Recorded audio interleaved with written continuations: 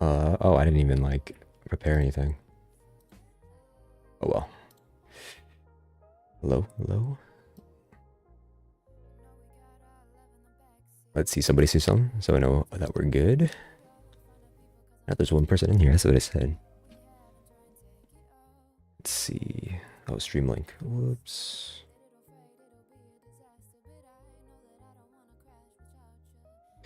Walking was good. How we doing? I'll be honest, I don't know what we're gonna be streaming. I got no edit ready, but we'll see how it goes. If you have any questions, let me know. Let's see if we can get it answered. Let's see, copy link. Yep, all right.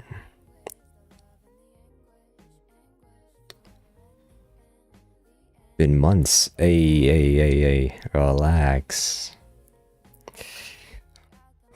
We've been busy. We've been cooking something, all right? That's all I'm gonna say. Maybe I'll really reveal it later, but we gotta get more people in here first. But I've been working on DaVinci stuff, okay? That's all I'll say for now. Oh my god, Asher's here. It's my favorite YouTuber for the last month or two. Oh my god. What's good? How are you doing, all you? Is this real chat? Is real? Are you in Nugabi? How's my audio sounding? We good? Too loud? Too soft? Background music too loud?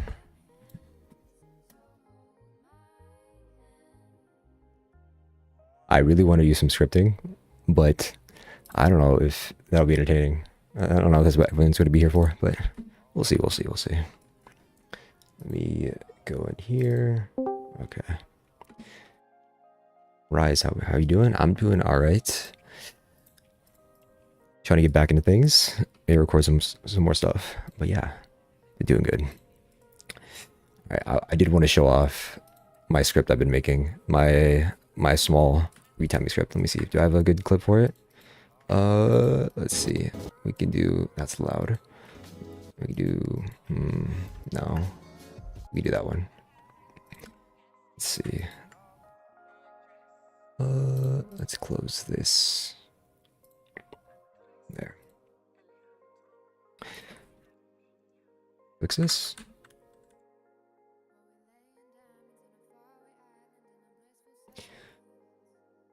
Oh, there. Yeah.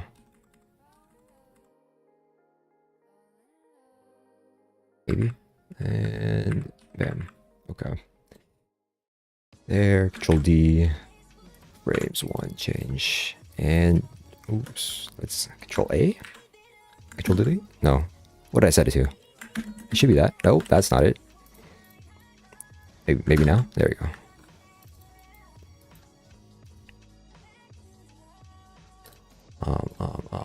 I'm out of practice. It's been so long since I did this. How long does it need to be? That's what I should find. So I should make something that tells me how long the clip is on the main page. I don't know if that's possible. What the? That's below it. Oh, it makes sense. It's transparent. That is 10, 11. We'll do 11.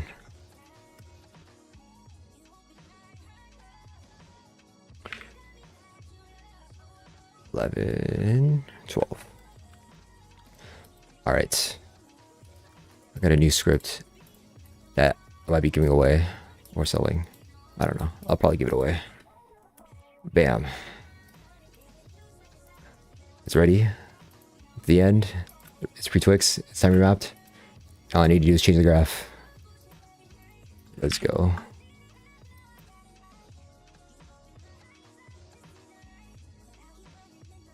That's all in DaVinci. Miss this guy? I've been around, dog. I'm on top chat or I'm on all chat? Oh, I need to be live all chat. There we go. Let's see. I pull it up. Let me just find it somewhere.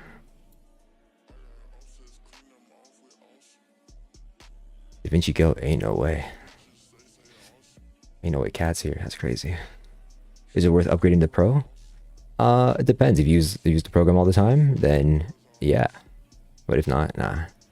Nice work. I appreciate it. It's all because of this guy's tutorials. Asher Roland. I've already mentioned him in my Discord announcements, but man, I've been learning so much stuff from this guy. I've been looking at so many DaVinci Resolve scripts and stuff just beforehand, but I didn't know anything about coding. I was just looking at it. I'm like trying to figure out how it works in my own head. And once you made that basics to Lua for DaVinci Resolve, oh my god, everything clicked.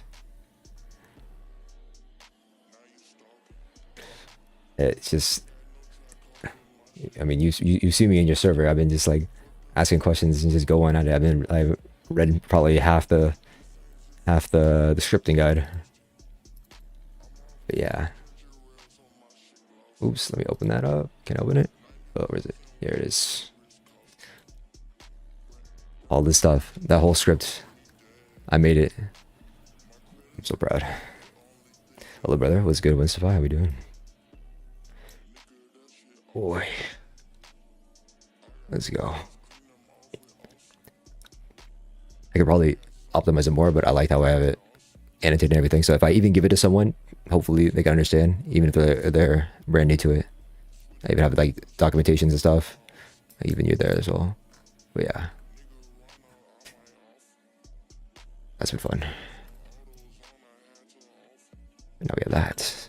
And then turn that on. And then that. Then we're done.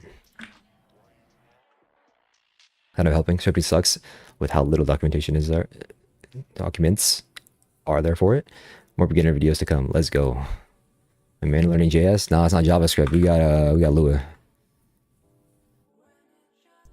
Maybe if I go to A, I'll learn some Java. Is my cache not on? There you go. That's all right.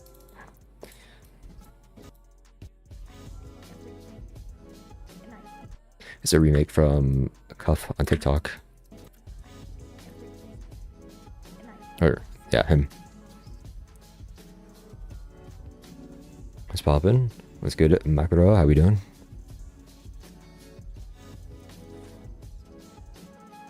This is what I'll try and make. I like this guy's shakes. Yeah. And it also has like more low value transitions than I usually do. And so I'll try that out. I was trying to remake it. It's like 1 or 2 frames of whatever. It's hard, I know. I found the guy on TikTok randomly. It's the vibe. I forgot everything. It's been a minute since I made it. Where's the directional blur? Or does it need it? Let's see. It does need it. I messed up my directional blur. It's got like so many presets on it or something. Does that work? Not quite.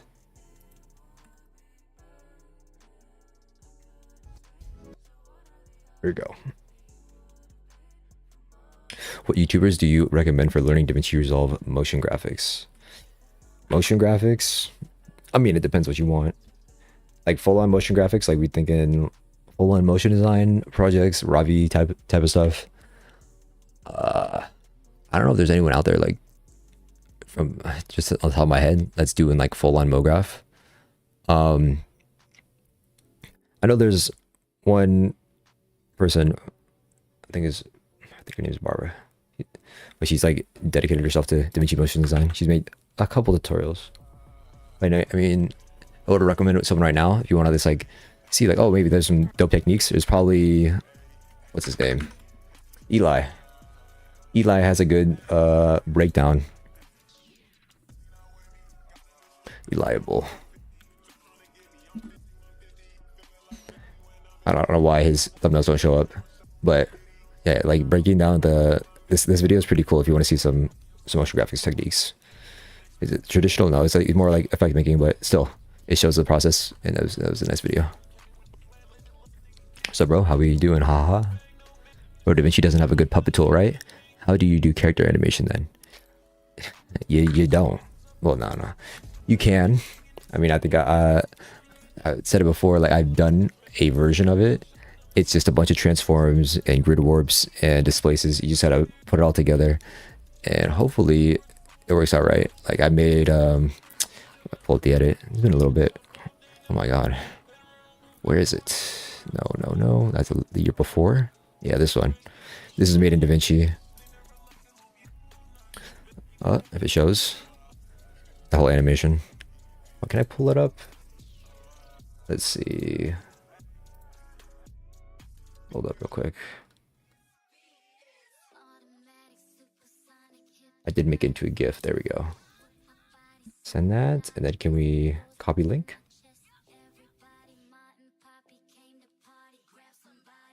Here we go. Yeah, it's possible. This is like 50 different media ins. They're all broken up, and then I painted like stuff that needs to be painted, like whatever, like a little bit behind her arm or whatnot, and stuff that just like not there in the original picture. I had to put there, but it's possible. It's just, I think this took me a week or two just to do. But yeah, I mean, there's more. I guess I have more knowledge of the grid warp tool, which I could probably use better. For example, like let's say we have, let's do like a rectangle. Guess like that. If we do like grid warp, yeah, let's make this go to our source. So meaning we just set the size of this basically. That, and then let's go selected, and then we can move this. Oh, move this like here, something like that. Go like that. That, and then copy source to destination.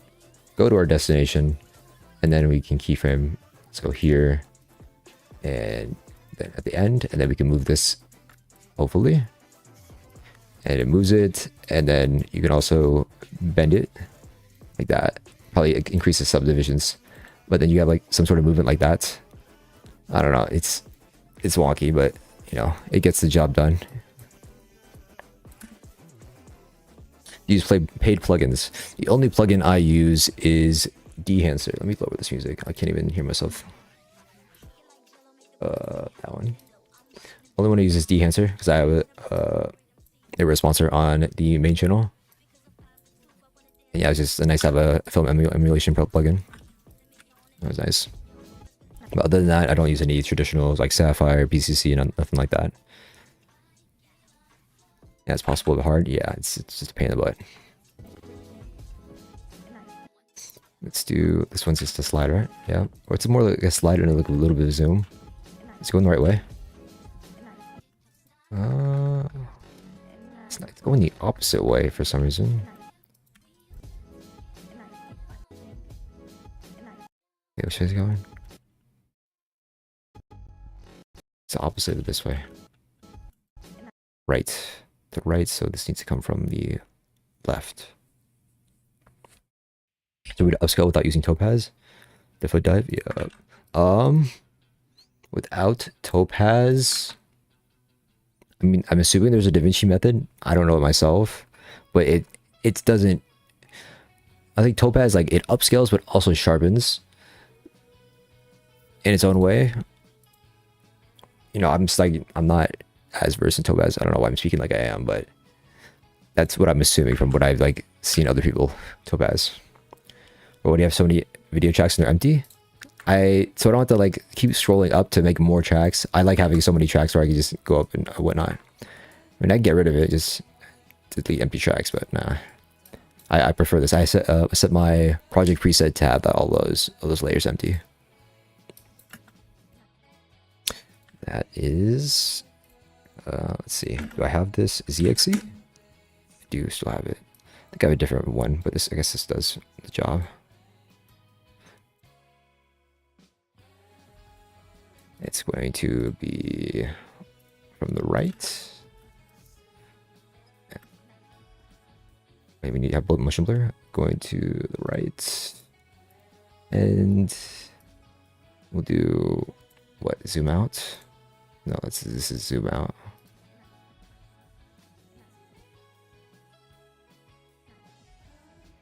I zoom in, never mind. 1.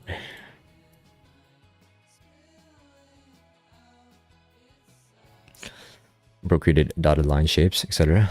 How do you create dotted line shapes?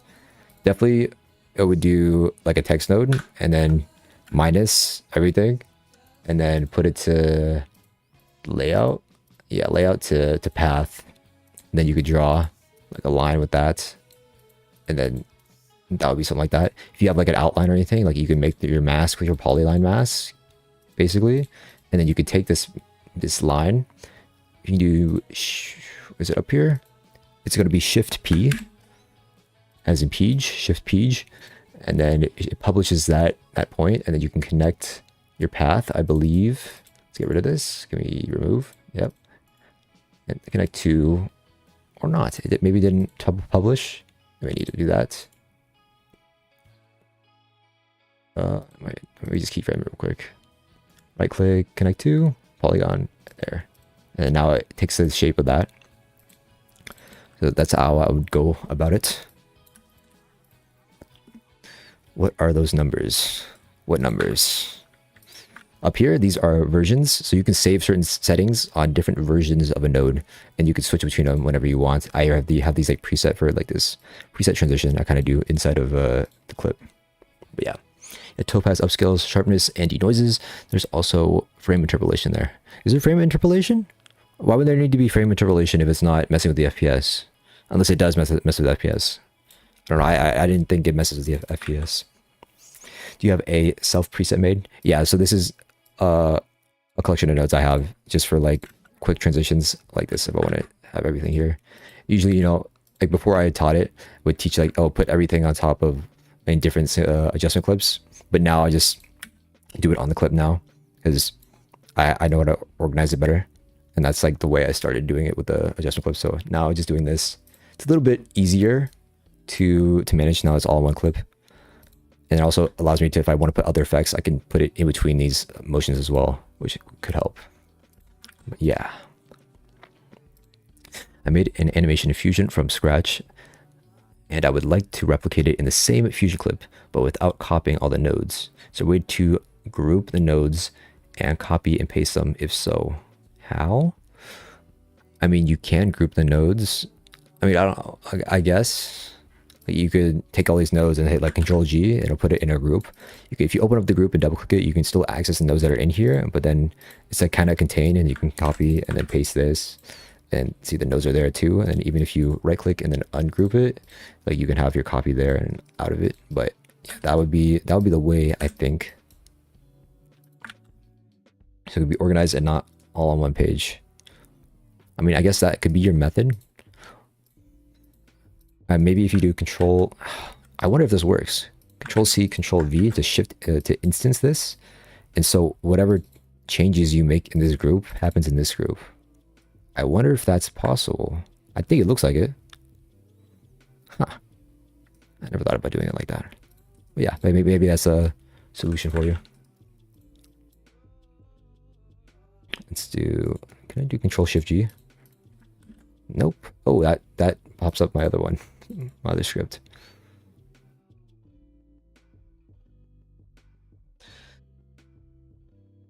Important question. What would DaVinci Resolve type beat sound like?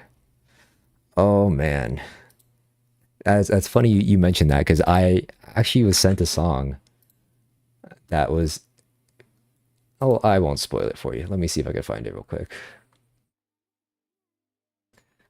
Can you hear that? Yeah.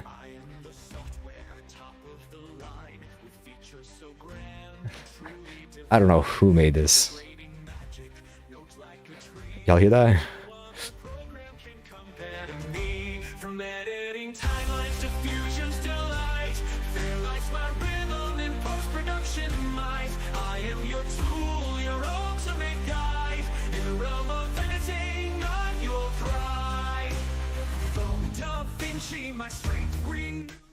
That's crazy. I don't know who made that, but oh man.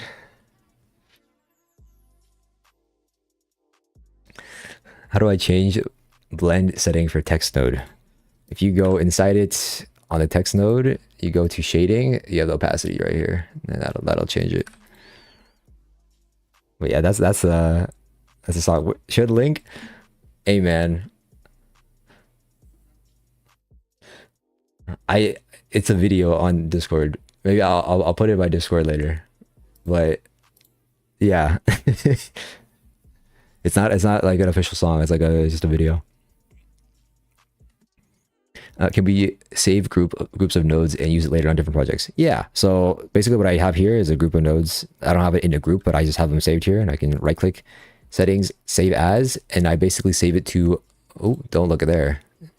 Spoilers. My macro folder that's here. So Blackmagic app data, roaming, Blackmagic design, DaVinci Resolve support, fusion, and macros. You can save it in this folder and rename it, and it will pop up where you can type for the name and you'll get these nodes in here. Like that's what I did here. Let me do it again. I named it ZXC so we could easily get to it. It's like with a line of nodes. But if you want to get at the folder, you can also double click the bottom right, go to path map, and then go to macros there, and just right click and open that up and just save it in there. But yeah. Is this your passion or profession? I mean, I guess both. I get paid from YouTube and doing this stuff, so I guess it's a little bit of both because I'm also obsessed with doing it all the time. What's the scripts that pop up right now? I guess that's made using Sono AI. Wow, you got it. That's definitely the place how that was made. That song. What's the script that pops up right now? That script was the ease copy script I talked about on the main channel by CHFR. Super nice for just saving eases and applying them really quickly to whatever keyframes you have. Almost like Flow. It's just Flow without the graph, basically. Bro's chilling without Netflix. Real PC specs. I got an SSD now, which is like half a terabyte. i7 CPU or Intel i7 and 1070 GTX.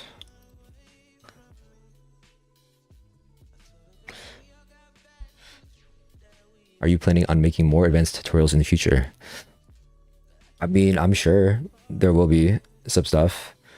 I mean, what do you mean by advanced stuff? Do you thinking like, let's say, what's his name? My other goat, Texture Labs? Like this type of advanced stuff? I don't know if I can come up with it on my own. I can definitely copy what he's done, and I definitely have copied what he's done in DaVinci. Like all the AE script, all the AE ones. I think I showed that off in a different stream before.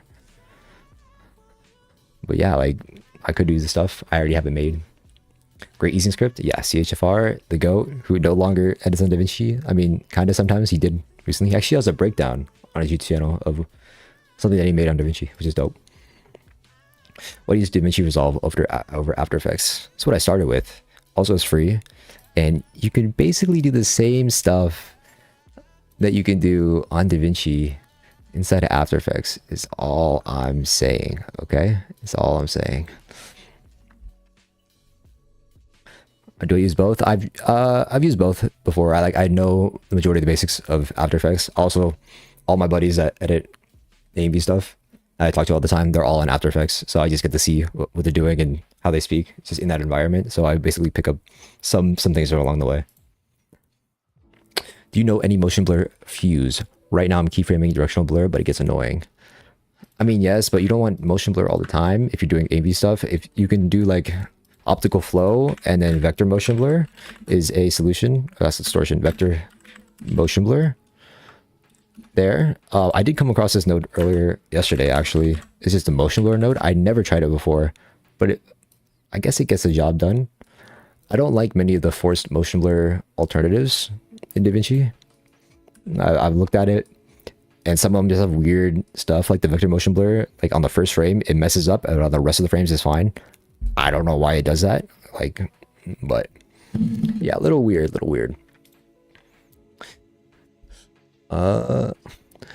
When PeeJ, Ross, and Brendan collab, like back then, I never collab with Brendan. I collab with Rostin, but there's been a couple times I've asked Rostin for a collab, and like I would have the part ready and everything, and then he flakes. But you know, it's all love. It's AMV editing. It's AMV editing at the end of the day. Like, am I really gonna lose my mind that he didn't finish a collab? Now, if his name is Beetle X, then you know, then we'll have a problem. But nah, it's alright. Also, that's I'm not the main group. It's a Zilzy, Ross, and Brendan collab. Those are the ones. Those are the ones. I'm gonna need another trilab from them. Bro, have you tried it making edits like Iman Gadzi? I think I've heard this name before. Iman Gods. Yeah. It's not how you spell it. Okay, I could kind of assume the editing style, but let's see. What's the trailer like? That is there's no editing in that one. Where's it at? I don't see no motion graphics, just thumbnails. Oh, there you go. I haven't edited like this, but I'm sure I could figure it out. What the hell? What? I just started looking at the titles. What the hell? Okay. How do you move an object between scenes visually on the edit page? Visually on the edit page? Move an object between scenes on the edit page. I mean, you take the object, put it in between there, and then you could, I guess you could use this, or you can, move the transformations inside of Fusion. But to get it to blend on both of these clips, you have to like use the background media in, another media in, and then put this on background, and so you can actually get the timeline that's there, and then you can blend it between scenes however you want with whatever Fusion. But in Fusion 19 or DaVinci Resolve 19, there's that new Fusion update where you can have like, you can create a Fusion composition that's just like invisible, like right here, like this whole box would be basically a Fusion composition that you can go inside of, and then that would make this type of editing, if you just have a random object on your timeline, way easier, and you can like replace stuff out. I'm still not I'm not on the beta, so I can't test it out, but I've seen it from I think Patrick Sterling's tutorial, that I think that would be a really nice change. When I update, when it's the official version, I'll update to it and then make a video on it, because I think it would be nice to see. The other transform with better motion blur is laggy. So rip. It is what it is. It's 3D scenes with grid backgrounds. I think I've done that before. I mean, I got a grid background node. I think that's also in my pre-pack. You have a grid right here. And maybe like a row dilate this real quick. And you kind of have something there. Wait, what's that? Oh, I did have a... What? Why is it not working? X. Okay. Let's do that then. Here, and... What do I have it? I don't know what keybind I have this on. Shift G? Oh yeah, there you go. Let's see. Do that. No, that's the right viewer, and we want the black background. Yeah. This is a script from a reactor. I think it's like something Fusion toolbar, something like that. This is pretty cool. You can like mess with all the stuff that's in the viewer.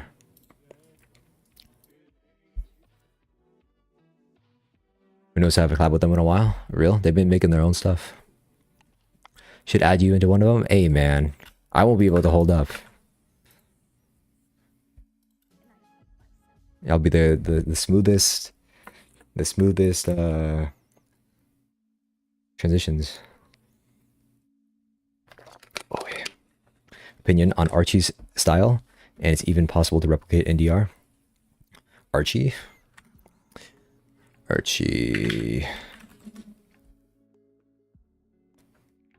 Wild thumbnails, okay.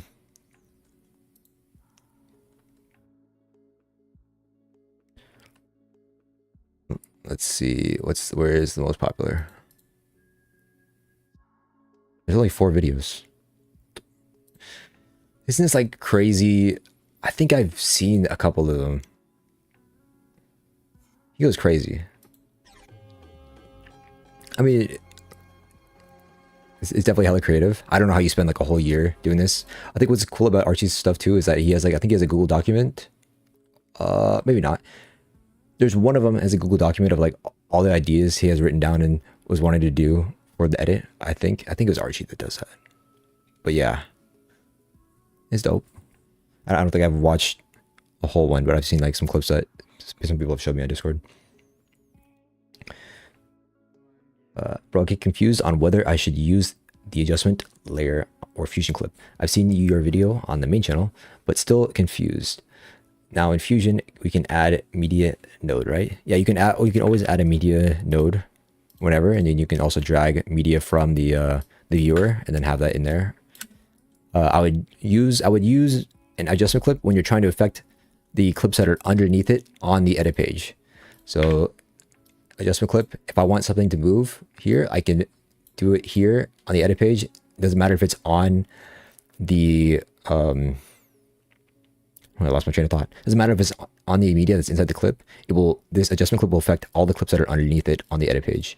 If you are using a Fusion composition, then it only affects whatever is inside and put onto the Fusion the Fusion composition here. But you can add like the media in and put it on background to make it work like an adjustment clip. But there's no need when the adjustment clip is there as well. Also, adjustment clips have a hard time with like time effects as well for some reason. I don't know why, but I would definitely use the Fusion clip for that. I have to learn how they made that. Yeah, it's a crazy script. It's also like, it doesn't look like any of the UI other stuff or GUIs I've seen. GUIs. Please explain to me the keyframe structure node. This is the secret, one of the secrets of many of the templates that are made. Other than anim curves, the keyframe structure. So the keyframe structure is a node as well as a modifier. So you can use a node, but I would mainly use the modifier because you want to keyframe stretch certain keyframes rather than the whole thing. I mean, that's how my text preset was made. It was using the, I believe, the stretcher when I should have used the modifier. But here, can I not view the text node? That's cool. We love that. Okay, that's just there now. There. Oops. Let's do your name instead. Magnetar. All right, let's say we animate this. We're gonna have it go from here to here real quick. We'll put it up like that. And then I want it to go from here back down to here to 1. And then let's make this like that. Why not? Oh, Shift L. No, Shift F. There we go. Control T and drag and drag. Why not? So now we have this animation going up like this. But say we want between frame 5 and 6 for it to stay in the middle. Then we would need to go to our size here. We can right click this, and we can hit insert, and then we can do keyframe stretcher modifier. And this will give us a modifier that allows us to pick where we want our animation to freeze at.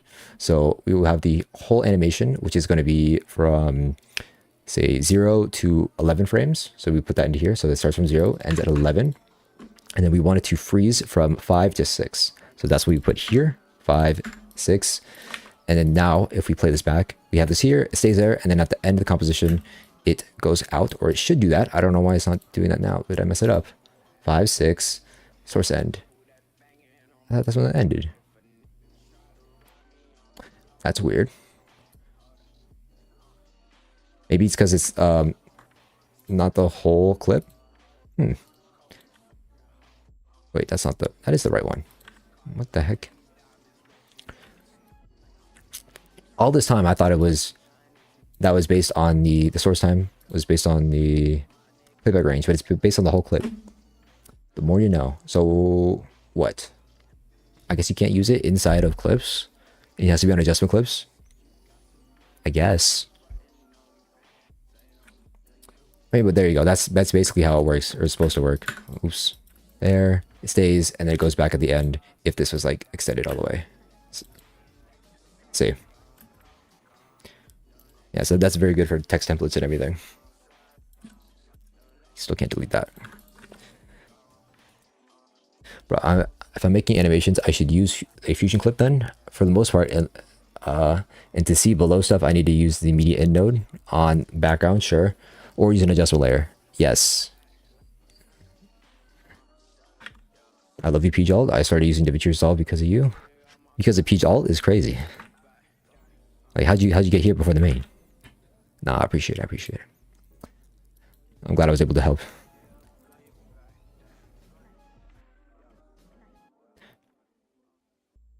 Let's see. Can we shorten this? We should use the other shake. I need to really make that better. PeeJ shake? No. Shake. PeeJ underscore shake. Manual. Yeah. That works. Oops. Oops. There we go. That's way too elastic or bouncy. Let's put this down. Let's make that. Is this like at the bottom? Is it zoomed in? It is zoomed in. Why is it zoomed in? The Z range off. It is off. What the heck? I guess that works. Huh, weird. How do I get comfortable to make videos on Fusion? Use it a bunch, man. I don't know. Like, if you look at my discography of like using Fusion, I never like really did a long Fusionly made video. It's either like intro for a minute, or I guess like the most Fusion heavy video, surprisingly, because there's just so many compositions, was like one of the funny moment videos I made on this channel. It is, let's see. Like, I mean, like this one is pretty technical for the beginning. This vid. Like, I don't know why, but before having so many Fusion compositions on the timeline made this really a pain to scrub through, especially with all the text pluses. I don't know why it was just a pain in the butt. But yeah, like I can't even, if I open these projects up again, it takes a lot to like load it back in, which I don't know why. But if you want to get comfortable using it, just use it a bunch. I don't know. I'm bad at that because I'm literally addicted to Fusion, anything based Fusion. Heading out. Have a good stream. I appreciate it, Kat. Thanks for coming. Where do you find scripts and scripts and fuses besides Reactor? We Suck Less. That would be the place. So We Suck Less is a forum for Fusion based users. Come on, I can't just. And if you make an account, you can see all the stuff that they put up on the forum and that you can download yourself. So let's say, like, most of the people contribute their stuff to Reactor from We Suck Less, because We Suck Less is like the parent kind of owner of Reactor. But there's still stuff on here that are still not uploaded. What did I see? Oh my god, what did I see? Let me find it. There was something I saw that was uploaded here that I don't think was this guy didn't even make a video on it. It was a VFX study. I don't know if I'm blowing up his spot by showing it on a stream or not, but I don't think it's that big of a deal. But this, let's see. Yeah, VFX study. He made a image to clipboard script that's kind of easy to use. So basically, it makes a loader, and whatever image you copy on your clipboard gets uploaded to the loader node. And then if you upload it, and then if you take another copy of the clipboard and you can upload it again, it'll replace the one that's on the clipboard, I think. And that's just a nice, easy way to get stuff inside of Fusion fast. But I use a different script that I'm making a video on, so you'll see that when that comes out. That kind of does the same thing, but I think better. But I don't know. People would argue differently. But yeah, this is like, you can, if you have an account, you can come and download this, and that's where you can find stuff. Like how would you find it? I don't know. You just come across it. But even searching like DaVinci Resolve scripts on GitHub, like you can find a bunch of stuff there as well. English or Spanish? Mainly English. I know very basic high school level Spanish. Have you heard of Ion? Oh no, like making vids on Fusion. Making vids on Fusion. How do you get comfortable with making vids on Fusion? Oh, you just go for it. Like, when I started, I knew nothing about Fusion. I literally made my first tutorial on the DaVinci, and it ended up having 100,000 views for some reason. I did not know what I was doing here, but I got lucky timing and whatnot.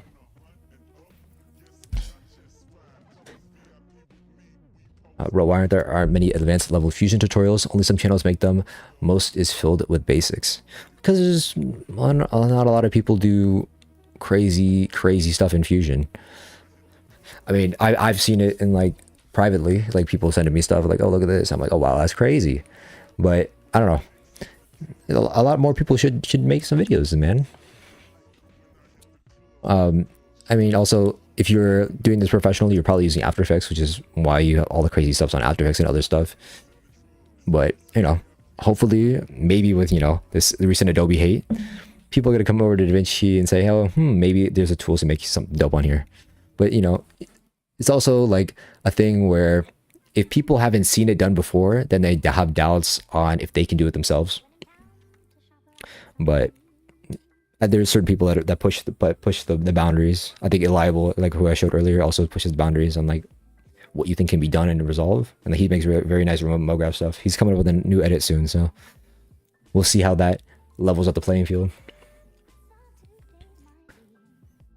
Bro, can we do 2D animation in DaVinci? Yes, you see me do it all the time. I actually needed that logic for the loader node. Don't mind if I pirate that. Haha. Go for it, man. I'm sure I just read the description, so maybe hopefully I read it right, but yeah. When would you use adjustment clips over Fusion comps aside from doing VFX and some final touches?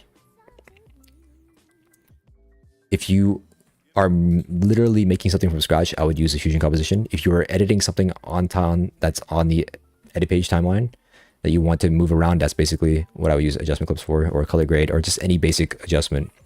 But if you're going full on making this from scratch or heavy adjustments and stuff like that, I would use a Fusion comp. I do professional work on Fusion, so I'm slowly getting everyone to turn to Fusion, but they want me to make tutorials. Hey man, go for it. You know, I'm from a biased perspective, but you know, that's why I zoomed in.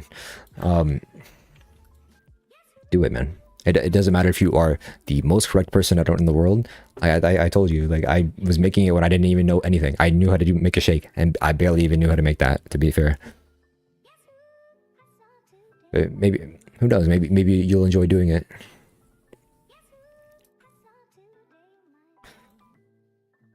But yeah, you know, don't be afraid. You got it. Reliable is so good. Did you learn DaVinci from somewhere? Reliable is also... wait, Reliable? Not Reliable. There's two people. That's very close names. Where did he learn DaVinci from? I don't know. I know he watched some of my tutorials, but I'm pretty sure he has a crazy work ethic as well. What is start T and end DB? So start T, so this is the transform that I have for my preset that controls the start transition, the transition that is the start of the clip. And then NT is the one that's the end of the clip. We have start DB, which is start directional blur. So this is the directional blur that will happen at the beginning. And I have an expression on this directional blur that if the time in the composition is 0, then the blend will be on. And then if it's not 0, it will be 0, meaning this will not show up. And I get the same thing for the end, but it takes the expression for the end of the composition. Excuse me. And does the same thing.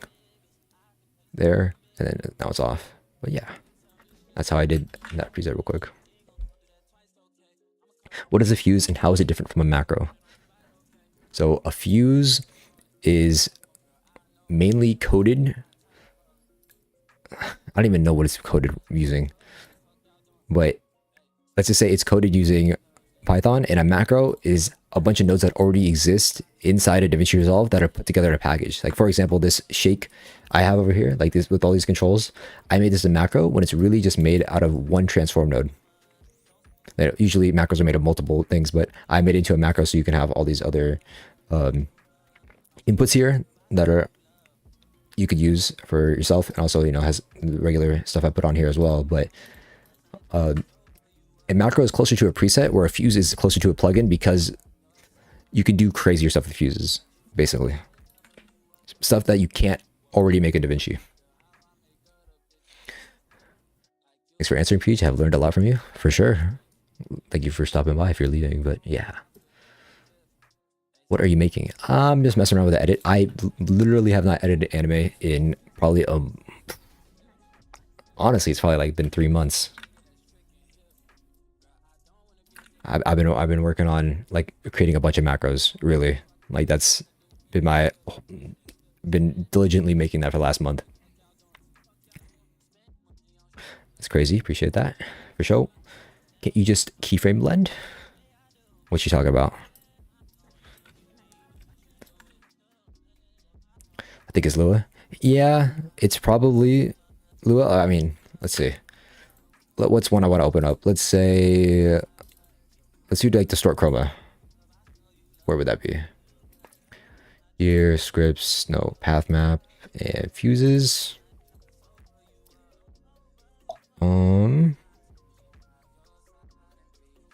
What do we hear? Let's see.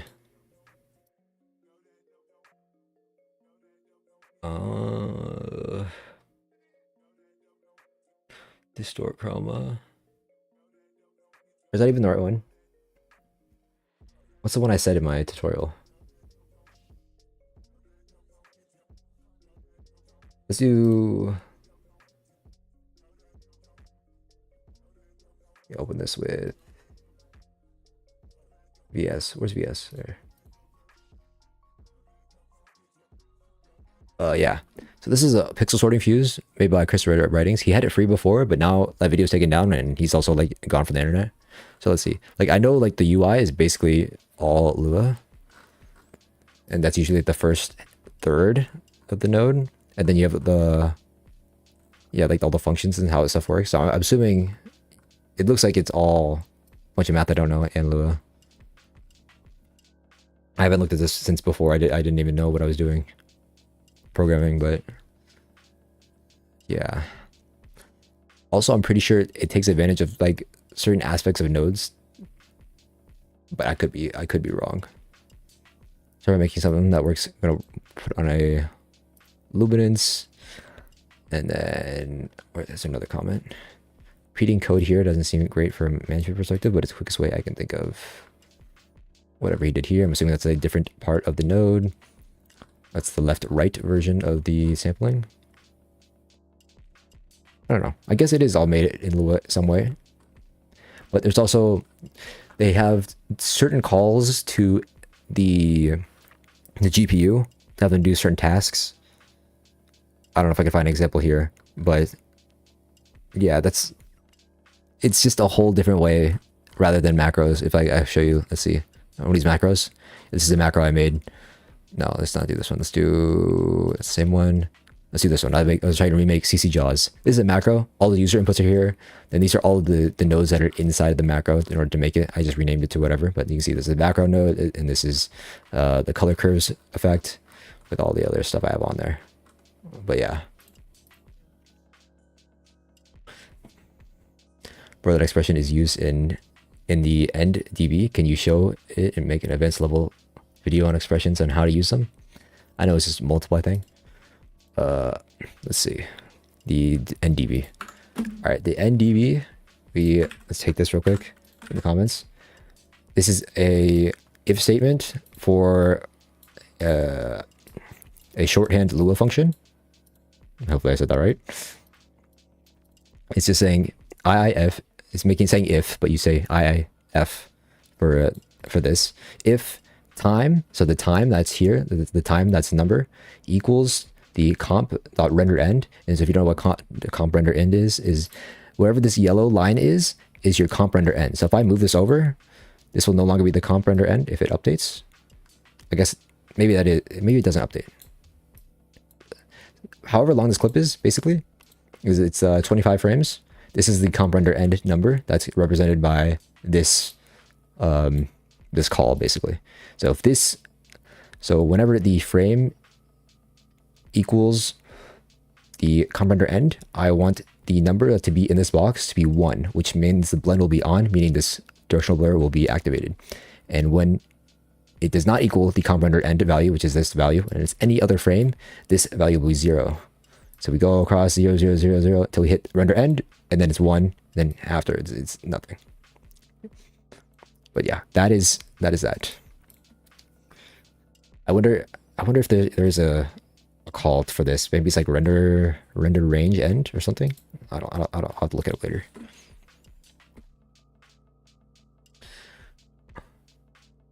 But yeah, that's basically what this is saying. And then for start one it's easier when the time is equal to 0. That's when we turn this on. When it's not, we just turn it off. That's why I compound clip everything I do, because the beginning will always be at 0, and so that will work. Ta-da! What do you work? I am a student, college student, who has class in 2 days for summer. Fun. That's why I'm streaming now. How do I make a smooth Luma key transition? I have a video on that. If you want it smooth, I don't know. You just play around with the graph. It's the Luma video. Fuse is a custom brand new tool. Macros use other nodes to controls. Yep, that's the short definition. Directional blur. Yep. No ramen. Okay. I may have had ramen, but it was only recently, and it was after the video. It's now. Okay, you have to tell me: is ramen egg noodles or is it rice noodles or is it both? And it doesn't matter, because I've had like this Thai rice noodle recently. So if that's considered ramen, that's it. But if it's not an egg noodle, then I haven't had egg noodle ramen. You tell me. How did it taste? It tasted good because let's just say I couldn't use my mouth for some reason because I had some surgery and I could only eat soft foods, and it was better than what I was eating before. Okay. How to write expressions in Fusion. There's a whole scripting guide that allows you to see scripting stuff, but also there's let's see, Fusion manuals, and then there's this website here. I'll put it in the chat. It is a cheat sheet for a bunch of expressions you can use inside of that box, and basically you want to know what values you want to have in that box, and then you can use the expression to put those values in the box. So that's how you would figure it out. But yeah, let me put this website in there. That'll help. Look up Bunny King of Nowhere when you get the chance. For sure. I'll write that down. I won't do it on stream right now because yikes. Copy and save later. And then paste. Okay. So it can easily use it any clip because of that expression. Yes. Well, for the most part, yes, because the way I set up my clips when everything's comma clip. But yeah. Finally, yeah. Where did you learn about this coding aspect of the NDB stuff? That website, the one I sent. That should be good. Should have comp render in there and explains it to you. Edit so slow to speed up my workflow. Give me some tips and tricks. I maybe have a video coming up that's showing you how I edit faster than you. But let's see. Resolve Essentials, the script. Look up Resolve Essentials on my main channel, and that should allow you to add nodes based on keybinds that are on your keyboard, which you can also set up. That'll help you edit faster, way faster in Fusion. I think that was my number one tip, because I use those all the time. You plan on doing the viewer collab winner thing again? The what it's called, open collabs? Maybe I'll probably do it towards the end of the year, because that's when everyone has time. But that is if I could even edit, dog. I gotta know. How we doing, Dub? Why do you do all that when you just keyframe the blend on the directional blur? Because I don't have to. It saves me a step. So if I can spawn this in as a preset, and it can automatically do it for me. Like, I don't have to set it up. That's why I would do it.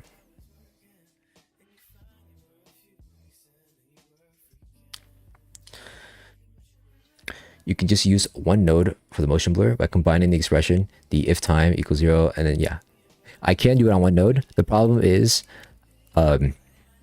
not every single directional blur is going to be the same. So the reason I have like all these different versions is because like if I put the start directional blur on 1, right? This one has a zoom out motion blur.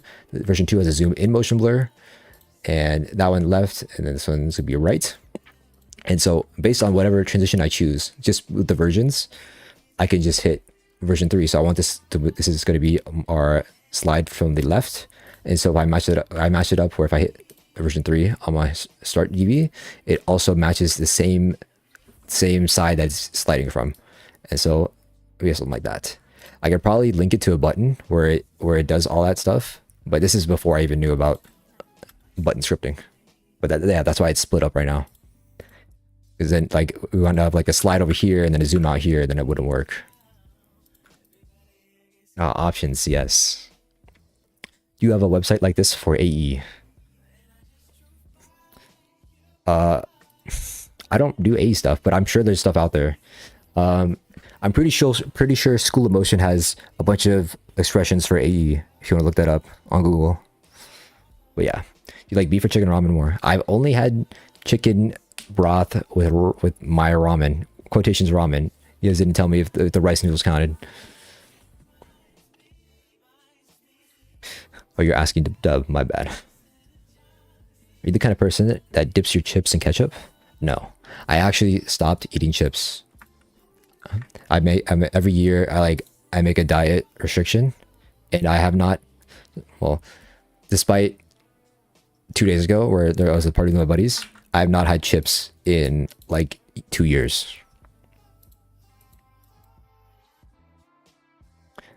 Yeah, this year I knocked out fries from my diet. And I never drank soda ever in my life, really, because I don't like it. So yeah, that's my. I usually have one of those goals every year. You just have the noodles of the broth. Yeah, nothing else. Who doesn't dip their chips in ketchup? My bad. Have you used the Motion Suite plugin? I have not. I think it's the one by Accession, right? I think he has a bunch of cool stuff in there. It's pretty good, man. For sure. All right. I've had ramen, guys. What is happening? Oh, there's a little bounce. There's also a remap here. Is there a marker? Did I mark it? Nope.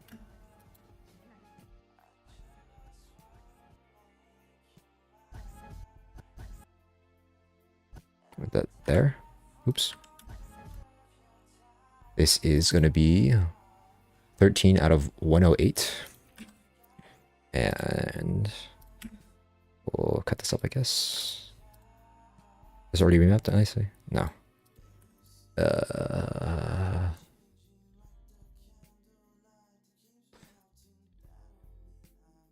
108 and 13. That's how I'm gonna remember. I need to make a script to remember that something. Let's see. Yeah, so you work out? Did I say that? I used to a bunch, not much anymore, but gotta get back on the grind. That's not right. That is right.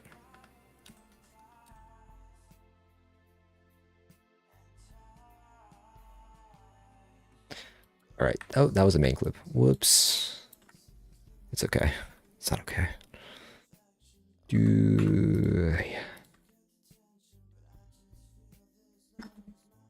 I tried that again. It didn't work.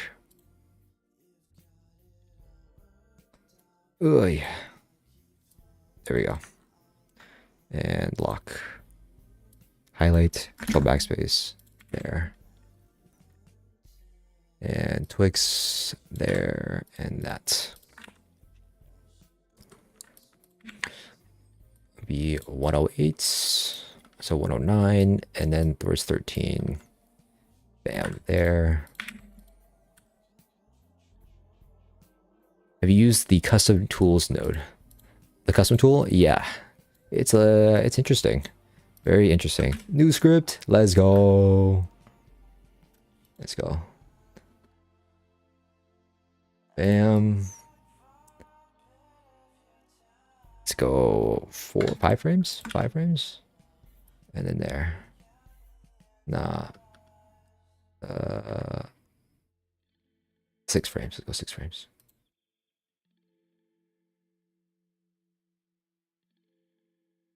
Bam, bam. Do you use the focus gamma a lot for AMVs? Yes, I still think it's the best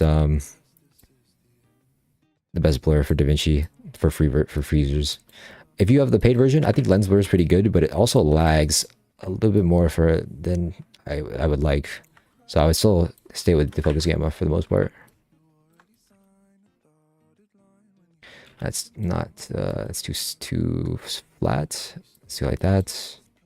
Maybe like that. And like that. I guess that's okay.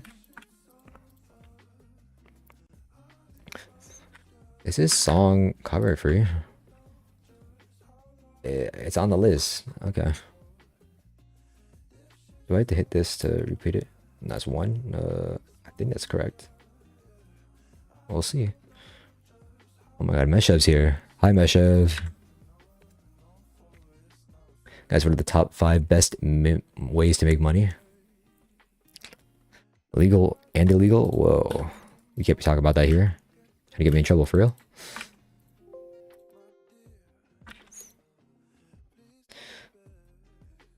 Watermelon or mango? Watermelon, by far. Your specs, your system specs? i7 Intel Generation 7.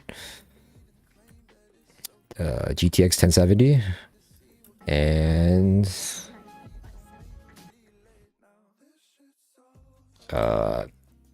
bunch of storage. Do you like opium? Sometimes. I've been listening to a lot of hip hop though.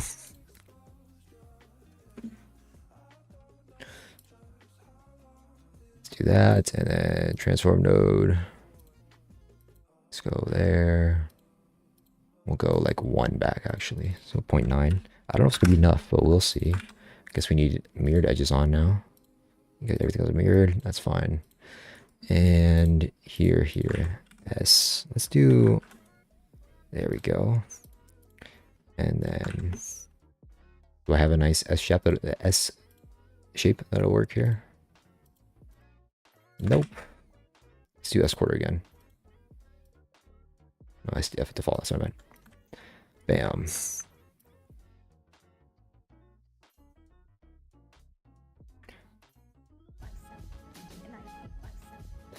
I think I need to start at like the bottom here because this is way too much room. Let's see. Can you move this pivot down? Up? No, we need to move this one. Down. 0. This one needs to be 0 too. You know why I said it.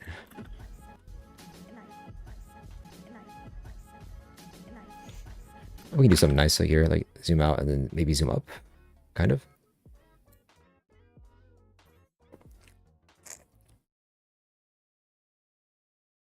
You like the foot dive type songs. Yeah, they're vibes sometimes, but it's not my main playlist. On edits, I think they do pretty well.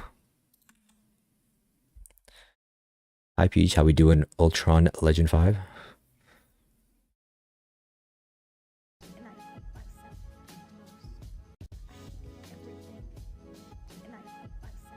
What did he do? Did another slide. It's like a weird slide, wait. It's actually the wrong side. It goes to the... I can see it's like leaning right, and then it goes right. it doesn't feel like that. So I guess that's why it's different. Let's do something different. Let's go up. I got the same vibe, but maybe put a shake there afterwards too.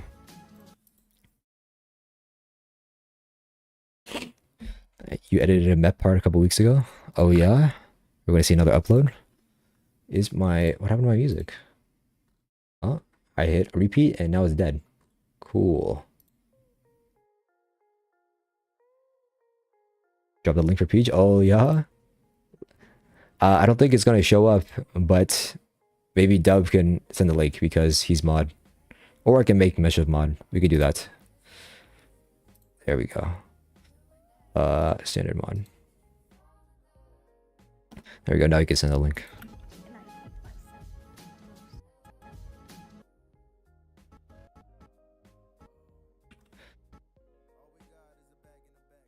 We'll do this. We'll do preset again, and then I'm gonna do a zoom out, but we gotta put the pivot at 0.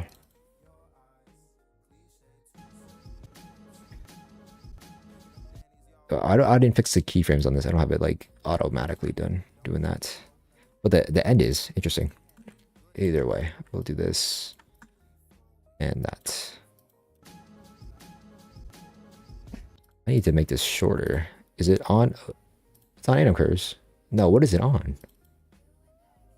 What did I do here? Is it on keyframe structure? No.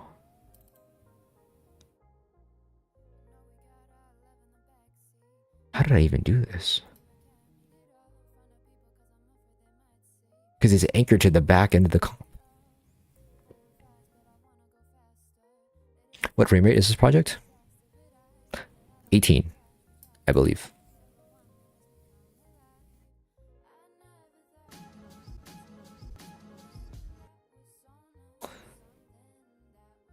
I'm so dumbfounded. I don't know how I even did this.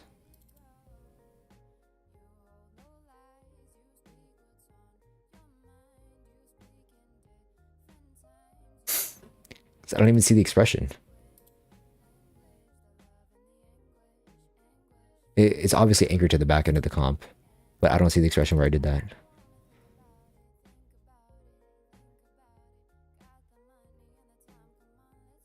I have a riddle. All right. Let us see.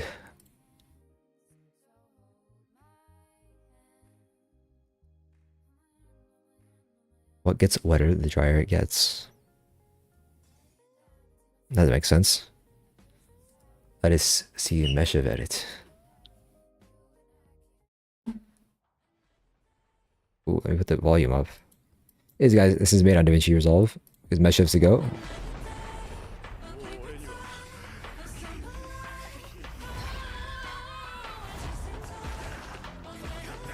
Oh my goodness. Yes. Another brilliantly made. Beautiful compositions. Frame by frame. Okay, I don't yeah. Let's see. Beautiful text. Dope transition. Let's go. See, nice fading to black to go to white, a little bit more impactful on the transition. Nice red highlight with everything. Let's go.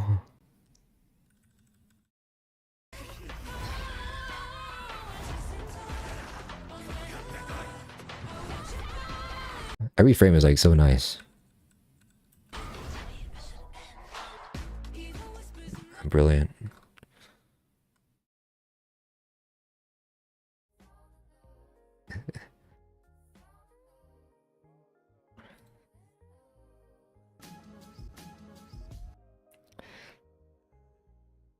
Very nice.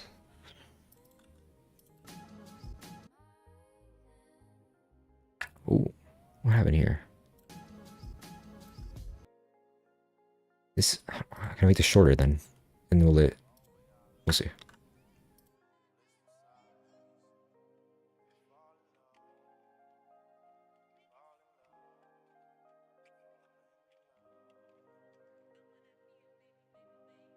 Exclusive for me? Thank you. Thank you. What is happening?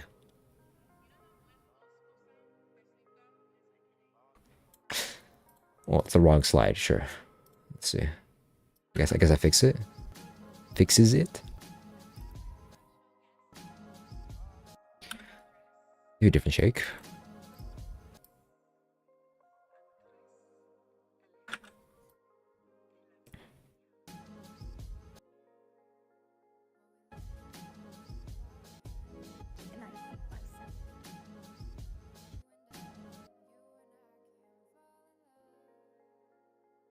So whatever the dryer gets. Goes up but never comes down. I guess a cloud. I don't know.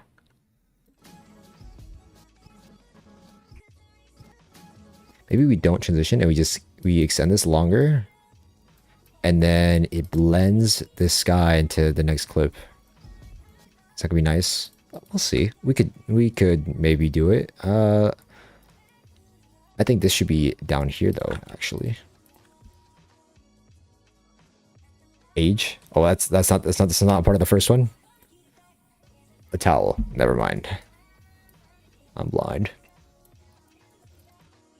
If this was like a saw match or I needed to answer the riddle to survive, I would not survive, dog. Just end me now. How to get your ideas for edits? I see footage. I see song. They would match together. Those match together. Let's try it. Oh, scrap. Oh. Ooh, I see song. I see footage. That matches together. Let's try it. Oh, scrap. I think that's how it goes.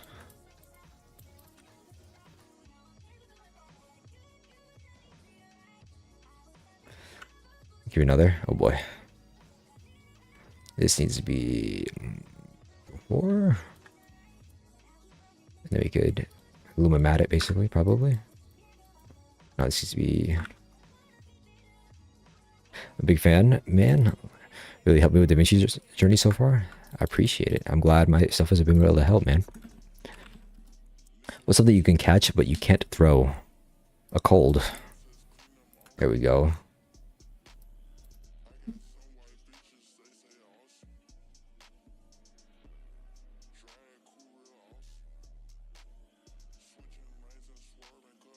There we go. That's kind of a good mat, right?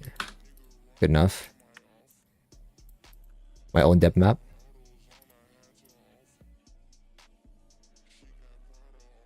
Close enough.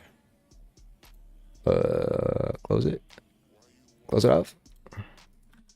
I'm animating. No one's gonna know. No one's gonna know. Oops. What's B? Nope. What's C? Nope. Was that one? X? Nope. Never mind. What do you drive? Wouldn't you like to know?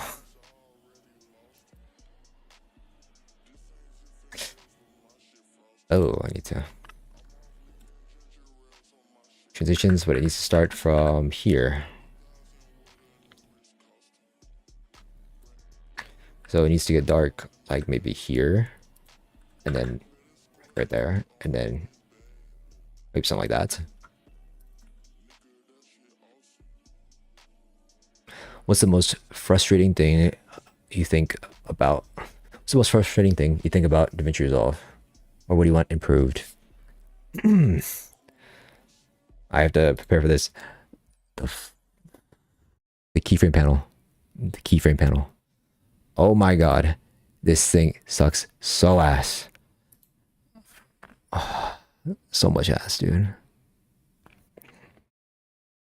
It's terrible. Absolutely terrible. And then now it's messed up. Can't even click it right. I've had stuff where it's moved it over so much that like the keyframes are over there, and so I move it back, and then the keyframes don't go with it. What are you talking about? Nah, it sucks. It sucks. That's why, what is it? I have a picture of what I want it to look like. There, nope, not that one. Picture is here. No, it's on my, no, it's not. Yes, it is. I have to move a bunch of stuff over. Not this one. This one. Yes. If it could look like this, oh my god, we will be living good. I will never, if we get this keyframe panel, I will never complain about any DaVinci Resolve effect ever again. I don't care. I will not complain about anything ever again if we get this. This is perfect. And it all matters what node you have selected. And say you have a bunch of different animated inputs that are here. You can just like select the one tool and it'll be there. And you know, even though it could kind of be a pain in the ass if you have multiple keyframes and you have to go back and forth and select it and we're there, I don't care. This is way better than whatever bullshit you got going up there. Okay? So please. Like magic, please.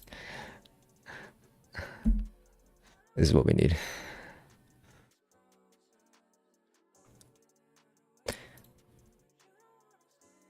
How to use the keyframe panel so much for one project I've learned to accept it? No. No. I hate the panel. Thank God I never use it. On God. What is the most frustrating? Yeah, we got it. We got it. What's the ISO node? So the ISO node is, it's basically a brightness and contrast that I renamed. And it basically clips the values at a certain point. And so I can make like a black and white map like this, and I can desaturate it. And so I could use this as a luma mat however I want. But it's basically constricting down the values to either be black or to either be white. And that's what I use with this. A bunch of other people, and you can like scroll like this and you kind of get like a depth map effect, at least for this clip, because you know the background of a bunch here is whiter and the foreground is darker. That's why I use this. But you can get a similar effect with just a bitmap node, and you put that on luminance. And that's kind of how like the gradient map works. It uses the luminance to put like, oh, I want to put blue on the color that's black and then orange on the color that's white. Like that's how you do that. But yeah, that's basically what this is. I added some other controls here so I can use this better because I don't like using the range controls very much. But the low control basically controls the low one and the high. And then the high is like, it's kind of like a feather of how constrictive the mask is. But yeah.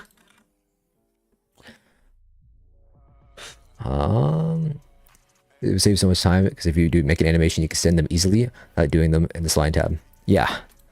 And it would always be there. It's like if you put it under there, it's like it's pretty much non-intrusive for the most part. But yeah, no way another PeeJ stream in my life, in my lifetime. That's crazy. That's crazy. I use a bitmap. Never mind. Yeah. Shark. I heard your name earlier. Cloud was talking about you. He was talking about the.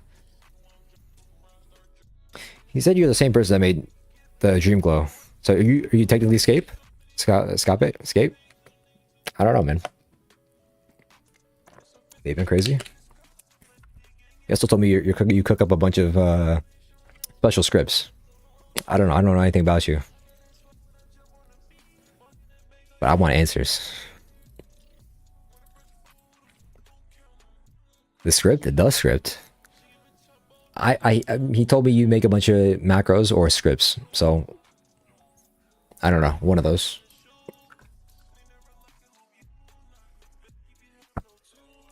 I want this to what?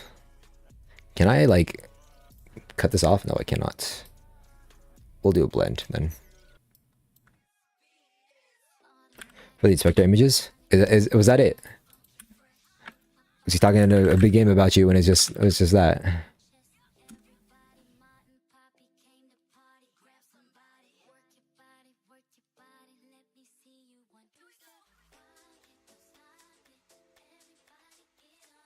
I can't keyframe the Dream Glow node for some reason. It keeps bugging out. Is that normal? I don't know the way that Escape made it, that there's certain, because if you just add a user control onto a group or a macro, for some reason I've always had problems not macroing. If it's a user control on the macro that's not connected to any other node that's inside of the group, I've always had a problem keyframing that and using the spline. For some reason, I don't know why that happens, but it just does. And so that's probably why the user control is not connected to any other node, supposedly. So it just doesn't work. You could probably, like, I don't know. You have to go inside of a bunch of scripting stuff to pair that correctly. But yeah. What's something that you can't call but always pick up? The phone. What remake is this? It is a remake from Cuff on TikTok. And I started doing some stuff that's different, but I thought it was dope. Some dope movement.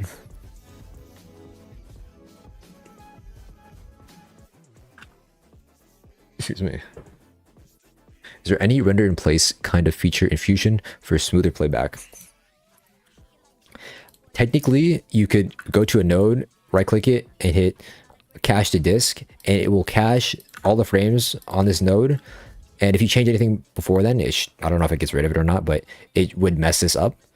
But if you know that you're not changing any nodes behind a certain point, you could probably cache this node, cache it to disk, and it should work. I don't know if you go back here in the purge cache, that'll get rid of it. But you know, if you make a bunch of adjustments, you can also purge cache, and maybe that'll help playback. Just right click the bottom where the stuff is. It tells you how much cache data is being taken up. Purge cache. There's also the saver node, which you can actually export frames. So saver, it pops up, and then you could export the sequence from Fusion, and then you could load it back in. I do it in my, I use a saver in my GIF tutorial. If you want to see that, but Smokey also has a videos. It's called like Fusion pre-comping.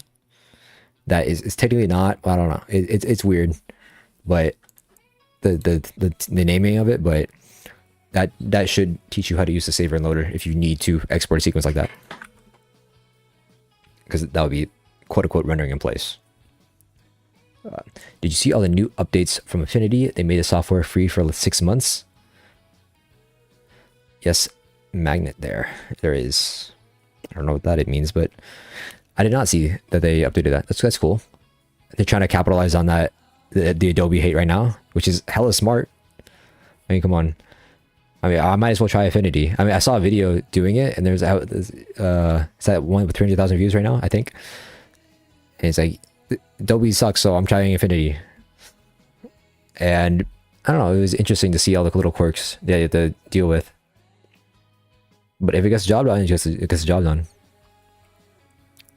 I have teeth, but I can't eat. What am I?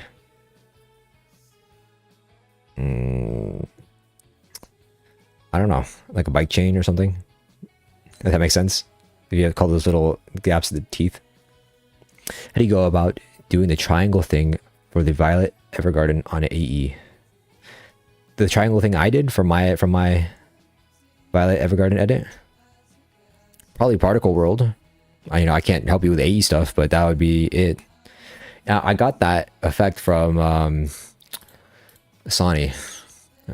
I think Sonny's edits are dope. Let me pop that up. Sonny. Not that Sonny, the other Sonny. January. Where is his collab typer? This one. Dope edit. My vital sensation to be is vital. I don't want to get copyrighted. I'm speaking over it. Yeah.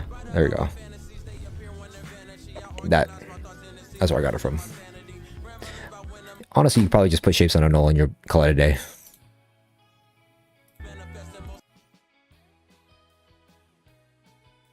What Adobe hate? What do you mean? You don't know what's happening? Like Adobe supposedly stealing all your images that they upload to the AI, your AI cloud, or possibly your computer to use on their AI? And when everyone thought at the beginning Adobe was ethically using their stock library, I don't know. These are allegations, and I'm not saying anything. Don't sue me. They could probably sue me in the future for something else. Allegedly. We'll see.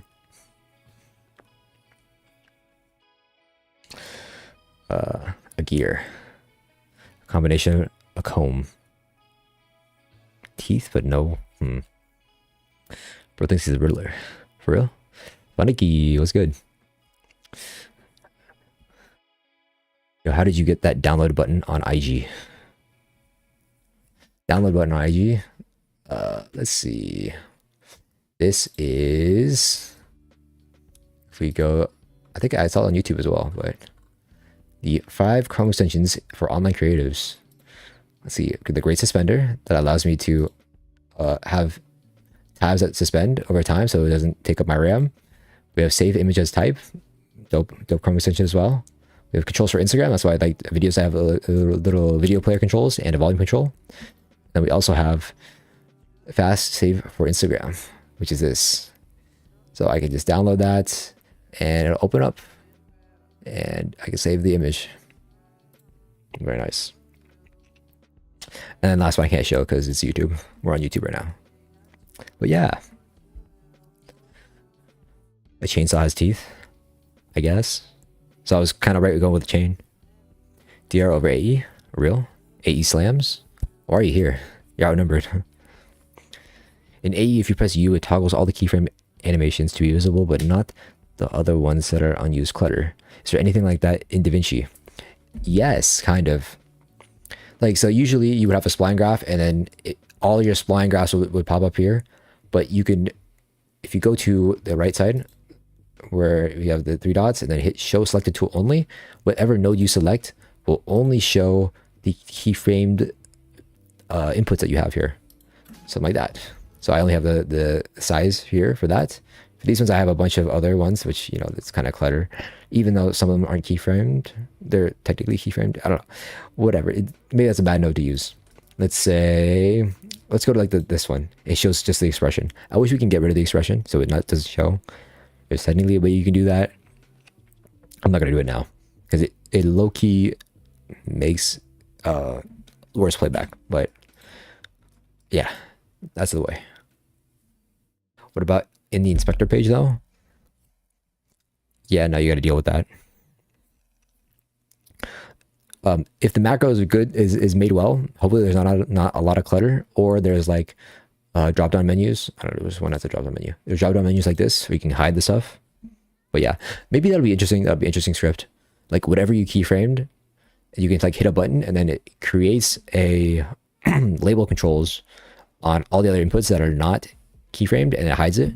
I mean, a lot of people are doing that now with the, if you look at like Mr. Alex X at Magic Zoom, you can enable or disable what settings you want on there, like a shadow or something.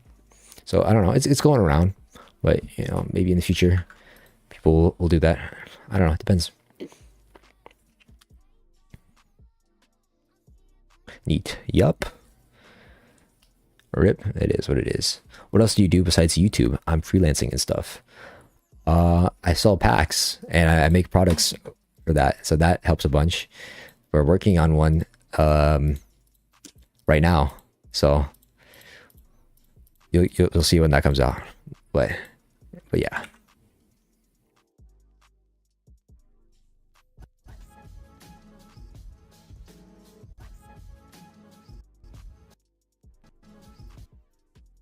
Let's do something here. What are we gonna do? Bro, I used to make edits, used to make good edits, but I got a copyright strike on one of my videos and my channel has stopped growing. I don't know. I don't think strikes supposedly stop you from growing, but I don't know. Are you extra paranoid now? Like what songs you use? Like what song did you use to get striked? Is it striked or claimed?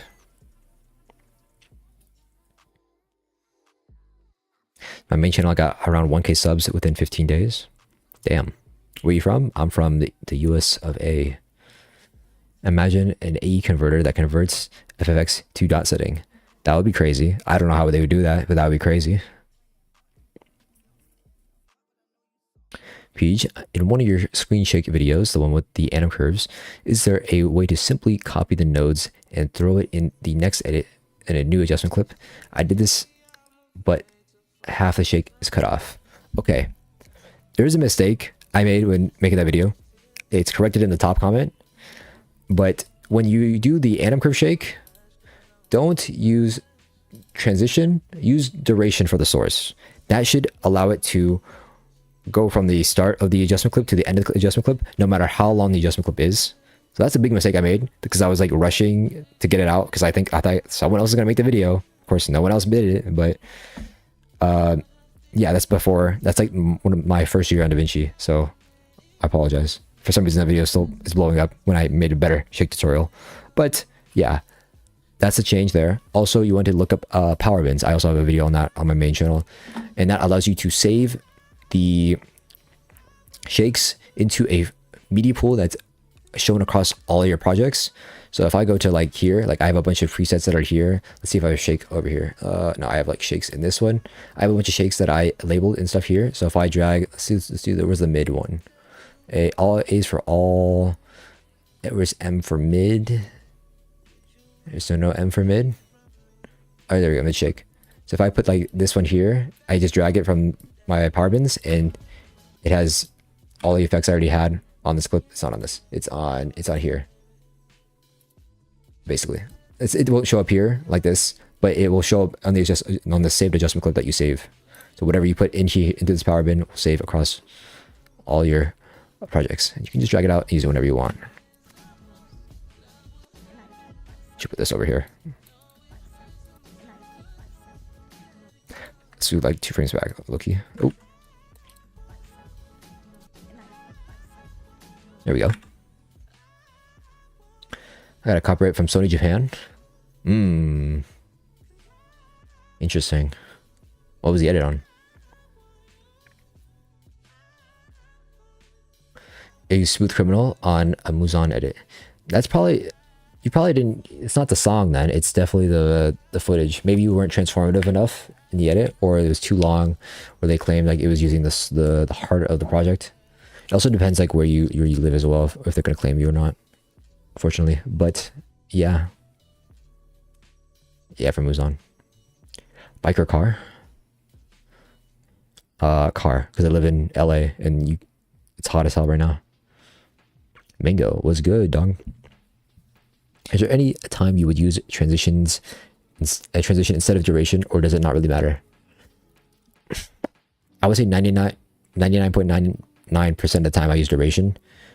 Transition would be used if you're using atom curves on a literal thing. It's called a transition effect, but it's in the effects library, and you go to, if you have like transitions, no, video transitions here. Let's do like the box. You would, if you were making one like this, you would use the atom curve transition there. But you can see it there. See the little thing? It's a box transition. In order to make this, they would use atom curves on transition, because then it just adjusts dynamically to the box. But I think duration would still work too, but it's meant for this type of stuff. But you know, I saw it in the video. Oh, transition. Oh, it's the same as whatever A and B. My dumbass.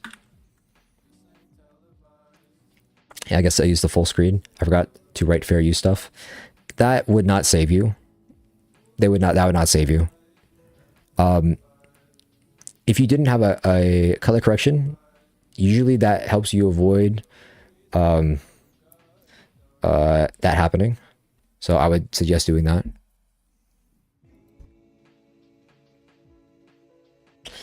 Hey, hi, what's good? Akshay? Show the edit? I don't got nothing, dong. I was gonna say I used duration, but I didn't know if I wanted to look into the transition more. Nah, just don't. Nah, it's not worth your time. I'm working on a full atom curve pack because you can just drag the adjustment length. Yep, it's the best. Would atom curve preset mess up with the timeline FPS? Nope. It dynamically adjusts because it's the modifier. It's just coded like that. What do you think about plugins for small things like cutting out in a round shape in the edit page and for smoothing splines from the edit page? What do you think about plugins for small things like cutting out in a round shape in edit page, cutting out a round shape in the edit page, or for smoothing splines from the edit page? don't even know how you would do that. If you can, go ahead. But when you say plugin, I think of the BCC and Sapphire plugins. I don't think like any like this. I would not call this a plugin. A lot of people do, and it annoys me in the DaVinci community that this has become, oh my god, it's a plugin, because it's more of a clickbait thing than rather than a actual representation of what it is. What this is a macro page, sorry, an edit page macro that's on here. But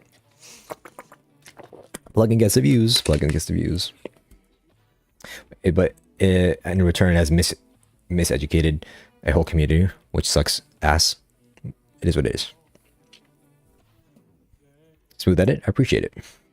Did you use 3D tracking for that thing on the face of the num edit? I did not use 3D tracking. For the most part, for that edit, I manually tracked it to my face. I did do like planar tracking or position tracking because most of it was there. And then if I did need it to like turn, like it looks like it was, my head was turning. Like, let me show the edit.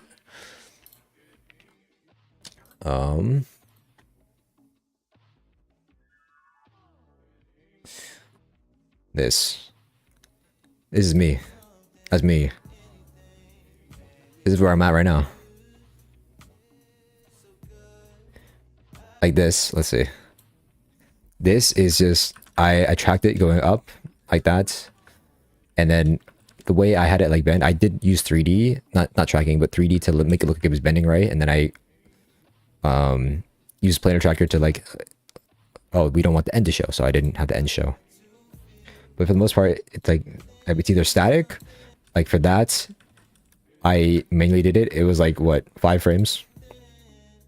This was harder. I positioned it and then basically did that. But for the most part, like that. This was harder to do because I moved my head like that. You can kind of see my eye over there. But I just turned it in 3D. I didn't track it. But yeah.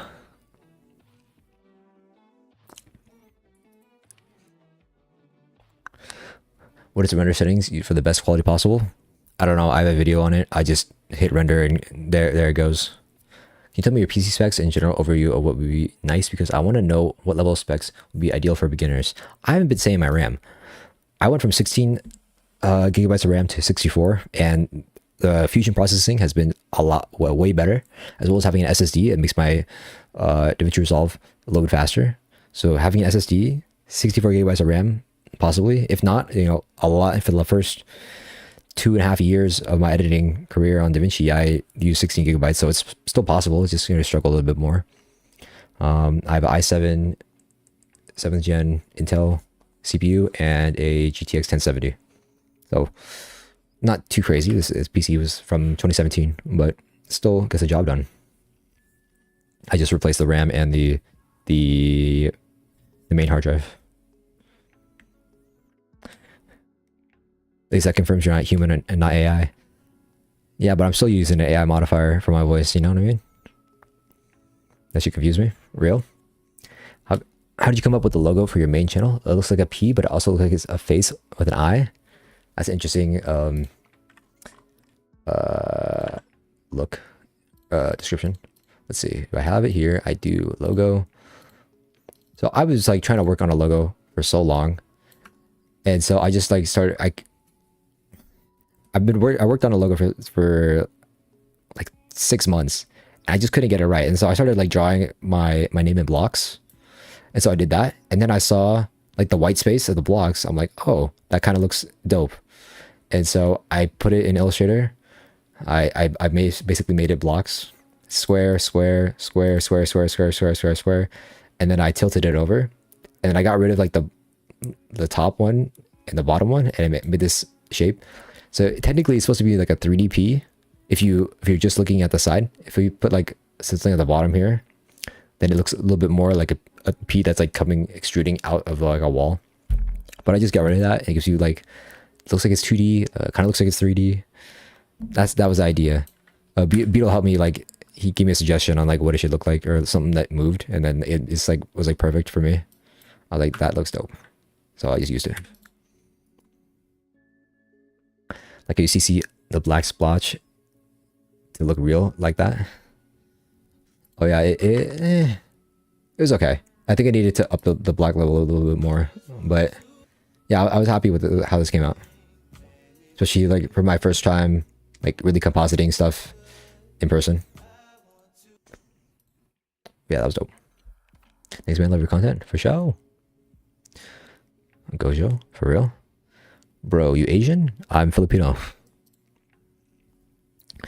Okay, I fixed it. So apparently the copy paste keyframes are like a few frames behind the beginning adjustment clip. So I have to drag it a few backwards for some reason, but it works. UG's. Let's go. I mean, there you go. I mean, you could probably fix the keyframes and have it work. You don't have to go to negative, but yeah. PeeJ is your real name. Close enough. Also, I have duration already set. I just saw the top comment before. Okay, cool. What camera do you have? I have a Lumix Panasonic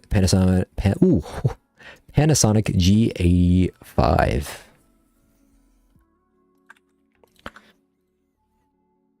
It was as a gift from a family member. Do you have another YouTube channel? This man doesn't know. PeeJ alt is literally an alt. Go to the description of my video. Oh, if I can even go to my own description. PeeJ Entertainment is the real one. With this, it's way better. Way better.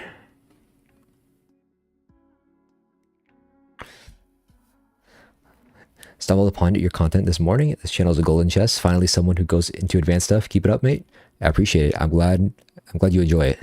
I'm glad there's an audience for it. Personal question: what is your main stream of income? You're looking at it.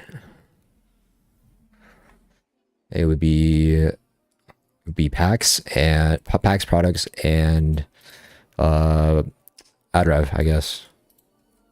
If I give you like a pie of, I would say 20% is ad rev, while 80% is packs.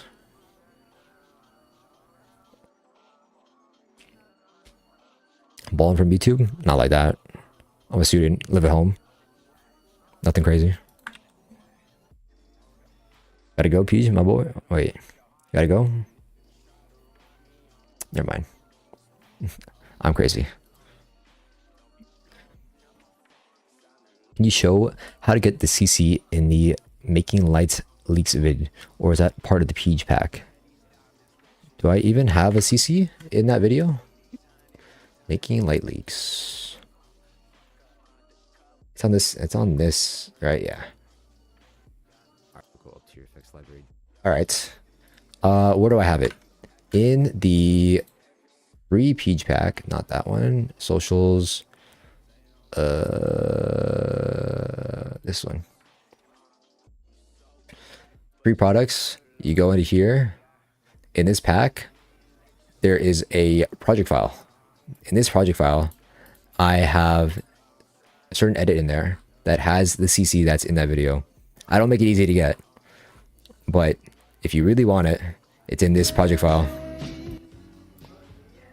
And I use it for basically every single edit. It looks bad here because it's all dark, but trust me, it's the same one. And it's free. Editing a few years ago without any knowledge of my 4 GB of RAM laptop, and guess what happened? It crashed when I was using some Magic Bullet plugins. And that's how it goes. Are you using Magic Bullet on DaVinci? Because that's like the biggest slap in the face to DaVinci. DaVinci's better, man. At least for color, come on. You don't need Mocha, really. You don't need Mocha. Trust me. Let's get reliable. The GOAT. Do you work for any companies or YouTubers as a video editor? Nope. Probably should. I mean, self-employed is kind of nice too. 4 GB is tough, for sure. Goat sighting? I know. He's in here. It's crazy.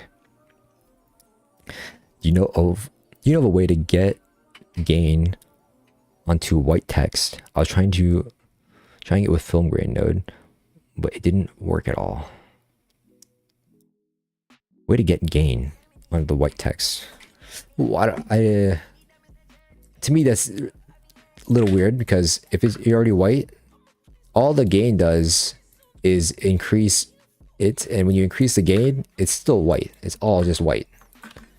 So what are you trying to do by increasing the gain? Are you trying to make it like glow, or are you trying to make it fatter? I don't know what you're trying to do when you're increasing the gain, because all the gain does is just makes this white, and it's already white. It actually, if you look at the values at the bottom of the screen where the DaVinci Resolve Studio 18.6 at the bottom left, you can see where it says color and it says 5, because I raised that gain up to 5.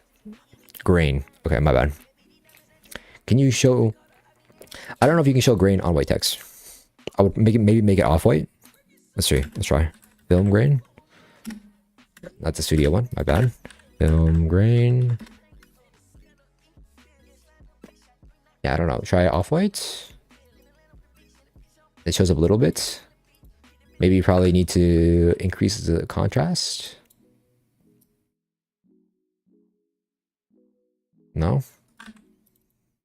Not sure. Maybe try like an overlay or grain on white.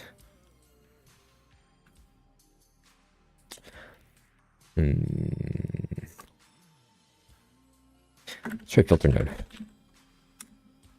So filter node has a grain on here, and that's that. Okay, it's there a little bit. You can, I don't think YouTube compression will see it, but it's there. If I make this full white, I don't think it'll be there though. I don't think so. Let's make it off white. Tiny bit. Very, very small bit of grain. Maybe you put more contrast, it'll work. Nope, it'll just clamp it to the top.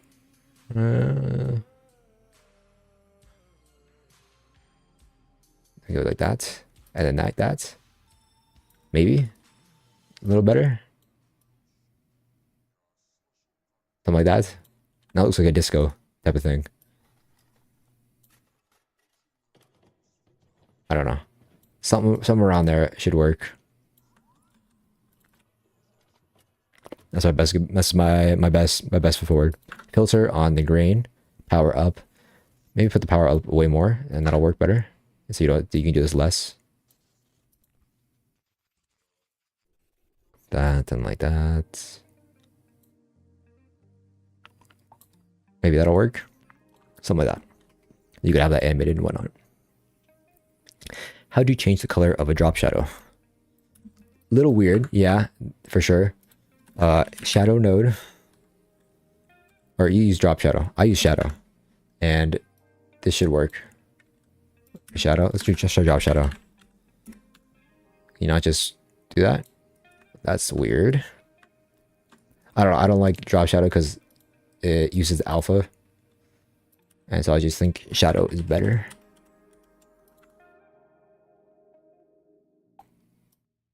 Because you can also change alpha, so it's like gone.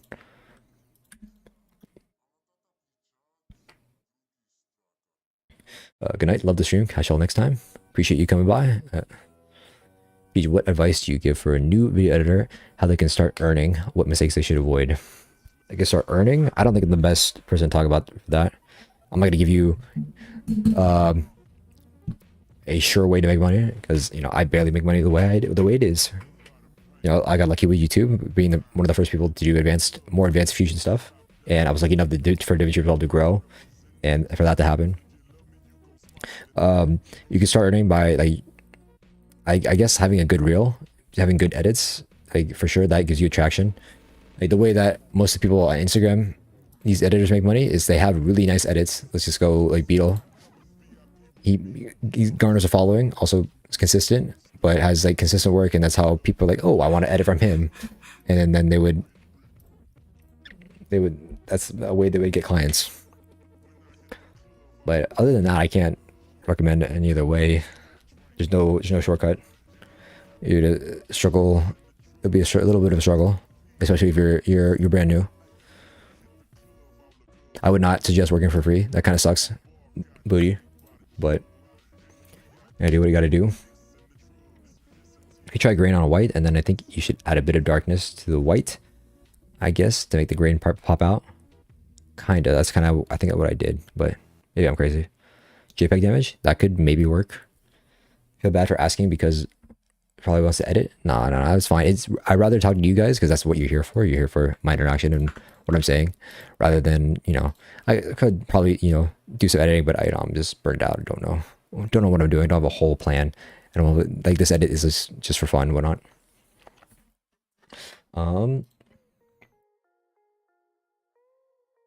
You have preset CC.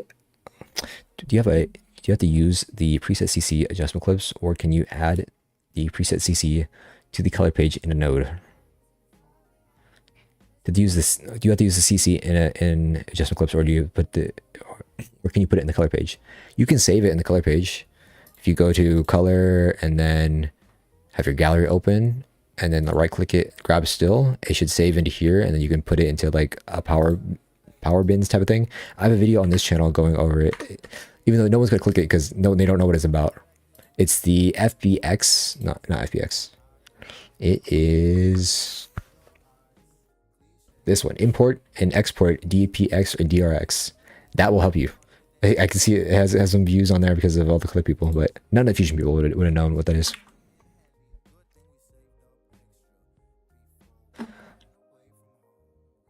That's what I was looking for. Dope. Side note, you should probably use shot match to clip on the preset adjustment clip. Put the adjustment clip and use the middle mouse button on it.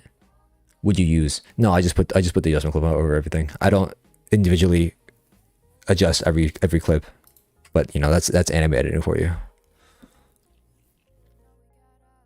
How can you create a shadow which is connected to the object? Shadow node? I don't know. It should be connected by the object on automatically. Shadow. That's shader, not shadow. Let's go there and then there, and you move it. It should stay there. Let's make this so you can see more. It should follow. If you just move anything before the shadow, it should move with the shadow. That's why.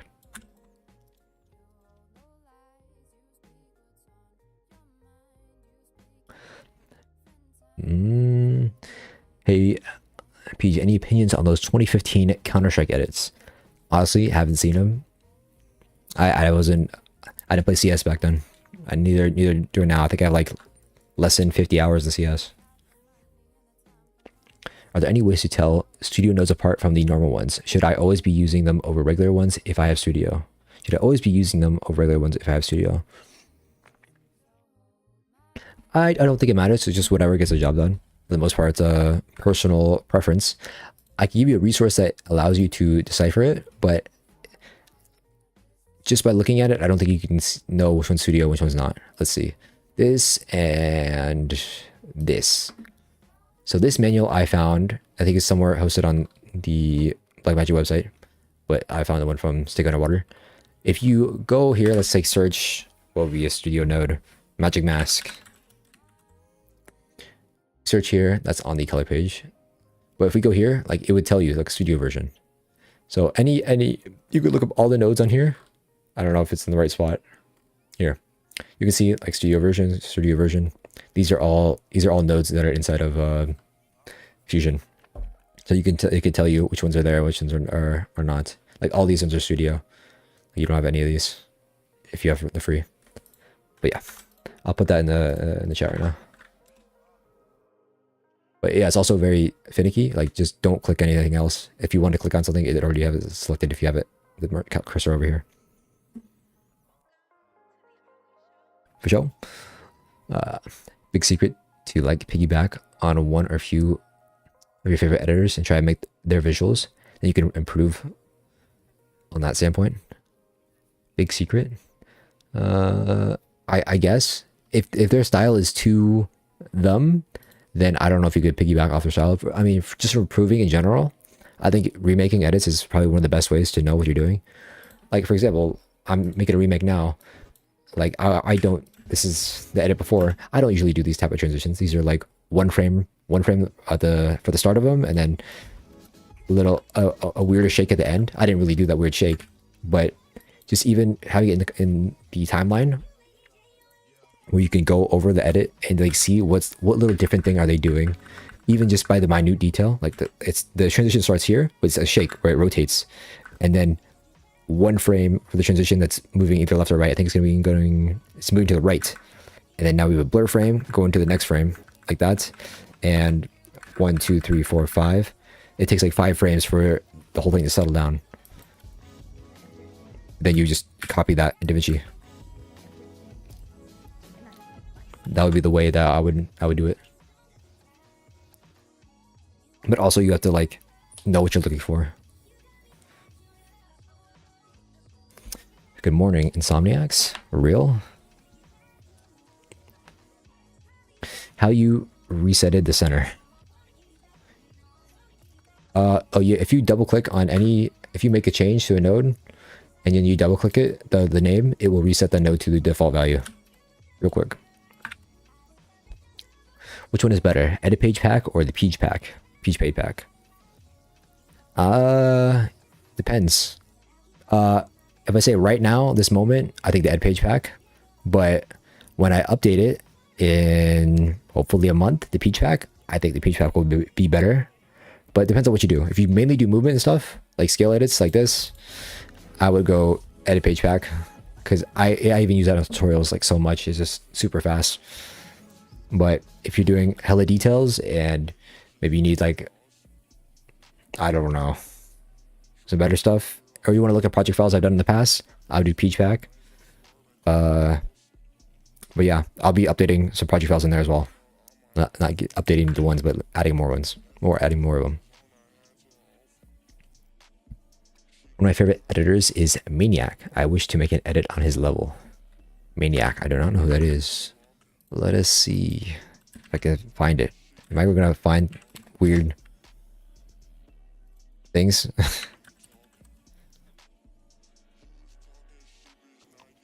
I don't think I'm gonna find that. Unfortunate.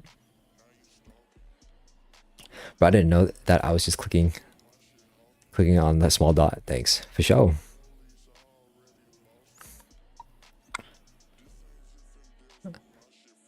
I mean, let me know problems you guys have, because maybe I have solutions that I haven't even made videos on.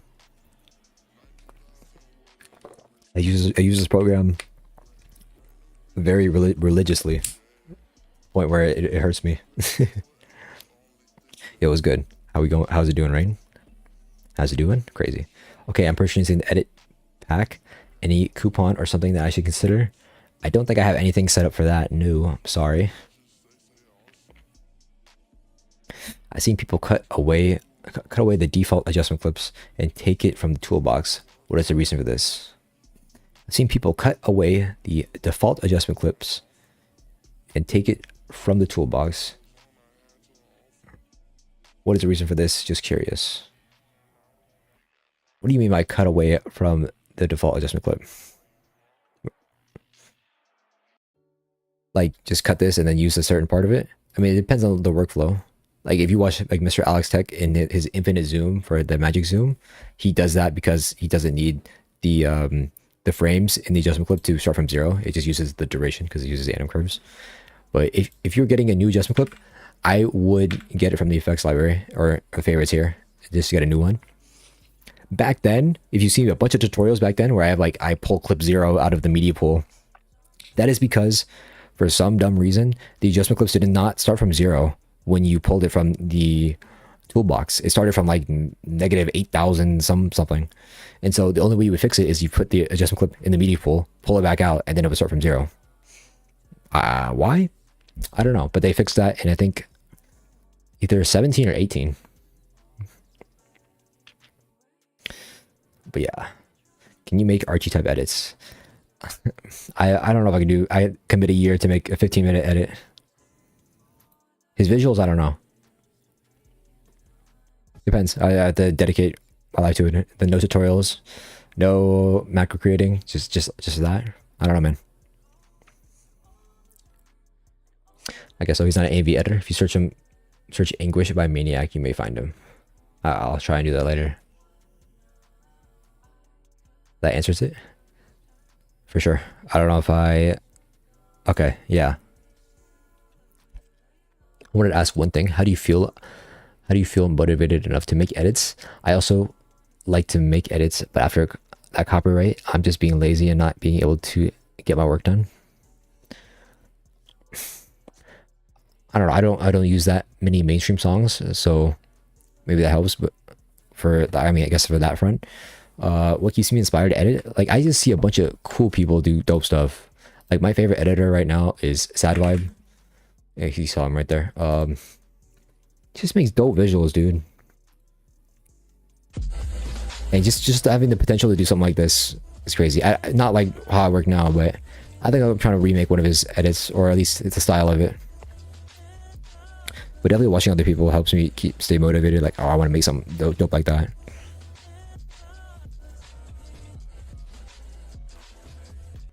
But even though, you know, I demotivated now, not like I'm making crazy edits. I don't have like a song and footage that I think work together nicely.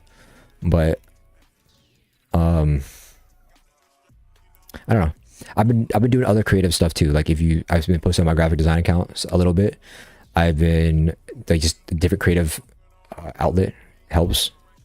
I've been learning programming actually. Like, I was showing this off at the beginning of the stream, but I made a script that allows me to time remap super fast in DaVinci. And so I was just learning how to code that. Let's see if I still have it up. I do have it up. Like, I made all this, and I might give it out soon. I don't know.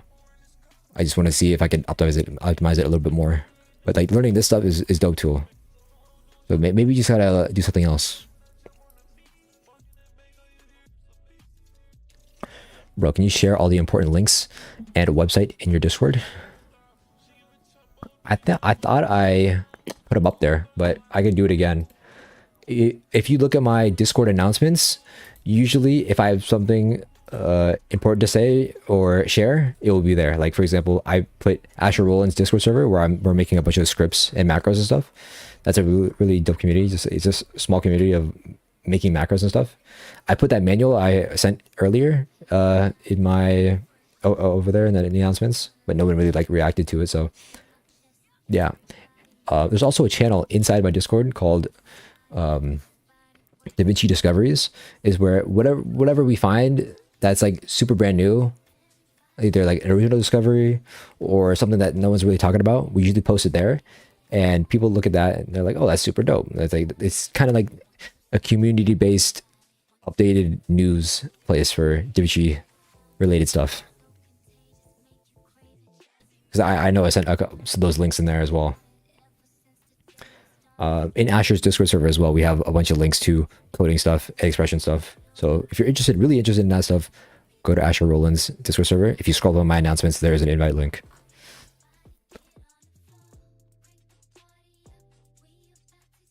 One question, is After Effects worth learning? Can we do the same thing on DaVinci? I think you can do a lot of the same stuff on DaVinci. That the majority of stuff you wouldn't do on After Effects, you can do on DaVinci. But After Effects, I think there's a higher ceiling from just a couple effects that they have that we don't have. Is it worth knowing? I think it is. It's definitely a skill that's out there being looked for if you want to do professional work. If you're just doing AMVs, I don't know. It's up to you. But you know, a lot of people switch from DaVinci to After Effects and they excel. I don't know many people that switch from After Effects to DaVinci. But I don't know. I'm going to say media pool, by the way. I don't know why they say toolbox. That's all good. We got it. I got it there. That's true. Yep. You said you saw his new upload. I saw the early one. It was dope. Who? I already talked so long. I don't even know what I'm talking about.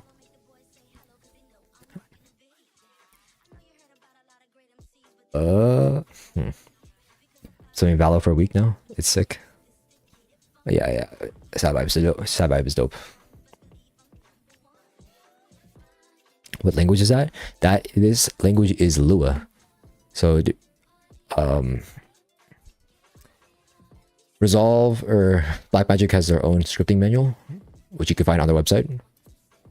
Scripting guide. And if you know how to code, this will help you, but it sucks ass. There's a lot of not a lot of examples on how to use stuff. For example, let's do like modifiers. Let's go down a little bit.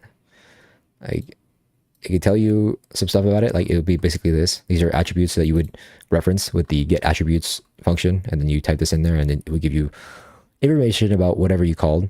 Hopefully, depending on if you have the right whatever. But yeah, this is the way you would make this. Like I can go over the script. You guys will find that interesting because like this is like what I'm really into right now. How much are you paying for the website? My shop website is free. They just take 5% of the sales, and it's not too bad. It's basically the same rate as Patreon. No, it's actually better rates than Patreon, I think.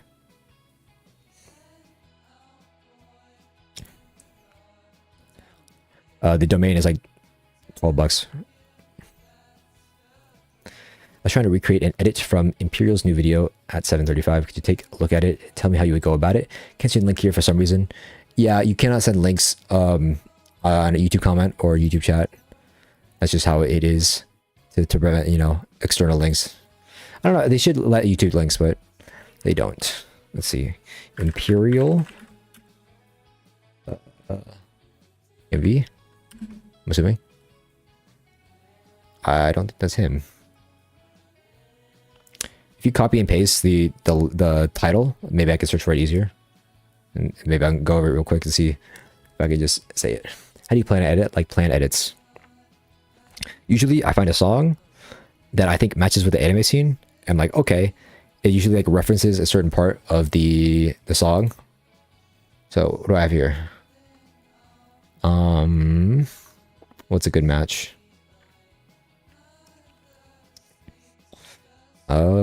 Let's just say this one.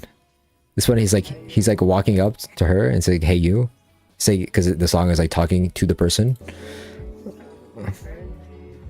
So I thought that was like a nice match, and so like I knew like that was the connection I was gonna make, and then from there I just figured out the rest of the edit. Hello, how's it going, Taka? Sad vibe? Yeah, sad vibe. Sad vibe is the goat. I see. Yes. Lua. Are you pursuing an undergraduate or postgraduate course and in CSE? I don't know what CSE is. I'm pursuing a bachelor's degree in graphic design, but leaning more towards the motion design stuff. But there's no motion design degree, so graphic design will have to do. We'll check the announcements and the Discovery channel from your Discord channel. For sure. Make sure to go to server info and hit the emoji so you can see all the channels. A lot of people don't do that, and they're just thinking, well, what the hell? The server, you can't even type in it. There's more to the server. Damn, the edit page pack is amazing. Let's go. I'm glad you like it. See, that's cool. For sure. The name of the video is The Death of Europe's Mad King. Oops.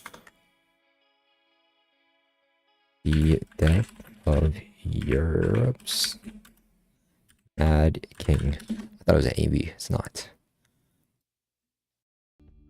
Uh-oh. I don't know if I want to watch this on the stream.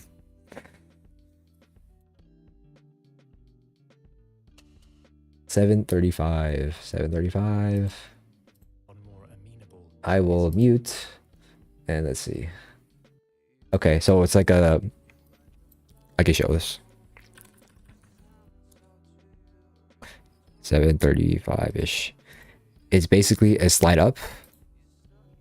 And so what do we have here? We have a little bit of vignette. We have a defocus zoom as well, where whatever is in focus, and then as the zoom goes out, it's less blurry, or it's more blurry per se.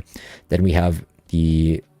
This looks like it's offsetted with a DVE, so it looks like it's going back in space, leaning more in space, and it's on a texture that's like a little textured paper background with some black spots on there. So you can probably combine two textures from, like, say, texturelabs.com, and you can probably find a paper texture and like a grunge texture, mix that together.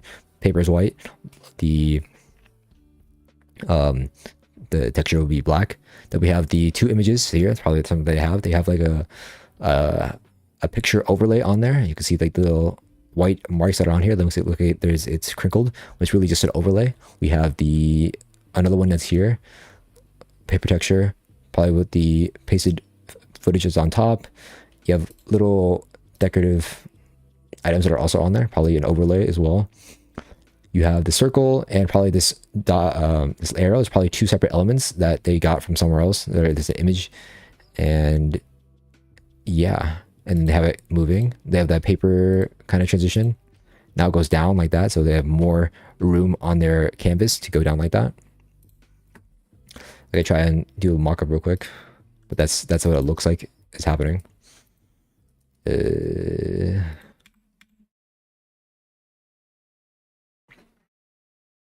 All right, background. We're just gonna assume I have all the textures that are correct.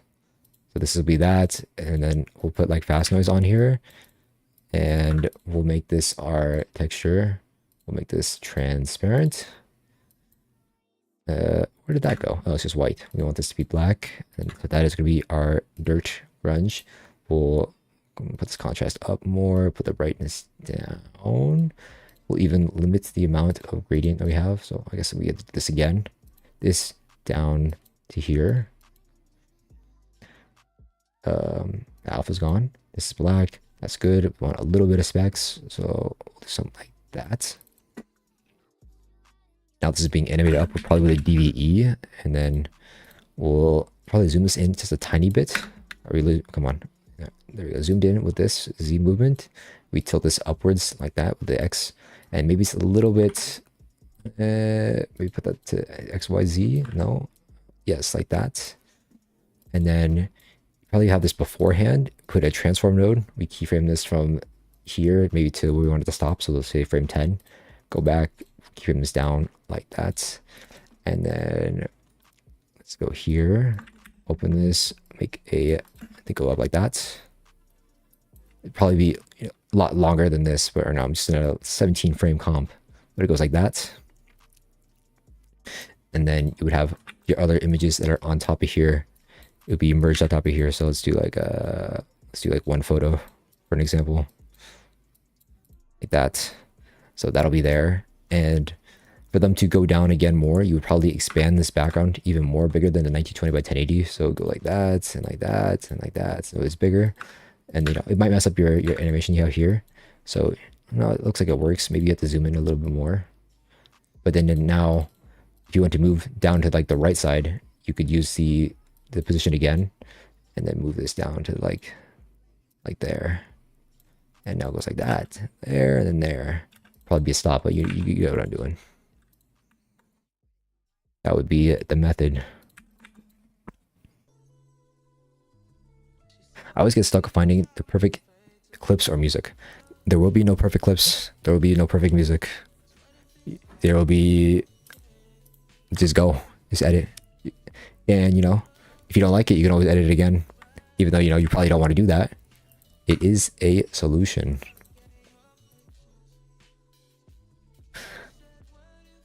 Like the method that I've subscribed to, which also was taught to me by Beetle, is like this guy edits every single day, and he's gotten super fast at it.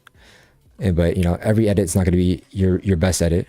For example, you could have like a quote unquote throwaway edit like this, but it's still something rather than nothing. And plus, if you don't like the way you did it before, you could just do it again with different type of stuff. Oh, b.design, nice. And bachelor's design, okay, nice. And CSE means computer science engineering. I honestly, because of my new interest in programming, I was low-key, I'm like, I should have did kind of computer science because I know I like it now. Would I have liked it if I had to do all the math ahead of time? I don't know, probably not. And there's probably more math I need to learn if I want to get more into programming and stuff like that. But I don't know. Math wasn't as hard for me. I don't have that artist thing like, oh, I can't do math. But I don't know.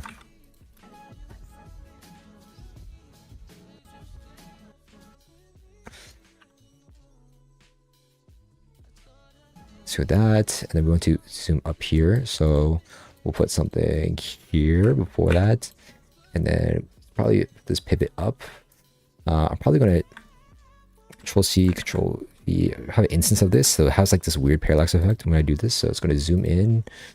But does it even switch? It is switch. Okay. Let's do this. And we move here. Oh, let's do this. Move for a while. Let's go like that. Go like that. Maybe I did it wrong and it should be moving this. Yeah, but now the mat's messed up, so we can just copy Control I and that, and then that'll fix it. Or no, we can't have to do like that actually. Like this, we'll probably move it as well. Something like that.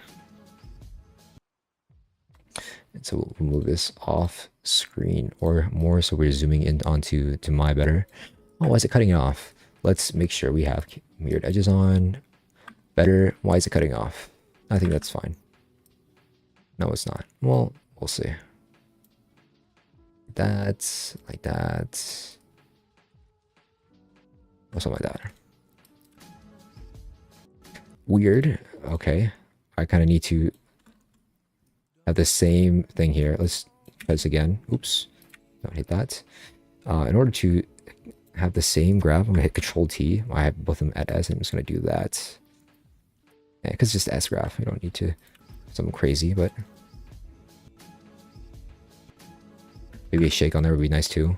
I would have to do like a manual shake though. Probably here. How would I have it? So I always hate doing this. We'll have to figure it out. Oops, I missed a bunch of messages. My bad. I'm running to sleep. It's 3 a.m. for me, for sure. Good night, Ultron Legend, and thank you for coming. I would like to transform EPP. That's fire. Yes, and being able to right click and link it to the graph is very nice.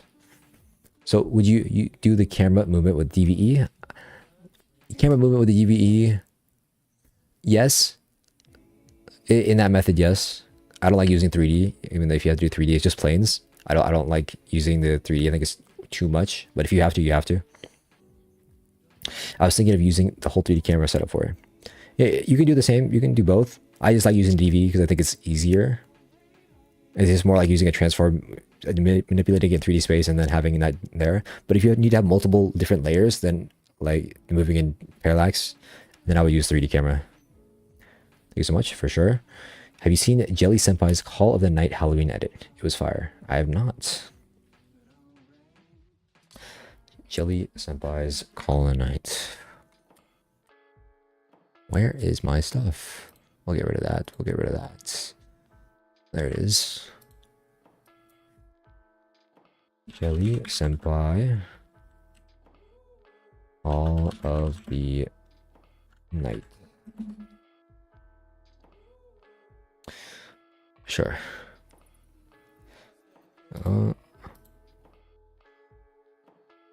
Long intro. Yep.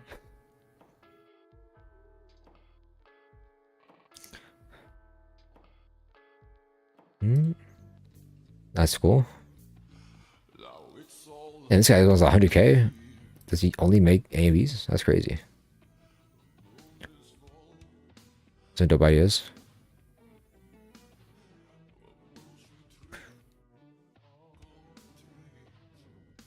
Vibes. Oh, that's a copyright song for sure. Interesting. All edits. That's crazy.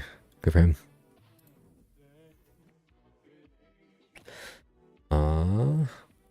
You DaVinci Go? Yo, you DaVinci Go is here? Ain't no way. Do you have any scheduled edits or tuts? I've been so many of your edits, some reliable vids, Grizz, Doobie, etc. today because I'm putting off this edit. I think I have 2 short PeeJ alt edit, tutorials like I'm holding right now. I have 1 main channel video that needs to be edited. I have another large main channel thing that needs to be announced and made. But yeah, that'll be a big project. So yeah, I have not made a bunch of stuff right now. Maybe if I see more small things or if there's new updates to stuff, I'll make some stuff. But definitely when Resolve 19 comes out, there will be at least 1 other video. All right, bye. See you later. Maybe see you next stream for sure. But thank you for coming around. Brother, please make a vibe CC on this stream. What do you mean a vibe CC? I don't know any of this AMV culture, dog. What do you mean? All you gotta do, go here, go here. We're gonna push the oranges to be orange. We're gonna push the greens to be blue. And that's basically it. That's better than before, I think. Let's see. Oh, we can't see the difference, but you get it. Let's see, we do this. Control D. Get rid of that yellow and green. Ew. Orange and tan, and there we go. There you go. Good enough for me. Maybe some curves. Good morning. What's good, Cameron? You should hire an editor? Nah. You think YouTube makes money, dog? That's crazy. How could I be a YouTube editor and not giving out good rates as a YouTube editor? Because I can't afford it, because the videos barely make any money. They make money over time, but also it doesn't take that long to make my videos. Mine's just cuts for the most part, and then I have presets for the tutorials. I don't use my face, which is definitely a benefit to getting stuff out fast. Sweet. Would love to see the other things you're working on, like with stuff you're learning in college. I'll be honest, dog. The stuff I learned in college for graphic design, you can definitely learn it with the YouTube videos that are out there already for graphic design. I just binge a bunch of content. I'm crazy, and I watch every single video at 2 times speed. And now I have a Chrome extension that gives me 3 times speed. And you know I'm going through those videos hella fast. But most of the stuff is duplicate information. And also you need to try stuff on your own. But if you want to learn something, just like most of the stuff is out there for real. Yeah, still, yeah, I still till this day don't know what vibe edit is. Like these new styles, man. I know. Also, there's like a whole TikTok culture that I don't even look at TikTok, dog. All those edits, I don't even know. Like, it's ironic because I'm editing one above one right now, but all the TikTok edits I watch are like just Instagram edits put on TikTok where I can find people better. That's basically what it is. Thank you for show.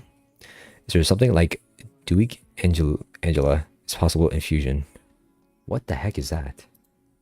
Duik Angela.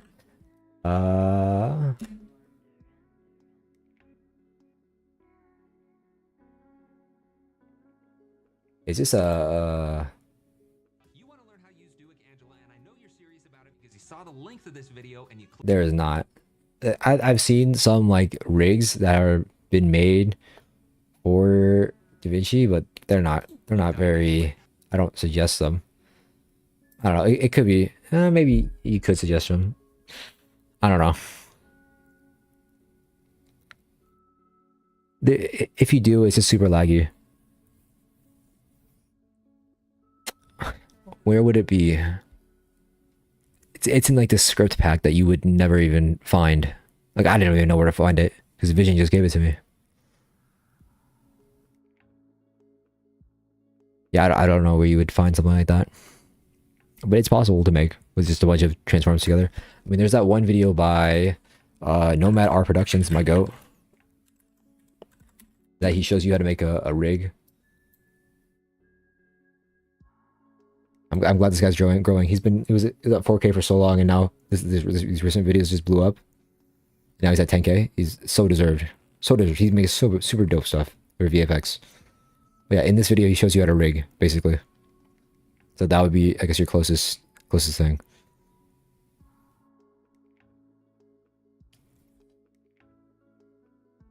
Drop that? I don't know what you're talking about. I mean, like in lives, just cool to watch. Oh, for sure.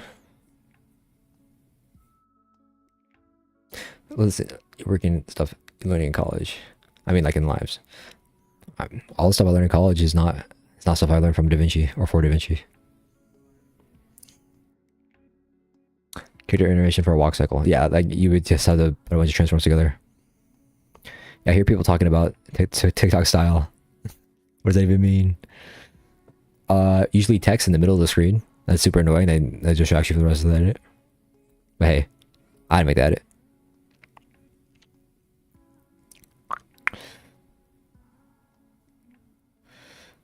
Do you have any hidden gem YouTubers, not AV tutorials, but educational DaVinci stuff? Hidden gems? I mean, you know, Nomad R. I've been repping him for so long. What is that video? DaVinci Resolve editors you should know. Oh, maybe it's from Patrick Sterling. Maybe it's not editors. It's YouTubers.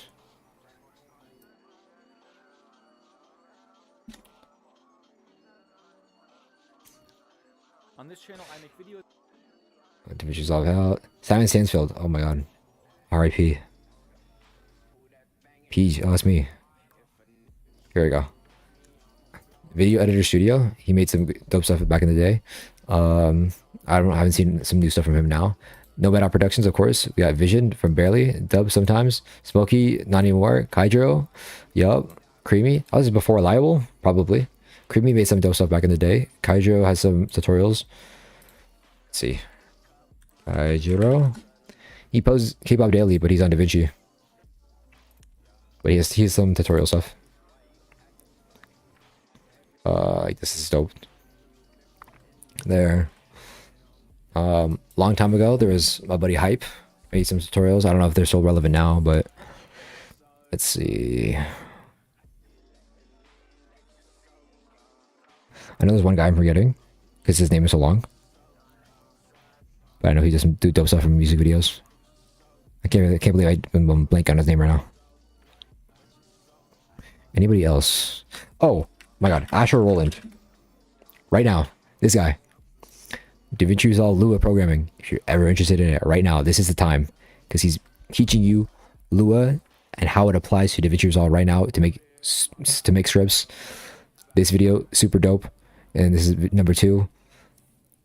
If you're interested, this is the guy. If you're telling me who's next up, it's Asher. That's all right there. I'll let you know right now. Asher's next up.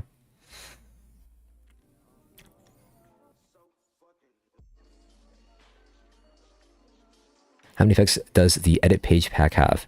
It should be around 20, I think. But it's just basically stuff I've pulled from Fusion to the edit page to make your life easier when you're editing like scale edits. That's basically all the edit page pack is. It's not gatekeeper, but Casey Ferris and Brent Fias can help with knowledge. That is a combination I never heard. I thought it would ever be said in a sentence. Casey Ferris and Brent Fias, because Brent Fias is definitely not making DaVinci Resolve tutorials.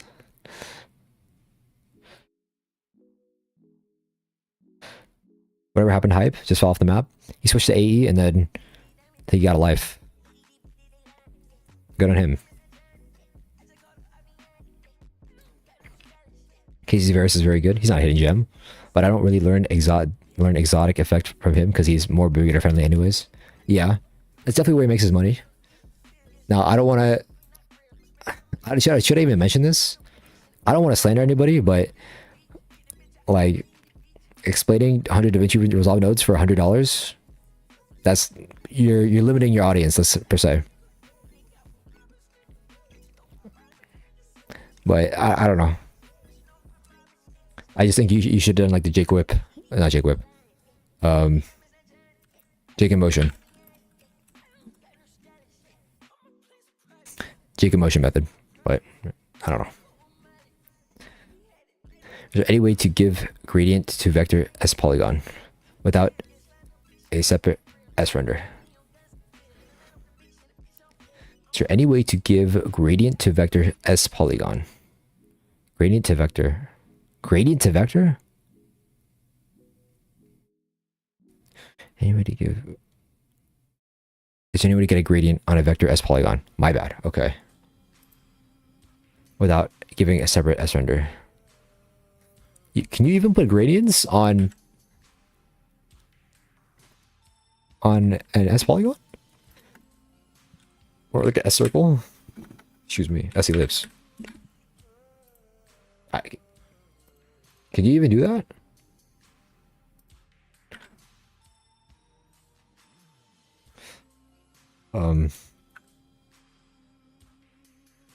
How would you do that?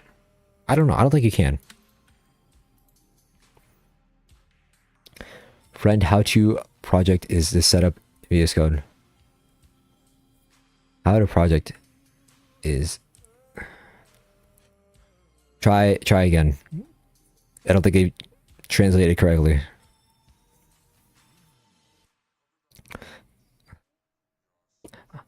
I don't know what I was thinking with Brent Fires. I meant Daniel Batal. Oh my god, Daniel Batal. Yeah, he's the shorts guy. He's dope. He has a very beginner friendly vibe. Jake's videos are quick and easy to follow, for sure. With Brent Fires in my ear? Hell yeah. We love Brent Fires. We need some of that action. I was trying to convince Vision to do it, but he says, nah, I give that to you. I'm like, nah. I think Vision would be good at it, but it is what it is. Oh man, it's close and go to the end. Can I make it go to the end? I guess. Nope, that's the wrong clip. No, that's the right clip. There we go. What are the S nodes about? I've never used them before. So the S nodes are mainly focused on like Mographs and shapes. S stands for shape. So anything revolving around shapes that you need to be like, you need to zoom in on, that need to stay like perfect quality, that's when you use like a shape node. So if I like go here and if I raise like the width or the height, everything, see how everything's like crisp on the side? You usually have to do this with background nodes and masks. And then that's how you need to do it before. Just like that. And this would be also a vector way of doing it, but it's not in a vector space per se. That's why like in the S, you know how like 3D nodes have their own 3D environment while the regular nodes are on the other environment? The S nodes also have their own environment where you need to put an S render at the end in order to render it out into what we call a raster space. Like everything in like regular DaVinci is used in a raster space where everything is converted to pixels, while in the S ellipse or in the shape environment, everything is converted to vectors. So that's why you can get super nice quality at super large sizes and stuff like that. So that's, I don't know if I over explain that to you, but S nodes make shapes that look good. There you go. Okay, this is Ultron. This is my alt. I thought I'd go to bed, dog. Just crossed my mind. But do you know how to make the Germatob like shape that draws at the beginning of his Breaking Bad edit? Probably not. I don't know what that is though. I'm not trying to look up a bunch of stuff now. If you DM me the edit and then you would like help making it, I might help you. I don't give you step-by-step process, but I will tell you what I would do. If that makes sense. How does Vision have that much knowledge of DaVinci? Like he knows everything for real? Like the OG or what? I don't know. There's certain people that just tap into spaces or go with their ideas and they find the information that they need to know way better and way before I do. Like I swear to God, every time I go to Smokey, he's talking about like a method for creating imagery that I would never have thought of before, or just like even would come across by myself. I have a lot of tabs open. That can go. This can go. This can say. Smokey, Vision, are just like the only two people. Like every time I go to them, they're talking about something that I would have never thought of, and it's always dope. It's always dope.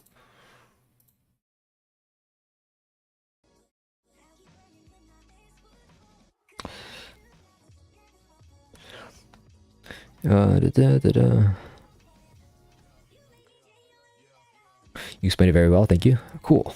I thought Smokey quit. No, yeah, he quit, but still, every time if he still comes to me, like he hasn't done it in a while, but every time he did it in the past, it was always informational, and like he would rant about it. I always listen, just listen.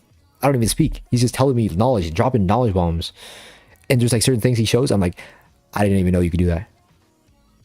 Like the fusion pre-comping, he showed me that way before. I'm like, I don't even know how you find this. But I guess the best way to do that by yourself is like literally reading and now no one wants to hear it. No one wants to hear this, but if you want the method, it is reading the manuals. You hear it all the time for all these YouTubers, and now I'm just another one of those. The manuals will tell you everything. Also reading Resuckless forums. They're doing crazy stuff in there, and they've been doing it for the last 7 years. I'm only 3 years in editing stuff. They've been doing this for the last 7 years. So you only imagine how much knowledge they have. Okay, is Insta the place to DM? Either Instagram or Discord. I think I prefer Discord.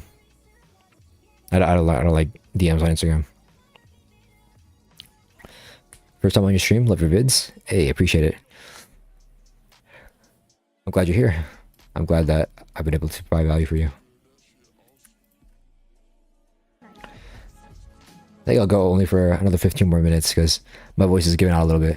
But yeah, YouTube 3x plugin. What is it? Let me find it for you real quick. YouTube custom speed. That is what it's called.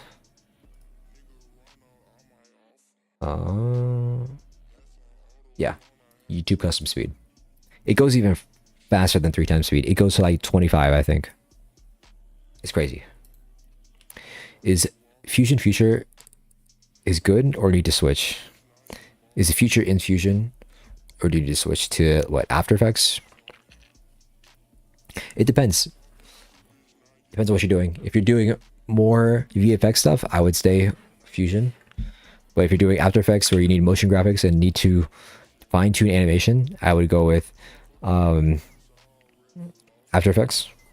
But even with compositing and VFX stuff, they don't even use DaVinci Resolve. They use Nuke, which is basically another node-based. It's like Fusion, but it's better, supposedly. I've not used Nuke. I think I have a class introducing me to Nuke my next semester. So I'll let you guys know how that goes.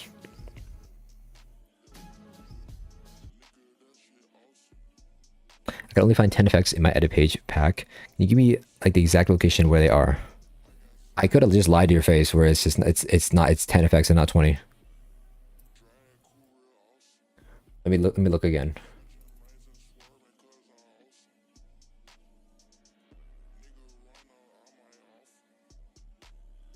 Here, effects. Maybe I'm just counting the pictures as well. So it should be 10, I think. If everything has a picture, then that means we should divide this by 2. There's 20 files, so it's 10. My bad. It is 10. I think I was also talking about like there's an installer for the bin, and there's an installer for the templates. So technically that's 20 together. I didn't add one for the macros page. Maybe I should have. Maybe that's what I'll update. But I know there's one effect in there that's glitched. I don't know why. It's actually glitched for like half the people. Maybe not, but for sure it's glitched. It's the dent. For some reason it doesn't work. And you have to use it. You have to actually drag it from the effects library onto your adjustment clip and then save that one to your power bin.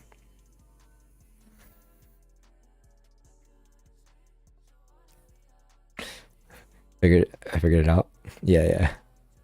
So I've been out of the DaVinci Resolve circle. Do we need to have Polytrace tagged yet? Try to play Geometry Dash.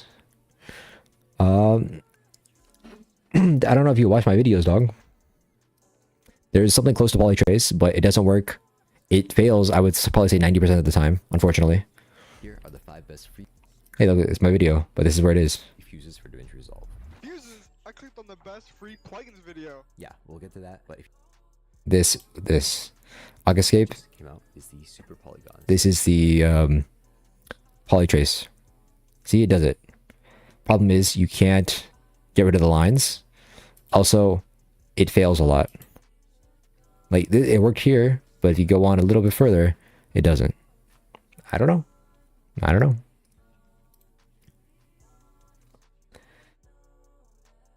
I'm gonna do it later. Actually, going to sleep. Good night. So my favorite DaVinci Resolve YouTuber. Hey, I appreciate it. Have a good night. Yeah, the dent effect. Yep. Never mind. Amazing pack. Enjoy it. All right. I hope you get your money's worth out of it. I appreciate it. I appreciate the compliment. How do you resize image planes when they don't fit? The size of it's always off. I've been trying to fix it. Image planes, huh? What do you mean? So when you have like a 3D environment? 3D... Is it 3D? No. 3D scene. 3D scene. There we go. Like they just don't line up inside. Like that. You want it like that? I saw maybe there's like a way to automatically do it. I don't remember. Maybe it was someone else. I think either Accession or Aquascape, they made something where It's a paid plugin though, where the image planes automatically fit to the camera space. Is that what you're trying to look for? Yeah, but a more polished version. Yes. How could you watch all of your? How can I watch all of your videos? I'm a W friend. How could you watch all my videos? Well, then you would have known. Sai doesn't watch my videos. He thinks it's too weird since I talk to him a lot of the time. Yo, why is your voice more heavy in showcase video? You use AI? My voice is more heavy in the showcase video? I might have been sick, if I remember. But I don't know. Apparently I have a bassy voice in real life. I don't think it's that bassy, but everyone's like, oh wow. Is what it is. Do you guys think I have a bassy voice right now?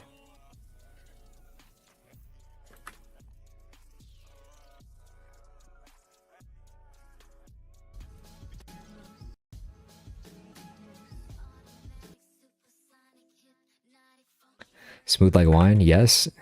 Ain't no way.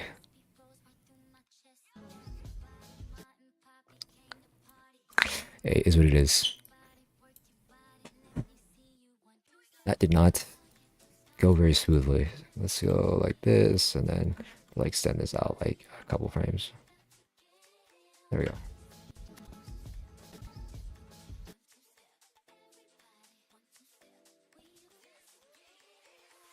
Should I post process and effects in After Effects, or is DaVinci decent enough at it? I don't know what you do for post processing, so I don't know. More like 3D, more like shape 3D. When you put it on a plane, it doesn't fit properly. It makes it a cube. Like shape 3D. When you put it on a plane, it doesn't fit properly. It makes it a cube. I don't know what you're doing, dog. I don't... What? When you add the shape node?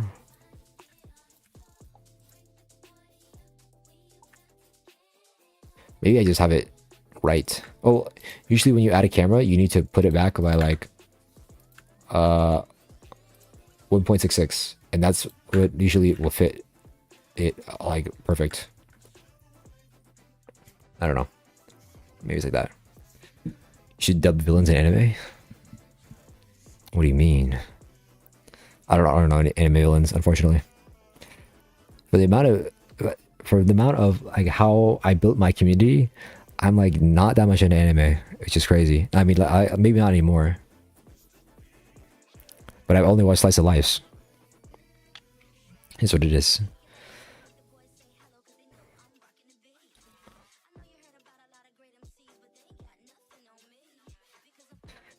This guy needs to post. I swear to God, he sends me snippets of his edits, and they're crazy. Reliable is crazy, but he doesn't post.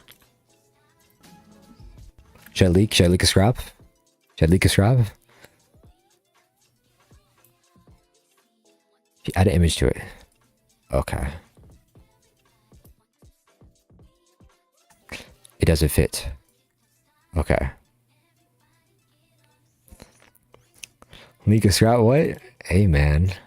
For this, I don't use the shape 3D plane. Use the regular image plane. If you want to extrude it, I mean, you could also like use a transform node and go like this and then expand it out so it's normal. But yeah, I don't know. That would be my solution. Yeah, same shifting more into real life edits, and there's mainly started to edit YouTubers gaming stuff. Edits in there, but mainly started to edit YouTubers and stuff. Real. I really want to go into that motion graphic space, but I don't think. I mean, you saw I've done like motion graphics breakdowns of videos and stuff like that, but there's not much of a audience for it because I just go to After Effects, which they're kind of right. Just keyframe manipulation is just ass in DaVinci. Oh, so you like that guy, but not this guy. Like edit animate. Oh, so you're like that guy, but not this guy. Like edits anime edits, but not the anime guy. Yeah, that's me. Unfortunately, every time I go to ResolveCon, right? I have like my badge says, "Hi, my name is PeeJ," and a lot of people didn't know I was there. The only person I introduced myself to was Patrick, and like that was like he just was like done talking like up on the stand, and I go up to him like, "Hey, nice to meet you." I'm like, "I'm PeeJ." He's like, "Oh shit, what's up?" And so throughout the event, I didn't go up to anybody. Surprisingly, actually Creamy was there, so that was nice. I got to talk to him. But a lot of the other YouTubers came up to me.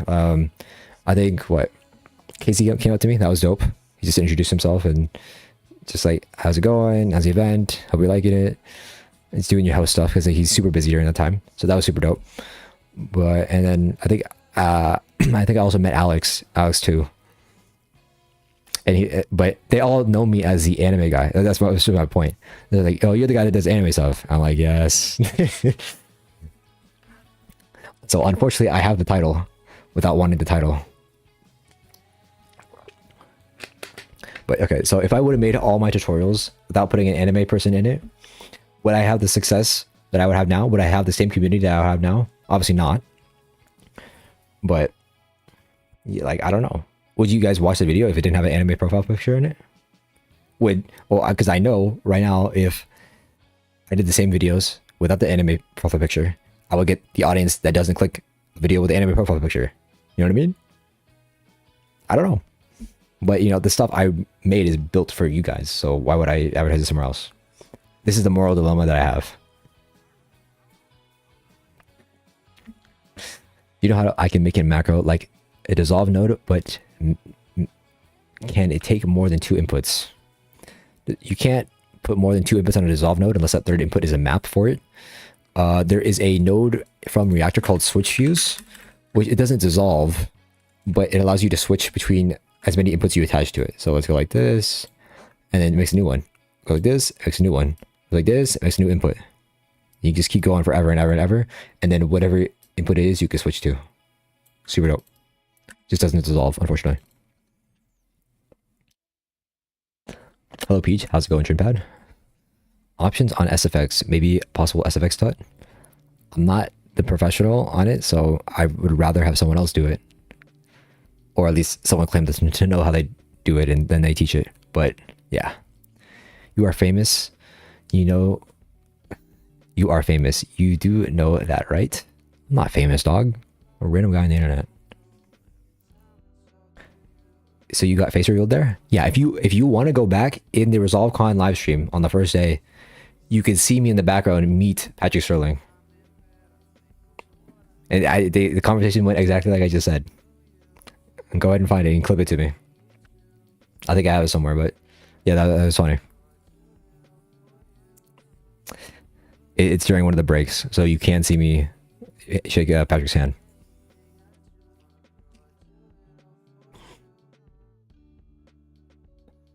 Yes, no. If you want the same videos without it, I mean, well, I guess we'll see. I started slowly going, stop adding the anime stuff to the tutorial thumbnails. If it's not for the anime audience per se. I watch any video that has motion graphics in it for sure.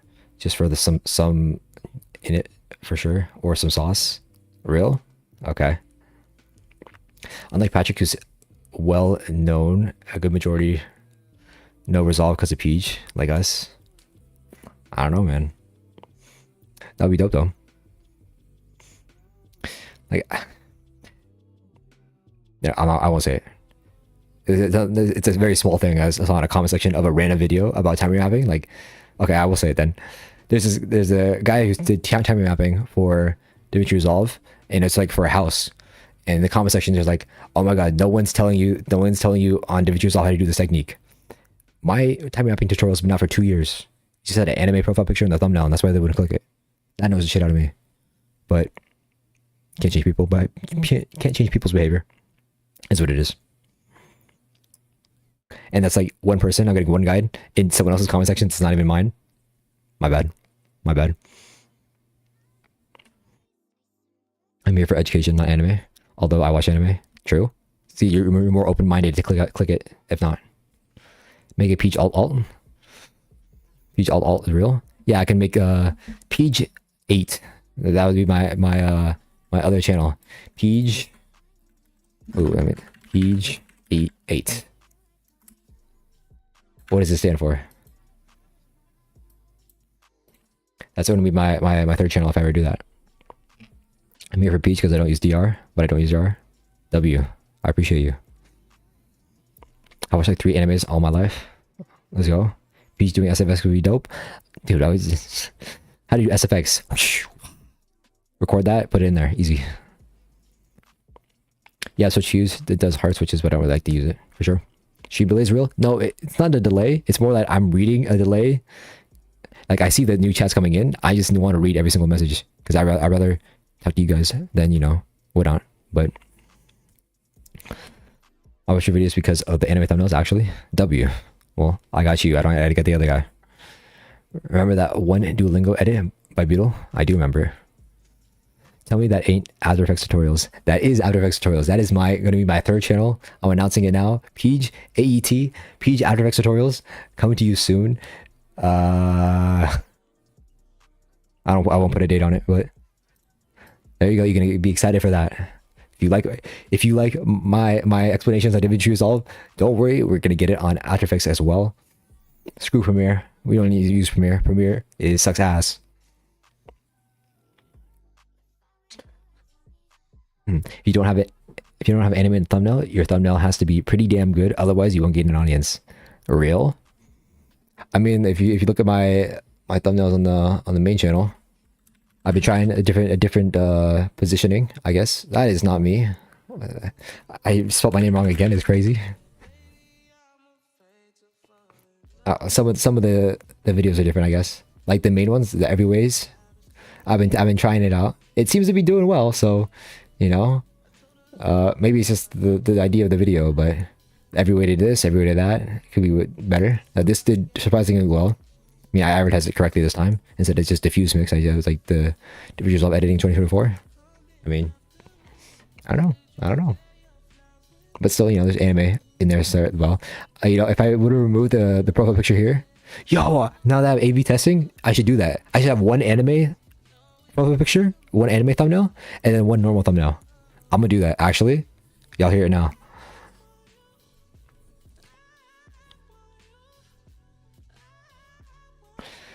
I have a video upcoming that could do both. I'm actually gonna get so many views. It's crazy. We know the thumbnails you need in order to get views. We know the thumbnails. Ain't no way. My page is not gonna look like trash gang. Okay. We do not want to look like trash gang. Oops, spelled that wrong. Oh, that didn't even pull up the crazy ones. That's crazy. We are not going to look like trash gang, guys. We do not want to look like this. These are mild. What the hell?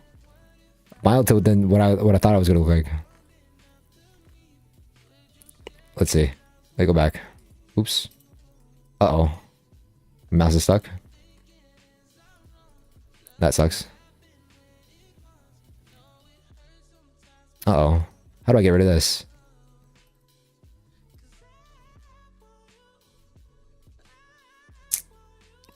Oh man.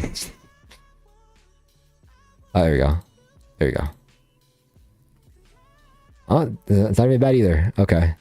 Maybe I have slander. Slandering for no reason. Do you struggle with video ideas, or do you have an effect that'd be like, I'm gonna do a tutorial on that? Or do people request something? Most of the requests I don't follow because, or actually, depends. If I see a request for like a basic thing, I will do it. For example, the request I got a lot, was for the particle basics. Because people wanted it from me for some reason.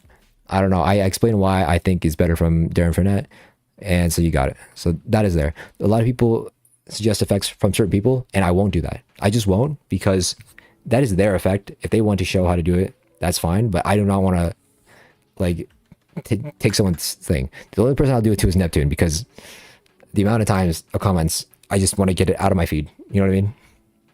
But I'm not gonna do 6'3". I'm not gonna do Xenos stuff like that. That's not me. And I rather show the main methodology, I guess, rather than chase a trend. Hopefully it does better in the long run, but you know, if I don't put Neptune in the thumbnail, it's not going to do well. Is what it is. I watch your videos because of the anime thumbnails, actually. Yes, I think I read that already. How do you get better at DaVinci? Editing DaVinci? You literally have to know life, just making as much stuff as you can in DaVinci, trying different things, motion graphics, color, make something you want to make. I mean, that's what I'm doing with the coding too. Like, it's basically the same process of starting over again, which is kind of nice because I haven't had that in a while. It's Clip PeeJ officially switching to AE for real. Very sad you're not. No, we're not talking about trash. We're talking about toxic or scroll. My bad. Trash thumbnails are edgy. Okay, middle click, dude. I was middle clicking. Trust me, I'm not dumb. I mean, sometimes, but it was stuck on middle click. I swear to God. PeeJ, you subbed to yourself? This is the alt channel, so yes. The diffuse group and PeeJ. We're on the alt channel, so. Do you have a favorite effect? Favorite effect?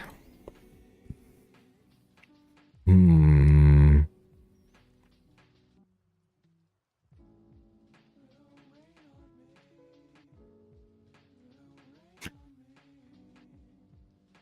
don't know. I use the transform node so much, but I've actually learned about a new node. I'll try and teach it to you guys. It is called, I don't know what it's called. It's called kernel in After Effects, but on DaVinci, it's like custom filter. That's what it's called. This is super cool. So basically, this allows you to make a blur. Allows you to make a bunch of filters based on this color matrix that's here. And here, I'll show you how to make one. This is the one I memorized. If you want to make an edge detect, right? You can use this matrix size 3, put a -8 in the middle. Bam, we have an edge detect. That's crazy. Oops, let's get that here. XA, and then here. That's edge detect. It's not the most detailed edge detect, but then you can do whatever to it. And so it's crazy flexible. And then you can just change this number to whatever, and then it's like a sharpen right here, or an unsharp mask. We go down more, and then to something else. I don't know, let's go the other way. If we go the other way, it starts blurring it. So this is just cool. I think that's cool that you're able to do that with this node. But yeah, if you're interested in it, it's I think it's called image processing matrices. And you can mess around with that, or watch Jake Emotion's kernel video. Kernel, KERNEL. It's basically the same thing. Also search Fujum and make a tut on it. He makes his edits like a warpy. This guy. That's funny. That's funny. I'm colorblind. What is that in reference to? You have 2 monitors, one for editing. And you have 2 monitors and one for editing. I have 2 monitors in total, one for editing and then one for socials and whatever I need to reference. 2 monitors is low-key good. I think 3 would be nice because then I could have whatever reference main and then a bullshit one. But 2 is enough. And you were gonna say transform first. I don't know what else. I mean, you need a combination of nodes. I can make a node that's way better. But well, I mean, we'll get to that when we get to that. Now screw it. We're 3 hours in. I'll start leaking stuff. Let me get through chat first. The reference to trying out color, and I'm not really sure what to do. You mean by starting over?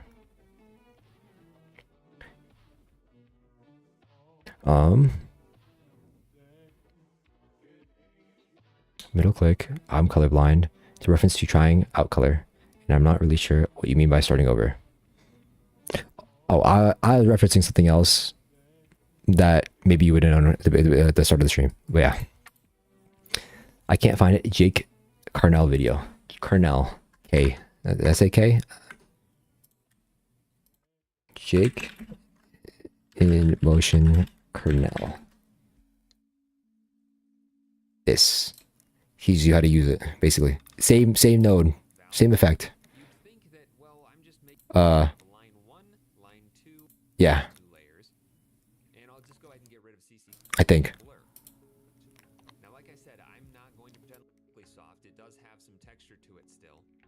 Yes, it's the same, but the DaVinci layout is way better. It has the same thing, I swear. It looks like this. See, it's the same thing because they have it in Photoshop as well. But yeah, when the AE editing pack coming out? Also, he knows. Is he coming? Can I get a 100% discount? That's crazy. Oh, what's good, Eli? How we doing? So yeah, if you don't know where I've been the last month or two, where I have not been uploading, but what have you been doing? I've been working in DaVinci Resolve, but I've been making a pack that is supposedly every single After Effects effect translated into DaVinci. Now, can I do every single effect? No. I can get close, but there's some effects that are freaking impossible to do. But if I just like scroll out real quick, like there's a lot of stuff in here. Probably just ruin my cache. But I've gotten pretty far. I will show you. I have a whole sheet of what I'm doing in here. So I made it this far. This is the end of all the After effects. Now I have all the other ones in here that maybe I'll try and do. Well, if we go up to the top, I've listed out every single After Effects effect here. I've linked to every Jake in Motion video that's talking about the effect because he went over all the effects. Super good. And then also here is the Vision worked on this a lot for this part, but I helped as well. But this tells you every single DaVinci Resolve equivalent to the effect that is to the After Effects. That's to After Effects over here. So any After Effects effect that is over here, the equivalent is here on the DaVinci Resolve side. Now some are studio. It's marked with the S. That means it's studio only. Some is from Reactor. We marked it from Reactor. Some are a fuse. We marked it with an F for fuse. And then P is a preset, which may be paid or whatnot. We can find it somewhere else. But I've been going over all these and making macros for the ones that we don't have. Some of the orange ones are stuff like that maybe aren't fully in DaVinci. I tried to macro it and maybe I couldn't get the full effects in there, but that's that. I used two different types of oranges, but they're basically the same. The red is for stuff that I was not able to do. And sometimes you don't need it. Equalize is a useless effect, so we don't need to have that there. But the red is also stuff I was not able to make. Like CC Glass, I was able to make it, but not make it. I didn't fully macro it, so I didn't mark it as red for now. I have it somewhere in my comp still. But yeah, I've been going through every single one the last month, making macro equivalents, putting it in this After Effects folder here. So these are all DaVinci Resolve equivalents to the After Effects stuff. They're all here, and it'll be in a pack coming soon in the future. But yeah, that is where I've been. Not gonna reach out. Yo, PeeJ, how we doing? NK Media, welcome. I've seen you around, I think. Oh, this is something I would buy. I once DM'd you on IG for something like that 2 years ago. Real? Sweet. Sweetie. Soon. Yes. You're gonna add Element 3D to DaVinci? We already have that. I don't know what you mean. DaVinci already comes with that, basically. Anyway, in DaVinci, to completely limit the artifacts caused by Twixtor time stretcher node. Anyway in DaVinci to completely limit the artifacts caused by Twixtor or time stretcher node. Make sure all your clips, make sure all your frames are different in between each other. So hopefully you're doing that correctly. Also, I don't know, maybe you can try and make in between frames that are closer together, because if there's just a large difference between one frame to another, you're going to get an artifact either way, unless you can try and make it yourself. But I doubt, no one really does that. But yeah, that there's not much you can do there. All right, here we go. But it's going crazy, for real. It's going to help so many people, hopefully.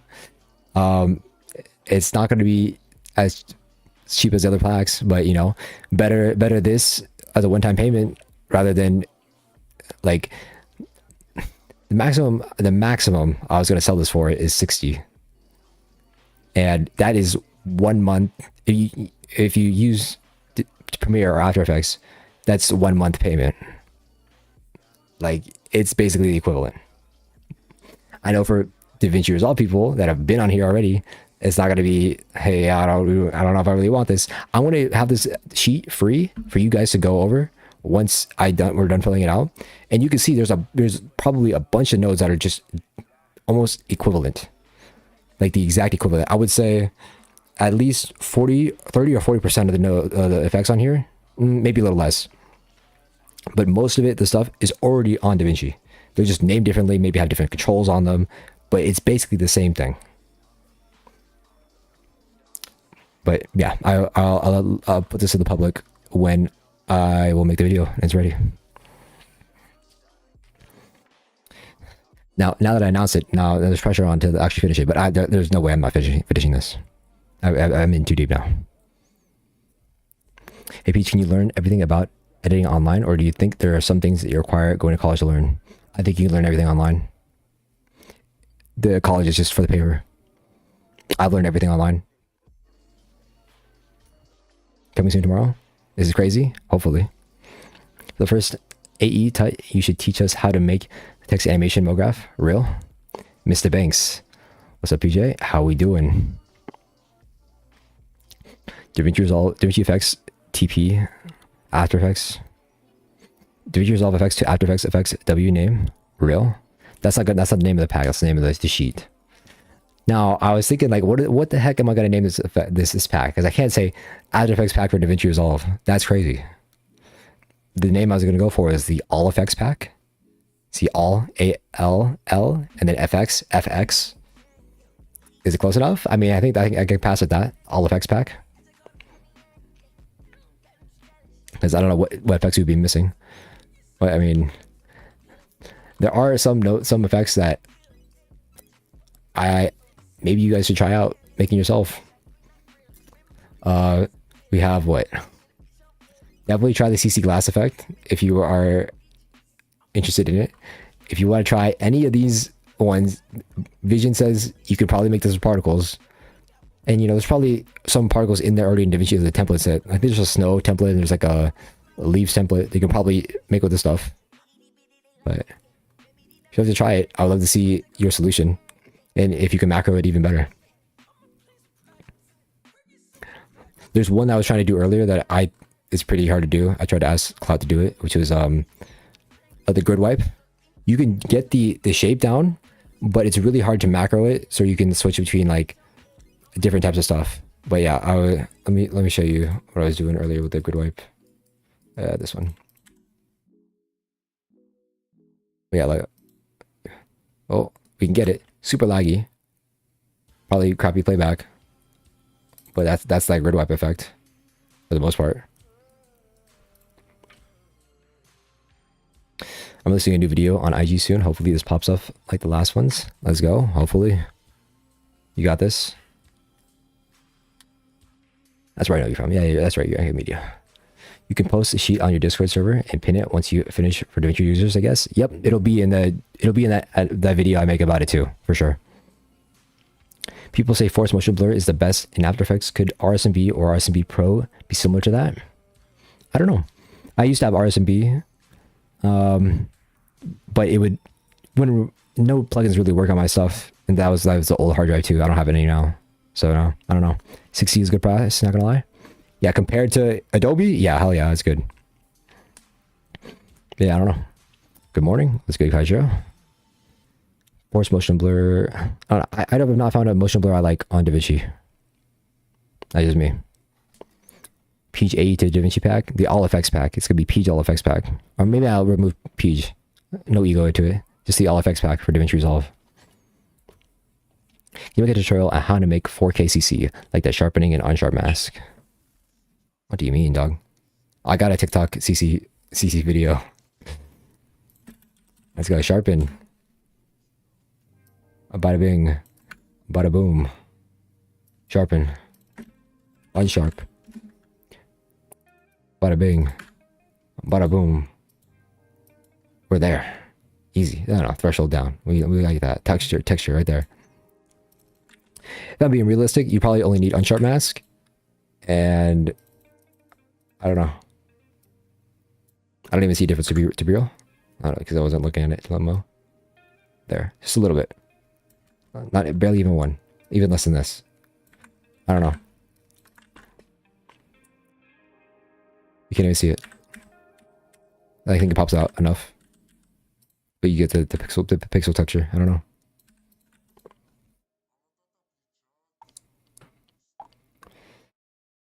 Can't wait for summer to start. Your summer hasn't started yet? Damn. In Fusion, how do you make the playback render?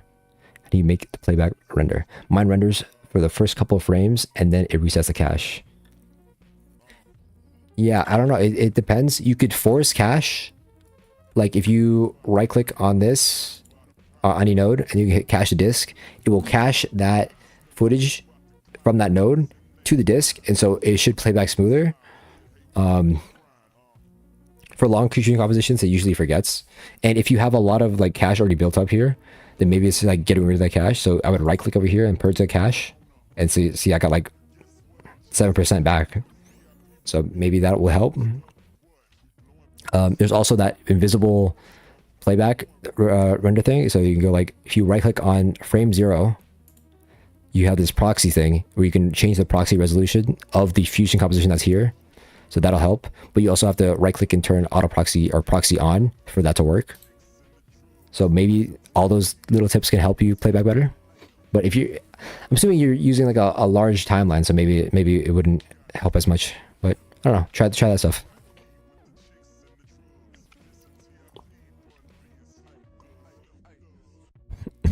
What's his channel for the Discord server? PeeJ. I already checked this channel a long time ago. I'm gonna check again.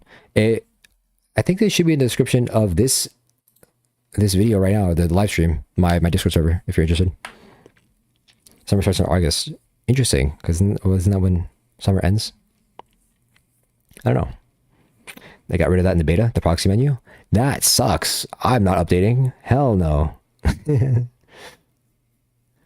I use a Twixtor plugin for revision effects, and the playback is so damn slow, even on an M3 Studio. Yeah, well, look, I don't use plugins. There's a reason, because it just doesn't work for me. I don't know if it works for you.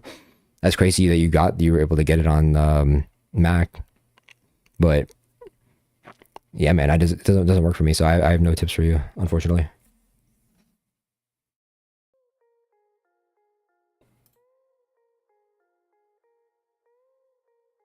Yeah.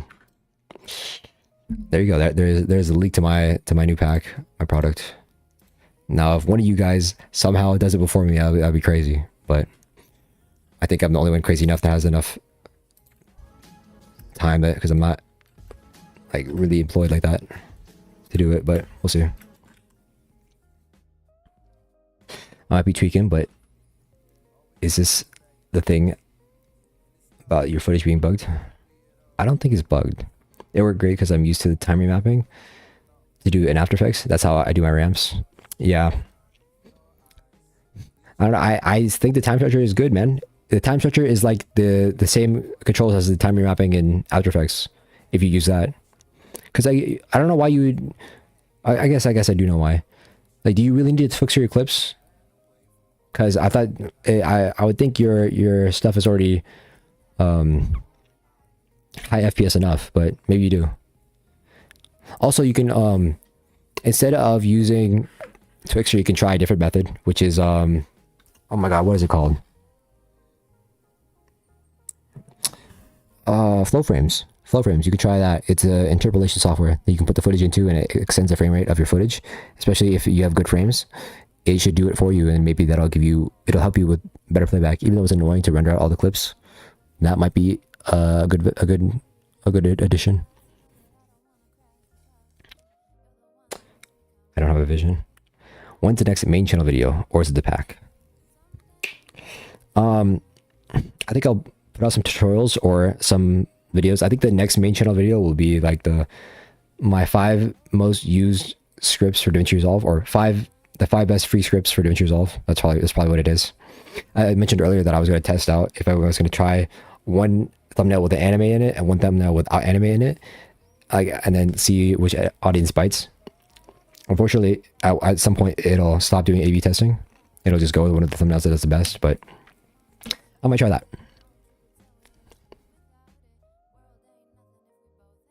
Like when I time stretch too. Or maybe you have a footage bug. Should be doing that. Yeah, it's exactly the same, but the difference between Twixtor is the curves respond differently. For example, a reverse curve cup. Okay, reverse curve cup. The time stretcher, with the time stretcher, it's very sudden, while with Twixtor, it causes a bouncing feeling to it. Also comes with its own motion blur, which I found the best used,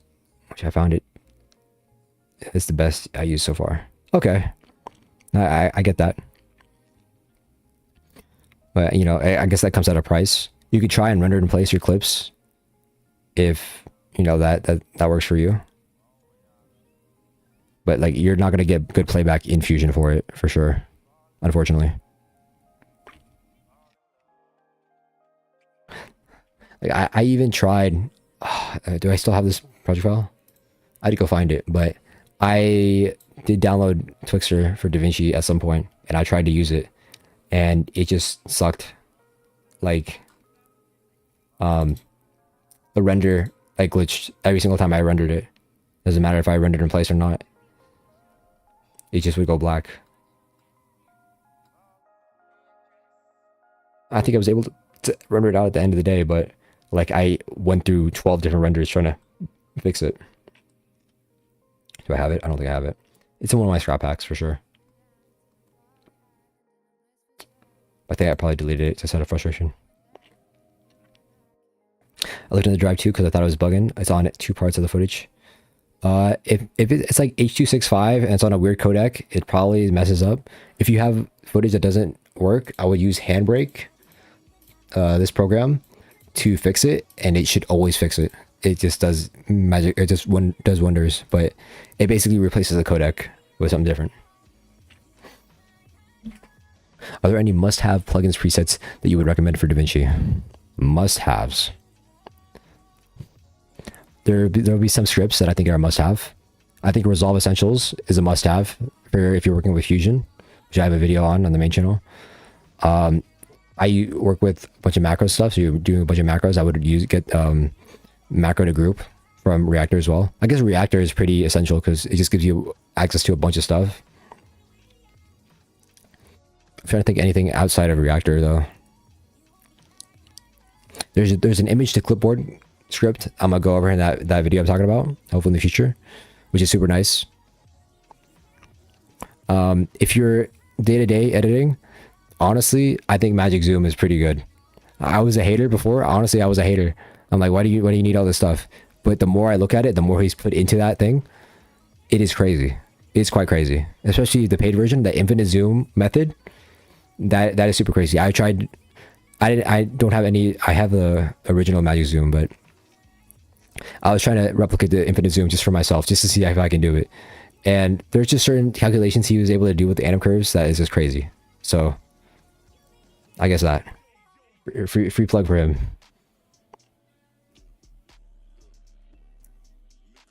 Is there a bug which they never fixed? When you place the Twixtor node after the media in one, you 80% of the time need to reinsert the media in one. Interesting. Okay, that's nice to know. If I ever try that again, I probably won't, but that's good to know if I have to help people. The amount of self-promos PeeJ did in the stream needs to be studied. I didn't even self-promo. That's crazy. That was Mr. Alex Tech. Self-promo my videos, sure, but those videos are linking to stuff that I didn't do. I'm just the one putting a spotlight on it. No one else is doing it. I mean, there are other people that are doing it, but they don't do it like I do.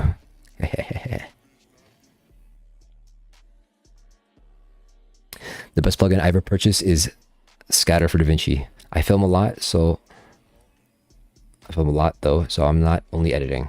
Scatter for DaVinci Resolve. Let's see, take a look.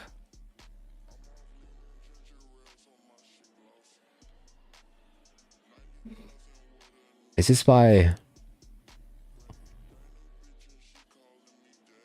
Is this a plugin?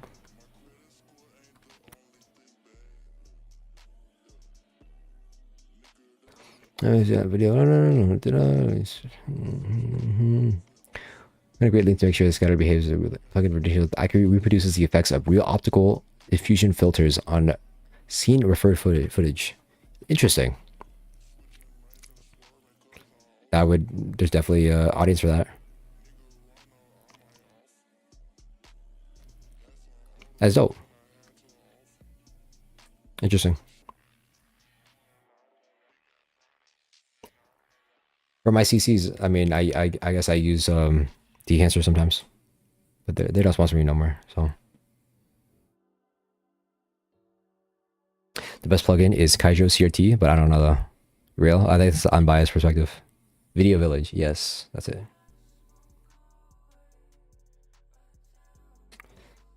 Yeah, have you tried ramen yet? So I have, kind of. I was told that I may have eaten ramen when I had Thai rice noodles. Now, is it the same as your classic Japanese ramen? Probably not, because I think that uses egg noodles rather than rice noodles. But I could be wrong too. Do you know any free CC preset packs? Not if you're thinking for anime, probably not. But there is, I believe. Oh my god, what is his name? If you look up DaVinci Resolve color correction, you will definitely find this guy. Or not. That's crazy. He should be the first one, on God.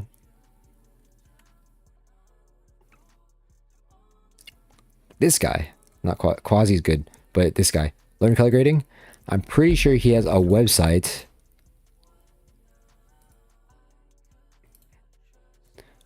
Nope.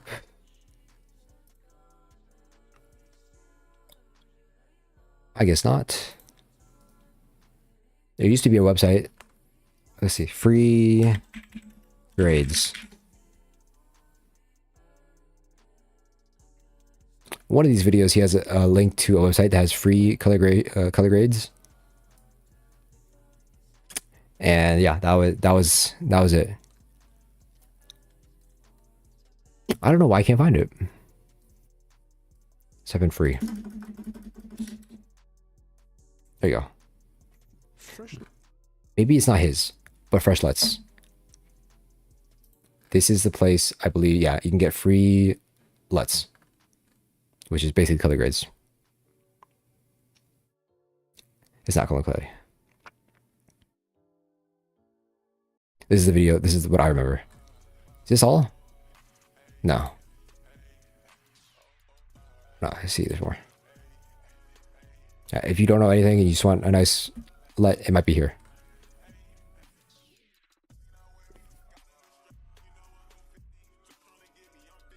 Quasi got into some heat lately. Saw someone expose him on Reddit. Oh boy.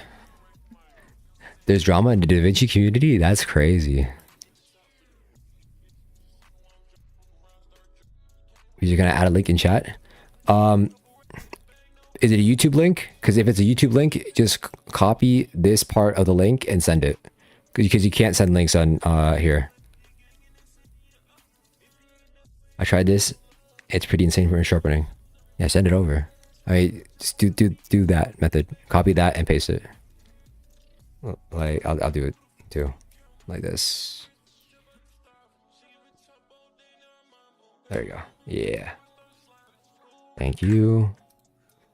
And there. Introducing a texture upscaling plugin for DaVinci Resolve based on the AMD Super Resolution algorithm. Oh, it's Auguscape. We know. We love Auguscape. So I will try to explain what this fuse plugin can do. We are currently. Yeah, I've seen this. This is dope. Have you used the how well is it? Hey, do you use it? Also, for those in chat, do you guys know who NK Media is?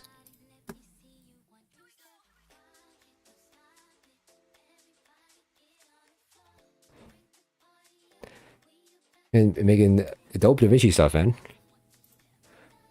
He's popping off. The ramps and everything's smooth as hell.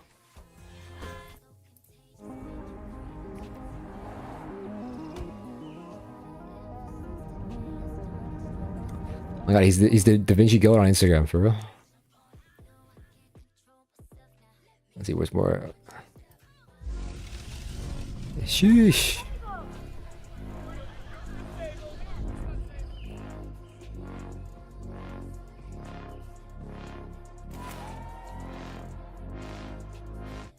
My guy. Crazy. Yeah, we love Aquascape here. There are also some parameters in this views which you can easily tweak. We have the sharpness slider which improves the details levels. If you think the I use Topaz for mostly everything, but that Aquascape is pretty good. has noise, For sure. simply click the denoise option and it will remove all the noise from it. I also added a different contrast-based algorithm known as ZA. I should get the light version. Because that one you could like see the difference. See if it's worth it. Yeah, Aquascape makes good things. Friend of the channel. Friend of the channel.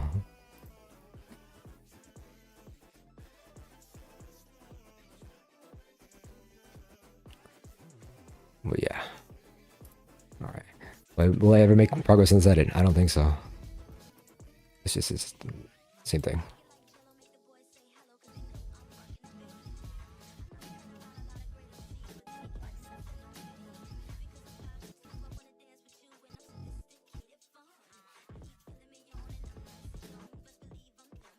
That.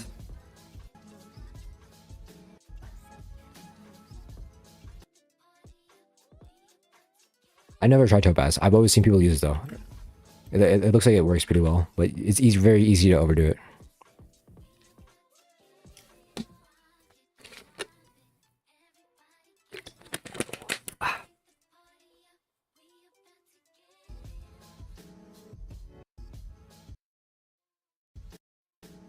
You remap that because she looks right, and then we're gonna go left. Yeah, maybe. Maybe go right. No, we'll go left.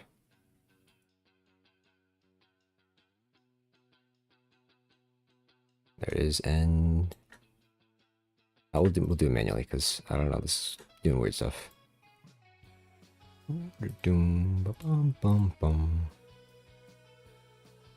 Oops. Do this, and we'll go fancy. We'll put on a wrap instead, like that. Just don't hit Control A. This is gonna be. Oh, we're on the right one, probably. Bam, bam, bam. Super sharp.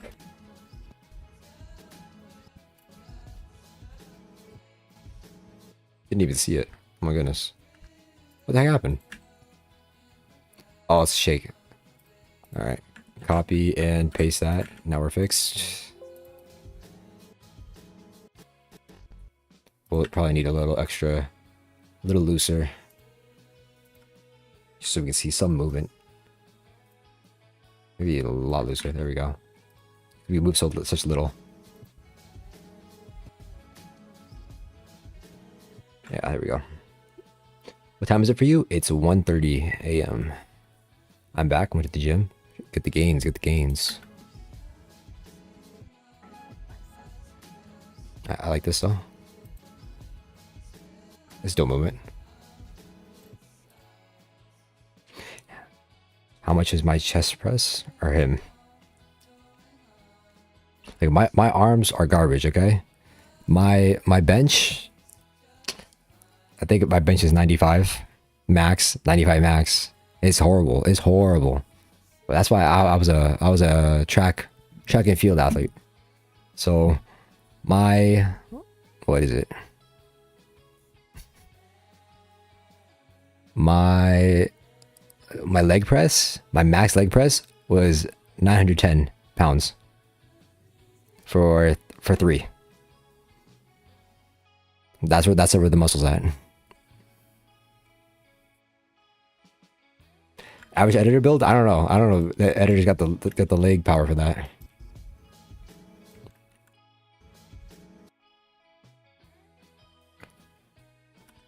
You guys know how much 910 pounds is? I'm basically 100 off a ton.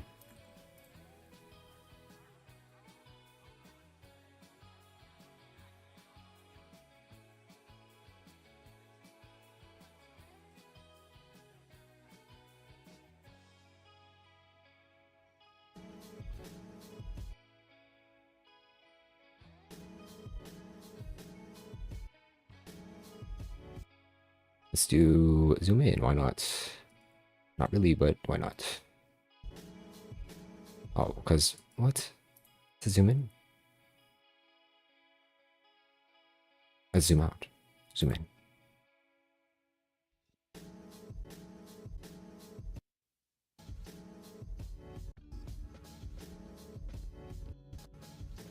What did he do? He did do a right slide. But he zoomed in though too. Let's do that. Why not?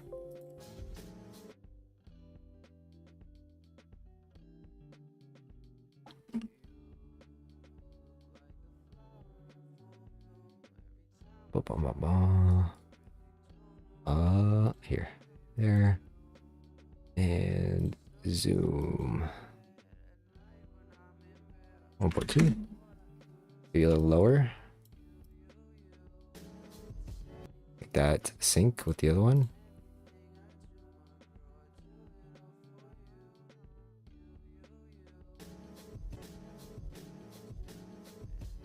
Shake is too sharp. Let's make it a little looser. So let's put this down more. And what else is there? Is this too?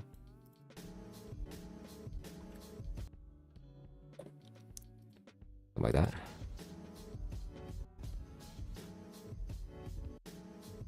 Maybe it's too much now.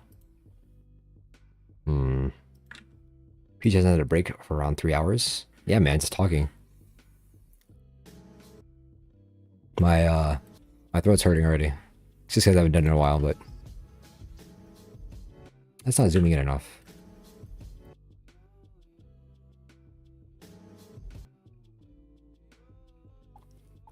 Maybe 1.3. Oops. What the heck happened? There. 1.3. No. There.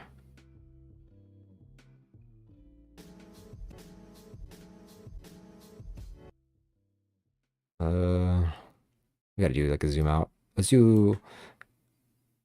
We're gonna go slide and zoom out. What's your favorite anime? Honestly, it's probably Love is War or Bunny Go Senpai. One of these. One of those two. Objectively, it's probably Love is War. For nostalgia reasons, it's Bunny Go Senpai. For sure.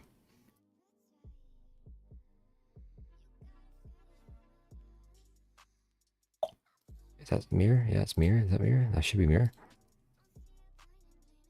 Do this, and we'll do that. And there. You can go further, honestly. Yeah.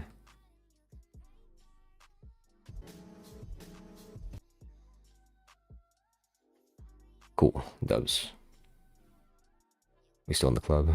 Oh. Let's zoom out. We can also position it so it goes like that.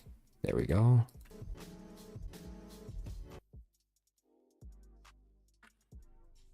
It feels a little weird, but we should fix it with the graph here. Uh-oh, they're both different. Why is one turning off and the other one's turning on? No, like this. We might need to use the other one of the script. Let's see, we want right side sharp, right side loose. Yeah. Low key, this might be the script that I need. The amount of times I like copy a script and do it. Yeah. Chiyoko, how it was good. You sound so familiar. Do I watch you? Go to channel. Oh my god, you're my group. What the hell am I doing? Fat minute, dog.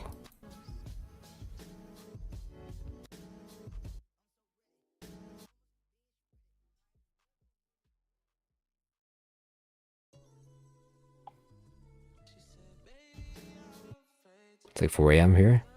Damn, man. East Coast L. My bad.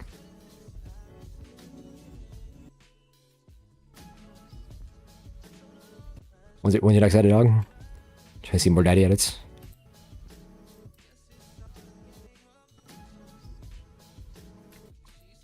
Should we zoom in here? Maybe. It's too quick to even... I think I should hit more of a rotation though. Maybe opposite rotation and do like a minus and then actually crank that. Crank that. Yeah.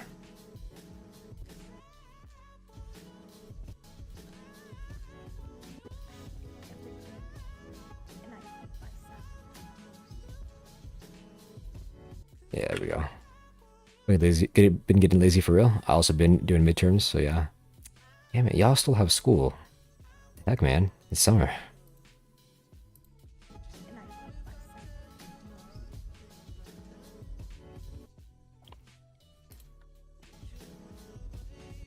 What is it? This is a zoom out. Yeah. Oh, that works. That kind of works.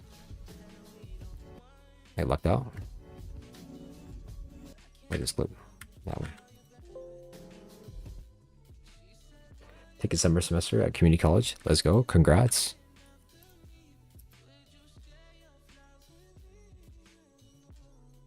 Oops.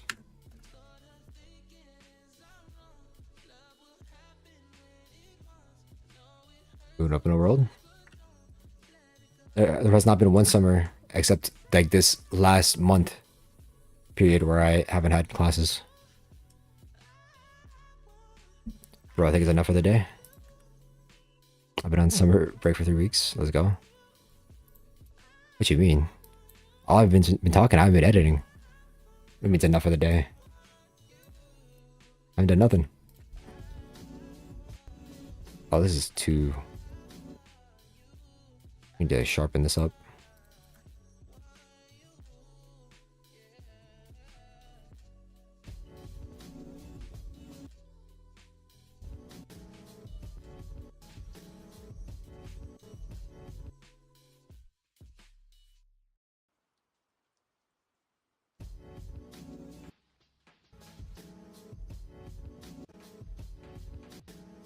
That shake is terrible now. I'm working on the smoothest car edit. I'll show you after it's done, for sure. Light work for PeeJ. Oh my god. You know how many takes I do for a tutorial? At least 3. At least 3. Minus all the patches of the things I messed up. Oh my god, you wouldn't even know. Too much. Should really change the default. That works. Mograph Mondays, remember? We remember the times. No longer. Maybe in the future. I wish I could change the pivot of this. Damn. Even with Twisty's transform, you can't do the pivot. Unless, well, there's no motion blur. Unless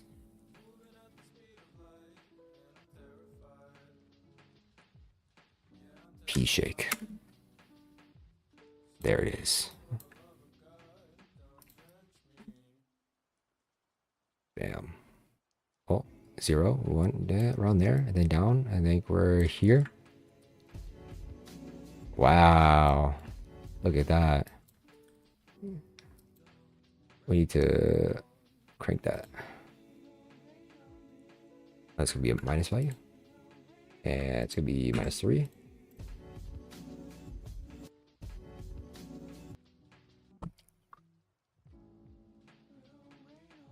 I'm still streaming, right? Yeah.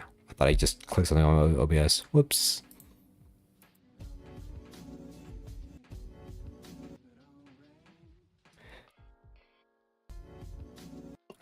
There are 2 more. How am I gonna do that? I guess on that clip. How do they do it? Okay.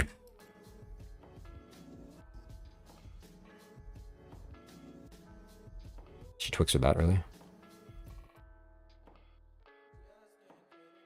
Ba, ba, ba. How long does the clip need to be? Ba, ba, ba. 13 out of 5. Oops. 13 frames long. Let me cut this up. 1. Oops.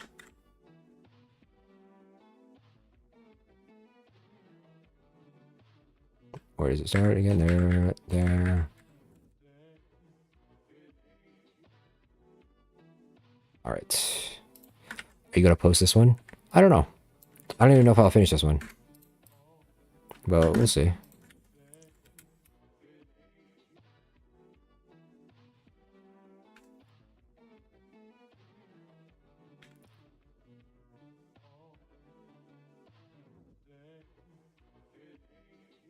I've been wanting to do more complex edits, but I don't know. I can't even edit right now. I've been too focused programming like this, so I get the script. I'm so happy with this.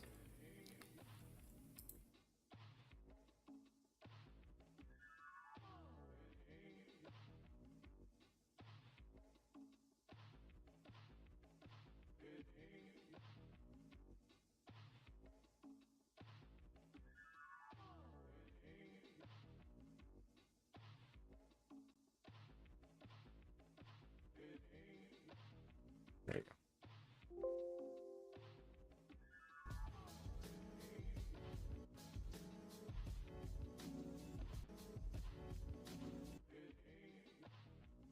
Editing while watch you edit? For real? I'm second monitor content right now. For real? Oh, I mean, maybe I do want to show you. Because you weren't around for this when I was talking about it. But I made a script for DaVinci. I've been learning scripting. And let's use this clip. Let me do Twixer real quick, huh? This. Bop, bop. Oops. Bop. Oh my god, what the heck is this pattern?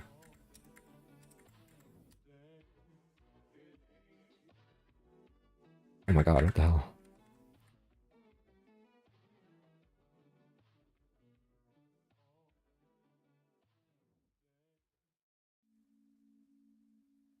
Oh my god.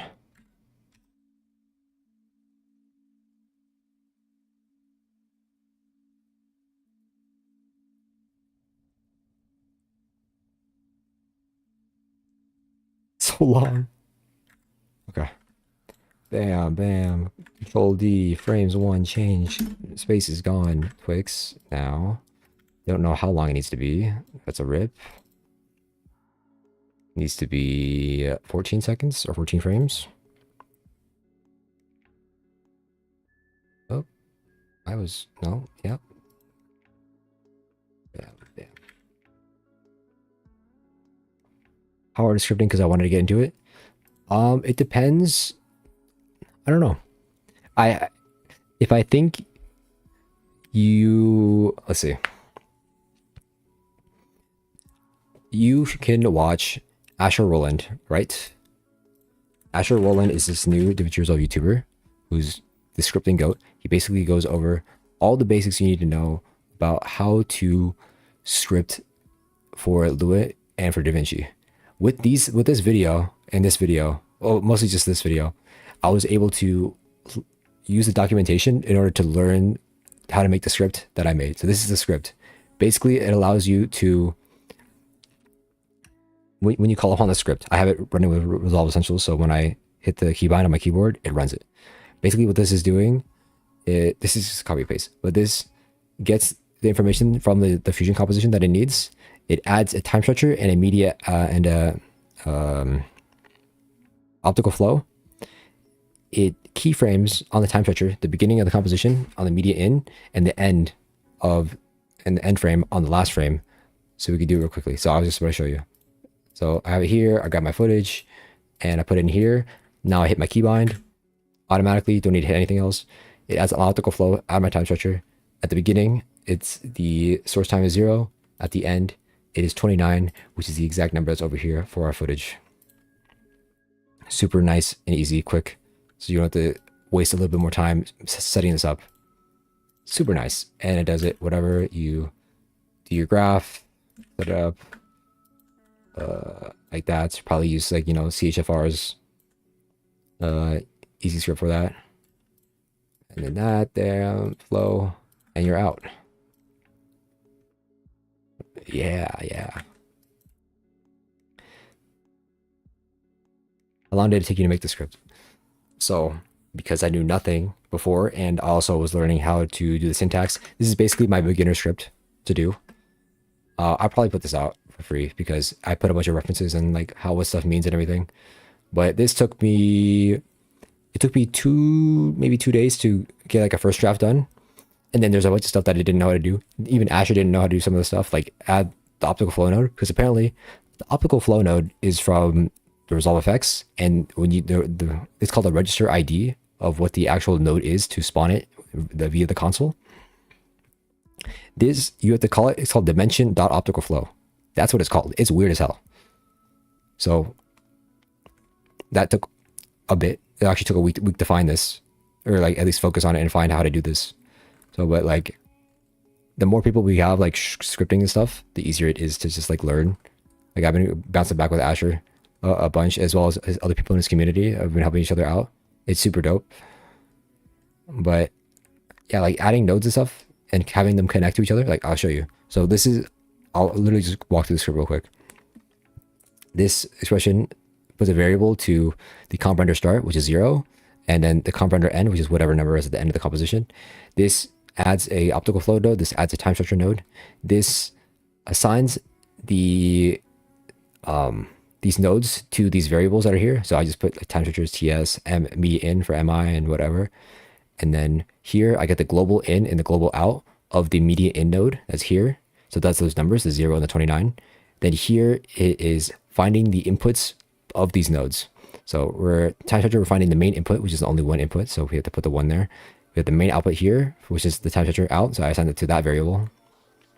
And here is where you connect the nodes. So the inputs, it goes backwards. So the input, which is the triangle of the optical flow, is connected to the media, the output of the media in, which is here. I have that there set up. Then I set the active tool to be the media out, that's here. And we use this to get the position of the tool in the flow, because there's like, if you look at over here, every node has a position. If you like hover over it, no, we don't hover over it.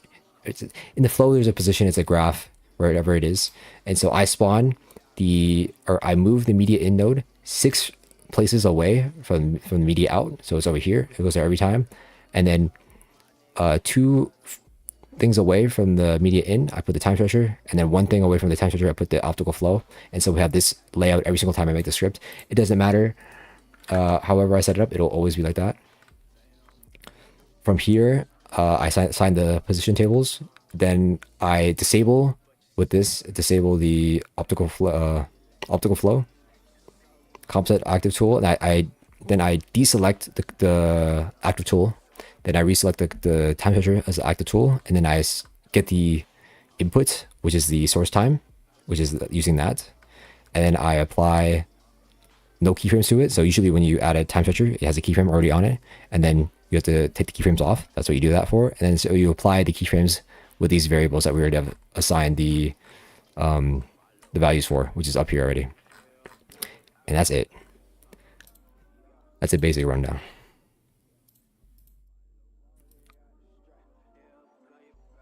In theory and simple, in order to find all this shit was a pain in the ass, because you just scroll into the scripting guide, and also the scripting documentation is not very good, so you just have to ask people and figure it out as well. But long story short, it's possible. I searched a lot of WeSuckLess forums. I searched a lot of other stuff too, but this is very, very nice. It looks simple. In theory, it's simple. In practice, finding it out by yourself is ass. I made Roblox exploit scripts in Lua back in the day, but I think it would be cool if Blackmagic had official documentation for this stuff in Fusion. Do you code other than scripting? No, I've literally got into coding because of DaVinci Resolve. Blackmagic does have a scripting manual. This is basically how I figured out all this shit, just going through here as well. And there's also, which sucks, I had to learn this from Asher's tutorial. Let's open up the console. If you don't know what the console is, it shows all the things that work and don't work in the program. But if you do dump BMD, it shows you a bunch of Blackmagic calls that are not in the scripting document, which is ass. Because one, we don't know how to know what this is, or we could probably figure out how to use some of this stuff because it's not that hard to understand some of these. But that's ass. It's not included in the documentation. You just find stuff everywhere, which just sucks. But I will literally plug Asher's Discord as long as I live. Yeah, it's fine. Asher Roland's Discord. There's a whole channel. Community shared links. It's just we've been sharing stuff a bunch here. Unofficial scripting document. All the Lua and expression cheat sheets with the Python integration, expression cheat sheets, more cheat sheets. Even the guy who made Ease Copy script, he made a whole breakdown of how he made it on his blog. And also this helps a lot because I was trying to figure out how to keyframe and stuff like that. He breaks down how to get into it as well. And what are all the quirks of the Lua language with DaVinci. This is a nice read. I'll put this in the chat right now. CHFR the GOAT. But this document is also helpful, just learning too, because he has a basics of how stuff works. Even just working with the console, which is basically how to run strict commands. Yeah, this is my fixation for the last month. Here, hell, I will put Asher's server in here.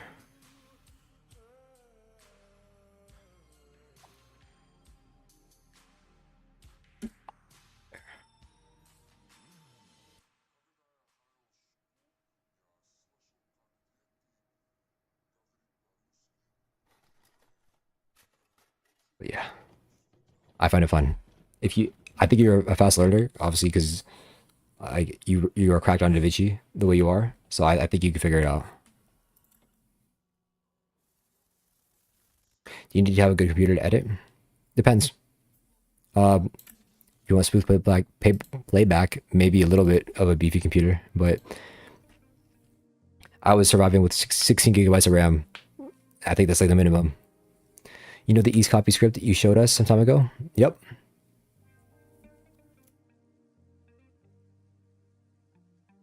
I've been using it the whole time.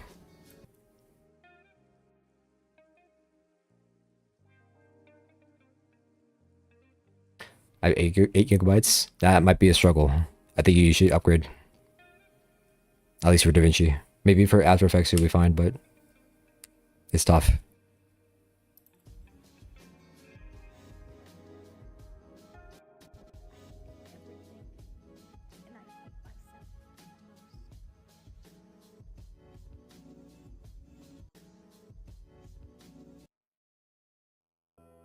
Oh, thanks for sure.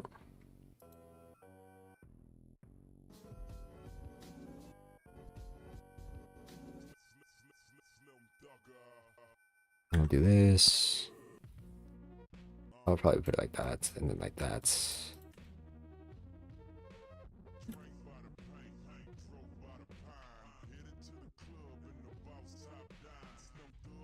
That, and then this will somehow merge into that, probably with I don't know. Imagine making a speed graph script for DaVinci. I don't think that's gonna happen. Plus, it's easy. Okay, look, the value graph is a GOAT. I don't care what you think about the speed graph. The speed graph is nothing. Would it be very time consuming to create a similar script like Ease Copy, but more like Flow? Yes. I don't think it can be done. Well, it's possible that it can be done. There's just no support in order to make it. So what I've learned through programming is that there's just so little documentation on all the DaVinci stuff. For example, what is it? If I apply anim curves to say the size, right? Let's get rid of this so we have something easy to look at. Here, modify with anim curves, and just copy this. Let's put it in our code editor. New, paste this. there's, oh, it's actually, let's keyframe something else, like the aspect over there, right? We'll see, put it back in here, get rid of that. Okay.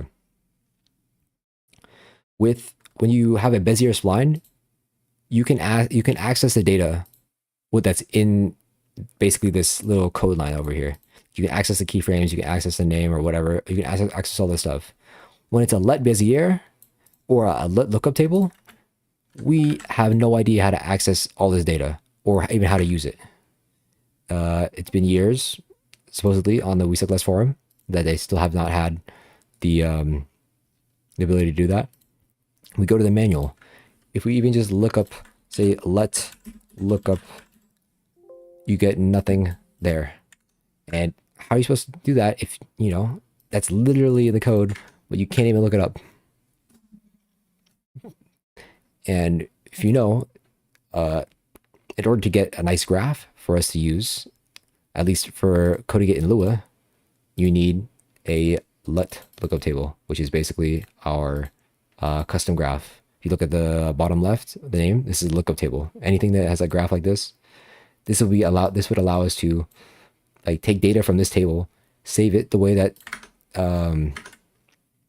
CAHFR did in his script over here. He has a whole thing going over how he was able to save and normalize the scripts in order to, or the graphs, in order so it could be applied to the other stuff. It just would be nice if we can get the data from this table, but unfortunately right now we can't because there's no support on how to do that. It's nice that I've gotten into programming now where I actually understand what the problem is and why it's bullshit that we can't access it, but it is what it is.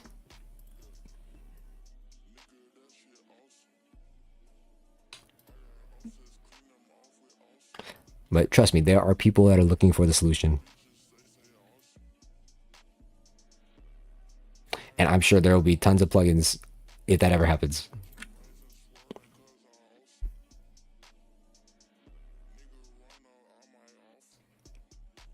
What would be nice is having a better graph editor for the edit page, but there's I don't know even where you would find scripting documentation for the edit page.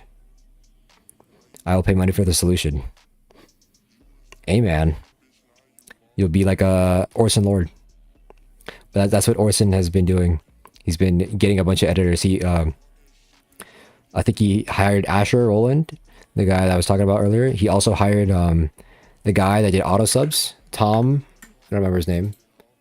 Auto subs, DaVinci Resolve.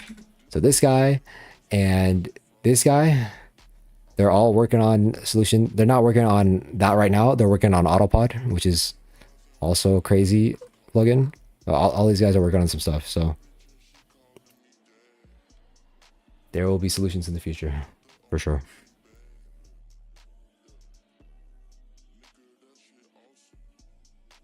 It's not 10,000 bounty on a solution. Oh, I think you need a higher bounty for it. Better 3D modeling would be good too. Well, DaVinci isn't 3D modeling software, so I don't expect it to compete with that. But you guys hear my voice getting worse, or is it just me?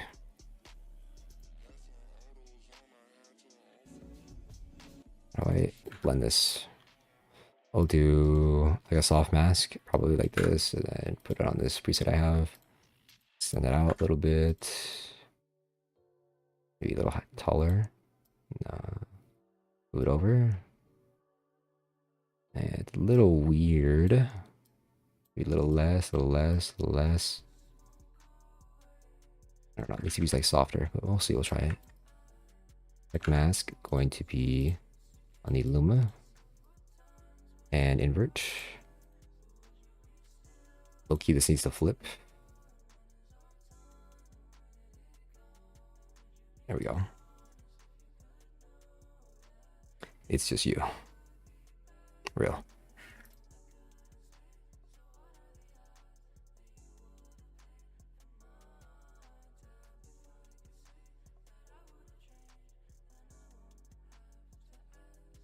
I don't know, she's like further down than I would want, but it's fine, I guess. nutty voice is always real. Oh, it's just me. Okay. If they are able to access to that Outlook table, I think DaVinci will be used way more from the scripts that will come out. Oh yeah, they could all, if they really wanted to, they could help make like DaVinci way more usable. I think. I don't know. I think they're focused on making AI stuff and more flashy stuff, or you know, they're not out for like the everyday social media editor. I spent hours on these graphs. On God, I know. I think they're really focused on the thing that makes them the most money, which is the color graders and whatnot. I don't. They really put Fusion to the side. If it doesn't benefit the color graders, then they're not going to really focus on it. But you know, maybe crazy. Like when's the last time we had? Well, that's also bullshit too. But like the last time we had a DaVinci update, what'd they add? They added the 3D stuff, which sure that's cool for compositing, but there's so much more work that could be done with the base level of Fusion that could be so much nicer rather than that. But I don't know. Their priorities are somewhere else. Which, you know, that priority is making the money. So why would they focus somewhere else? I'm assuming.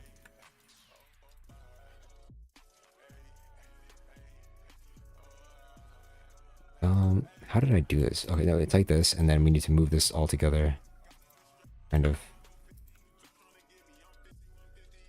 I need to like zoom in on this side when it goes in. So here, like that, and then I guess like this.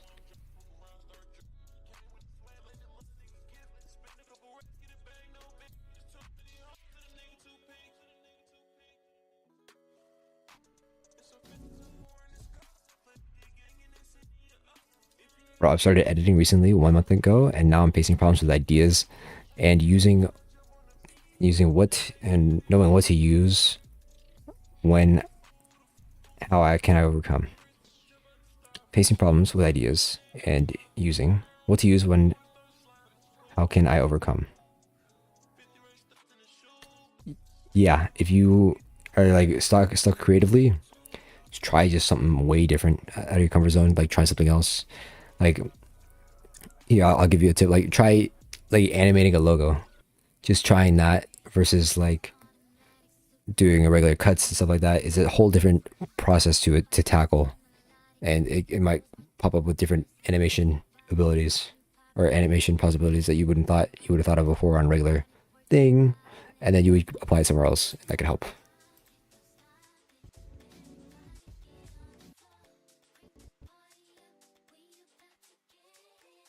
One, two, three. There. Bam. Ah. Hold it two. It's okay.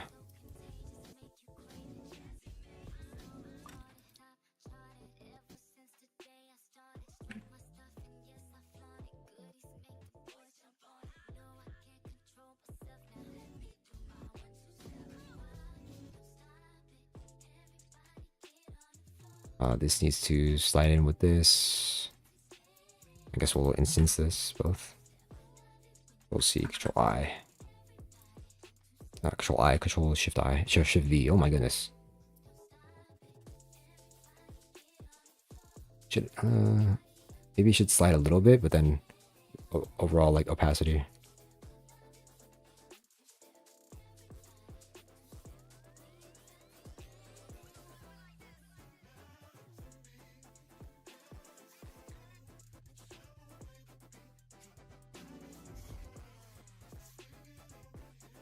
It should not be like this. It should be sharper at least, like that. And then graph here. Bam, bam, bam. RS graphs.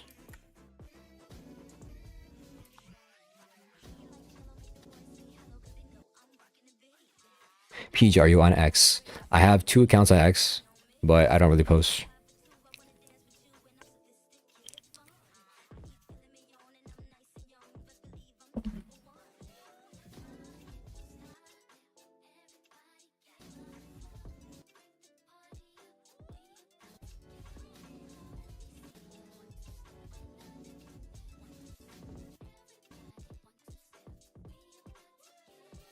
Hmm. Seems to be below, actually. Oh.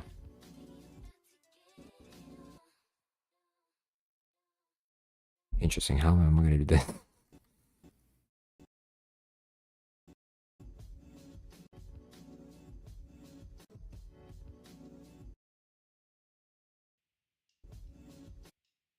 The beat's right there. So we got a couple frames to work with.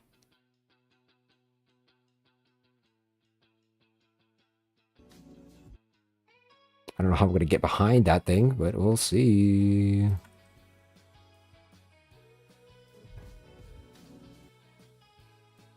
Maybe I should have did it opposite. No, because then that still would be there. I don't know. PeeJ side LinkedIn? Nah, I'm good.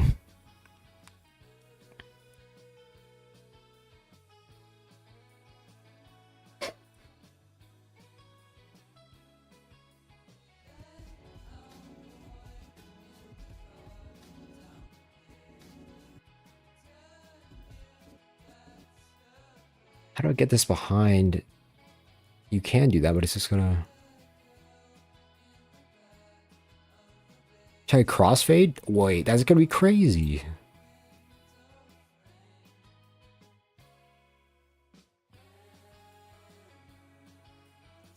I'm actually big brain. Hold up.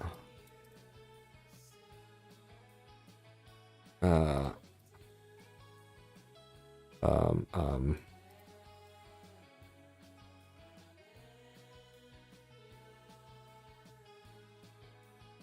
I'm already way too far. Well, I guess it needs to be here, and then this needs to go here. And then there. Didn't cross. What? Kid over here.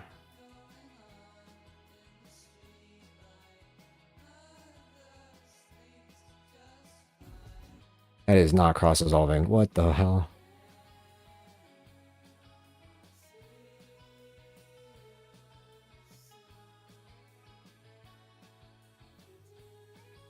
Ain't no way.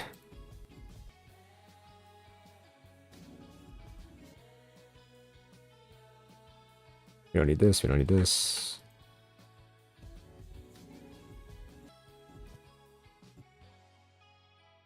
I think this needs to update. Wait. Like that. There we go.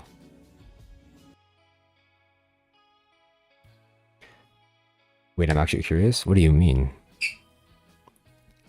You wanna dox me? Bro, how do you do a moving character mask in DaVinci? Have you used the polygon mask before? That's the way you would do it.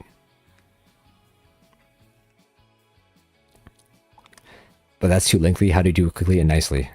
What do you mean? You have magic mask? There you go. What kind of career are you going for? I want to go for motion graphics, but I have a long way to go for that. Here, I'll give you a hack, maybe. You want to, like, if so, there's a lot of background that's different than your foreground. Let's say, like, look here. Here, let's do chroma key here. Bam. Connect that. We'll get that out. Oh, they're doing a pretty good job. Sometimes it gets a little bit place that we don't want. But, I mean, for the most part, they can probably do, like, a copy mask. And then do, like, hey, I want all this stuff to be... not whatever that into the solid mat and just start taking away. Oh, we don't need that. There we go. Now for the most part, that's pretty good, I guess. And you clean up a little bit more. Get rid of all that green. Here's your quick mask, I guess. And you can just garbage mat all the rest of the stuff you don't want. Just here, garbage mats. I only want stuff to appear in here. Or I want everything outside this mask, I guess, to be garbaged. We invert. There. Easy. That's pretty good for like 30 seconds, a minute.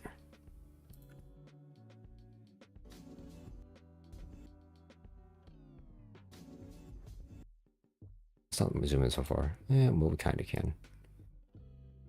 Still, well, we should move with it.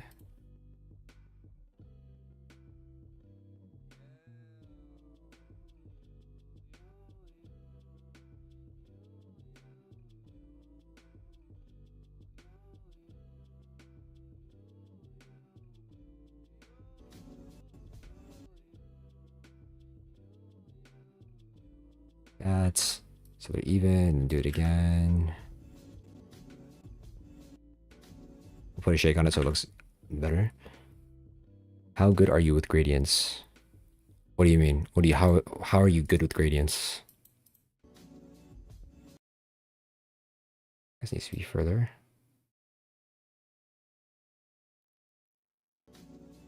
Thanks for showing me, man. Happy right now? Cool, let's go.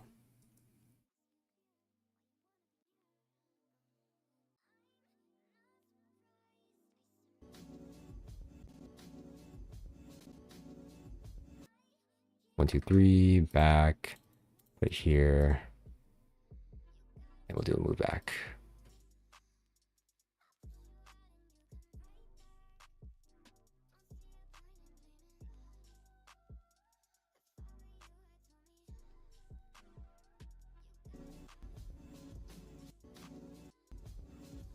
We'll do like a rotation to make it look a little weirder. Let's put that rotation, let's put this down here a bunch, and then we'll go back and maybe put a little less there. Bam, bam. You go like that when you rotate more? No, you go like that, I guess.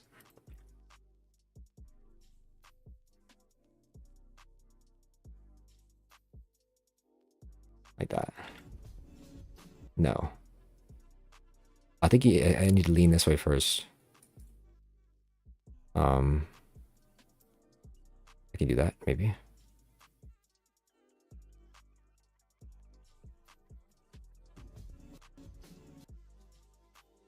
How would I do that? That's 0, then what? Like that? That does not look right.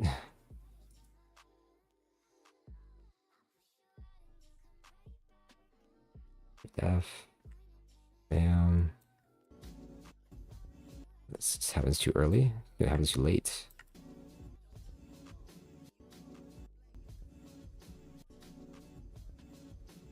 Too much.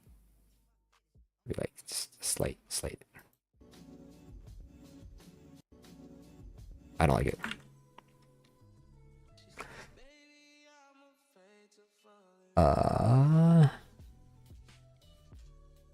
What about CC? Figure it out. It's DaVinci Resolve. 4 hours? Yeah. I'm slowing down. Can you make a drippy text like After Effects in DaVinci? You can go watch what's his name? Milo Lab. That's blood. No. Oh my god. No. DaVinci Resolve. Oh my god. This tutorial. Go watch this tutorial. Realistic bleeding effect in beam diffusion. There you go.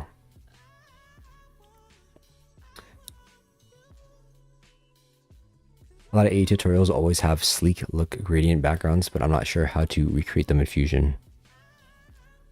That's probably like here.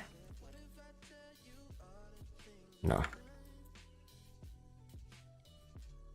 You probably have a bunch of gradients put together to make something. Or it's not even gradients, it's like blurred circles. Like this and this. And you put blur on it, and then, you know, get that small here, do it again. Oops. There we go, like red or something. Move it again, and then you blur this together.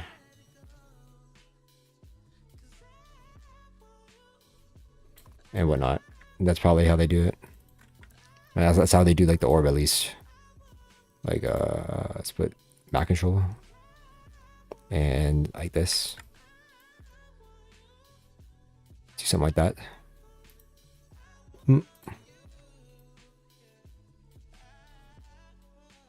Crazy.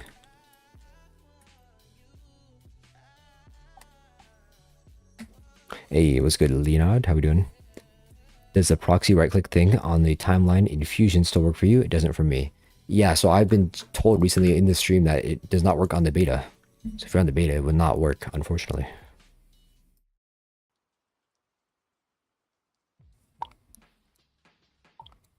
What's up? How we doing? Probably going to end stream in 4 minutes. I'm going to end it off at 2:30 for me.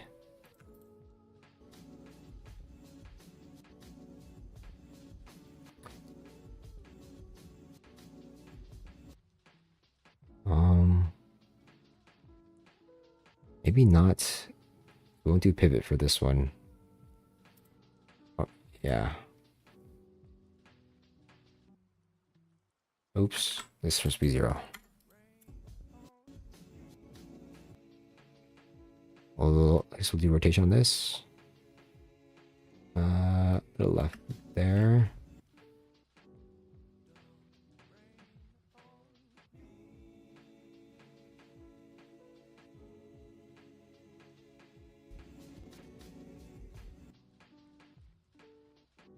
That way. Nope, like this.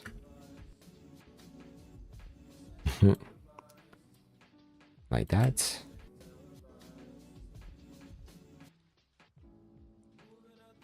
I don't like any of these.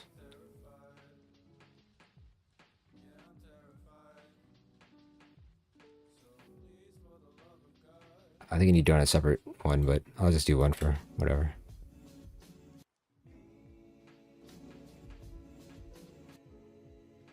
You got a sub? Appreciate it. Sleep well, for sure. Looking forward to more streams, PeeJ. Thank you, for sure. I'll try and do it more. I just don't.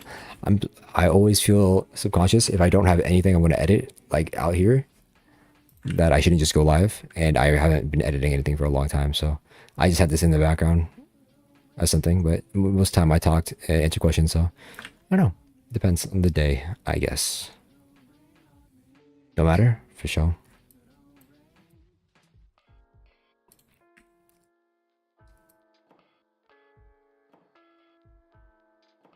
Might as well use this mat.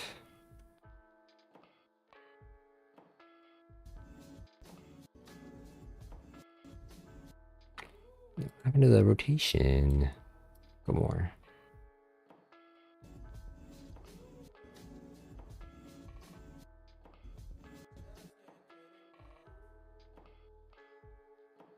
And they'll do like a fixed one.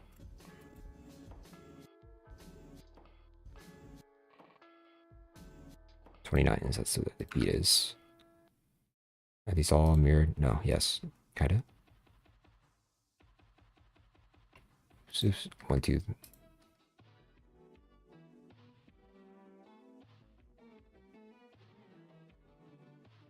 I guess I can't go out much. Maybe like that. Little bump. It's on the 29th one. Somewhere around there. We'll do it in between. Why not?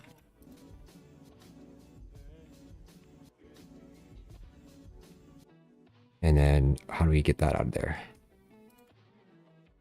It's that. So we can keep in with that. On the 29th. Up.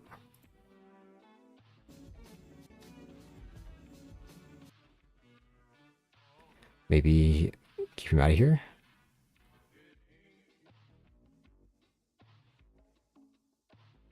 They made the move again. Ew.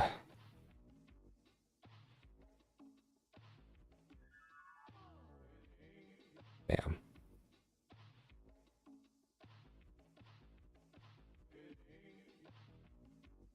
That and that and that. And weird graphs. I can't make a graph? What the? There we go. T, bam.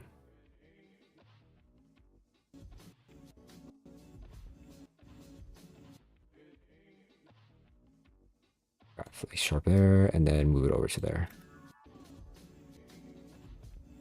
I'll put a shake. That does not look right. It's starting from there. Is that why? Need to delay the rotation more? Yeah. Why is it down like that? Bam. There you go. What's it popping? Oh my god, Brendan. What the hell? 4-hour stream? Yeah, I've been like grinding at it. I'm about to leave for real. How many immediate nodes are there? Something back in opacity? There's 2 media nodes, but one transfers, this one goes from this scene, crosses also to this scene. And so I'm using it again somewhere else. And then I'm getting rid of it again. And it's push shakes, and I think it'll look fine. I just checked your channel. Nice work. Appreciate it. There's no way my DaVinci can play back 4K clips. I did quarter resolution, but nothing. You don't need 4K. Honestly, shakes outside of Fusion. And I'm just going to spam this one.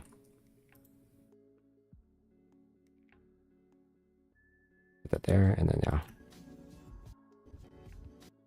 1, 2. Nope, can't do that. Do this one. Oops. This always messes up.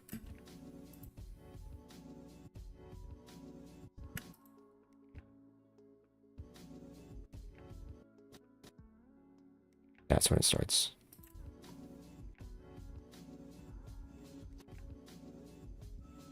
What? See? It messes up. Until I scrub frame by frame. Of course.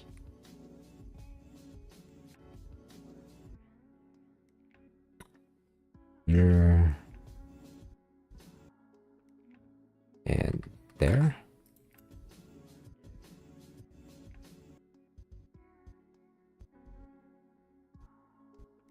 Here by 2 frames. 3, 2. And again. 1, 2.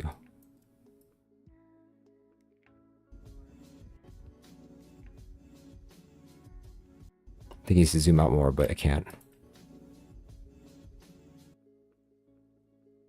We'll figure it out. Smooth, appreciate it.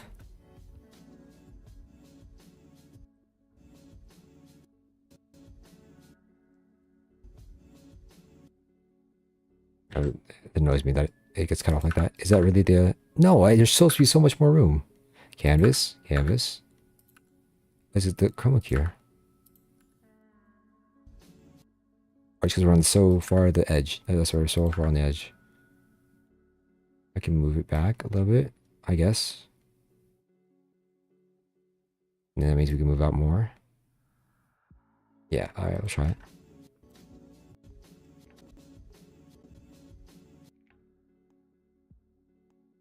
Did it mess up? A little bit. Needs to be a little bit further back. I'm sure the shake will hide it. It needs to all be copy and pasted again. Control C. No, Control X, Control V.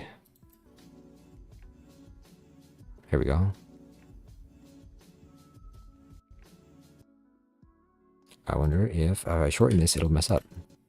Probably.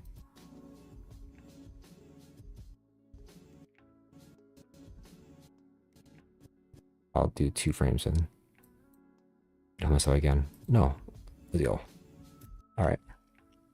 What graphics cards do you use? I use a GTX 1070. MD shake. Is that an adjustment layer, right? Yep. It's called the mid shake because the way that this works is at the beginning of the shake is basically the same frame as a normal frame, and then it should end like it's a normal frame as well. And so you can use it in between on like a middle hit. because it'll just end up in the same place it starts at. Usually with some shakes, they don't end up, so they don't start at the right position. Well, this one does. So that's why I use it in between bounces, because when you're looking at the same thing, you don't want the shake to be like too crazy at the beginning. All right, I'll play back what I got for now, but I think I'm going to end stream, get your questions in now. I'll answer it for the next 2 minutes. So there you go. Let's go. All right.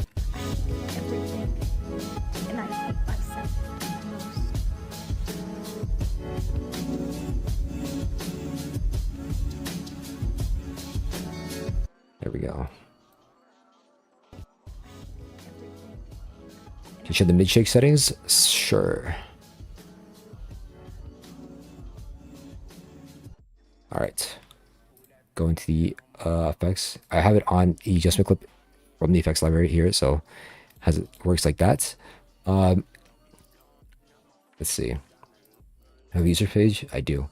So this is how these are the values that are basically on here, but for whatever they are. So for the X, I have it on 0, so there's not moving, nothing's on the X. We can ignore all those first 3 controls.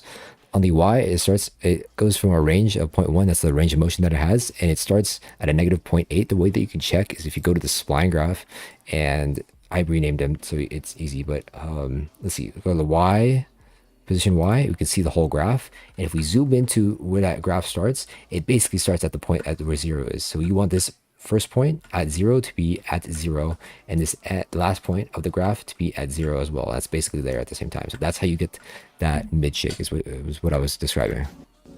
See, this is the graph of how the shake looks like. Yeah, but that's the most important part, basically. And you do the same thing, you match it up with the rotation as well, and then that should get you your mid shake. Is that with anim curves? I've had issues making a shake from anim curves. That is the same clip, because it would not be the same frame like you said. That's the same clip, because it would look the same frame like you said. It should be the same. Well, I don't think I understand your question correctly, but it is anim curves.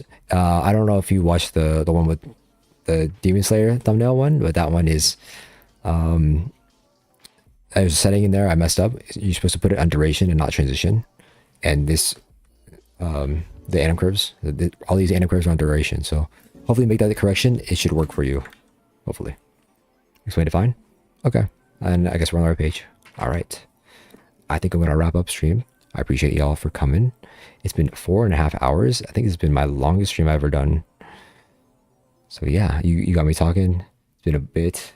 So I'm glad I was able to come back, share some knowledge, and do a little bit of editing. For sure. It's been nice to get back into it, have some creative juices going. But yeah, I appreciate y'all.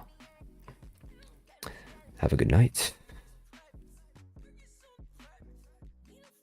Oh, where's my end stream?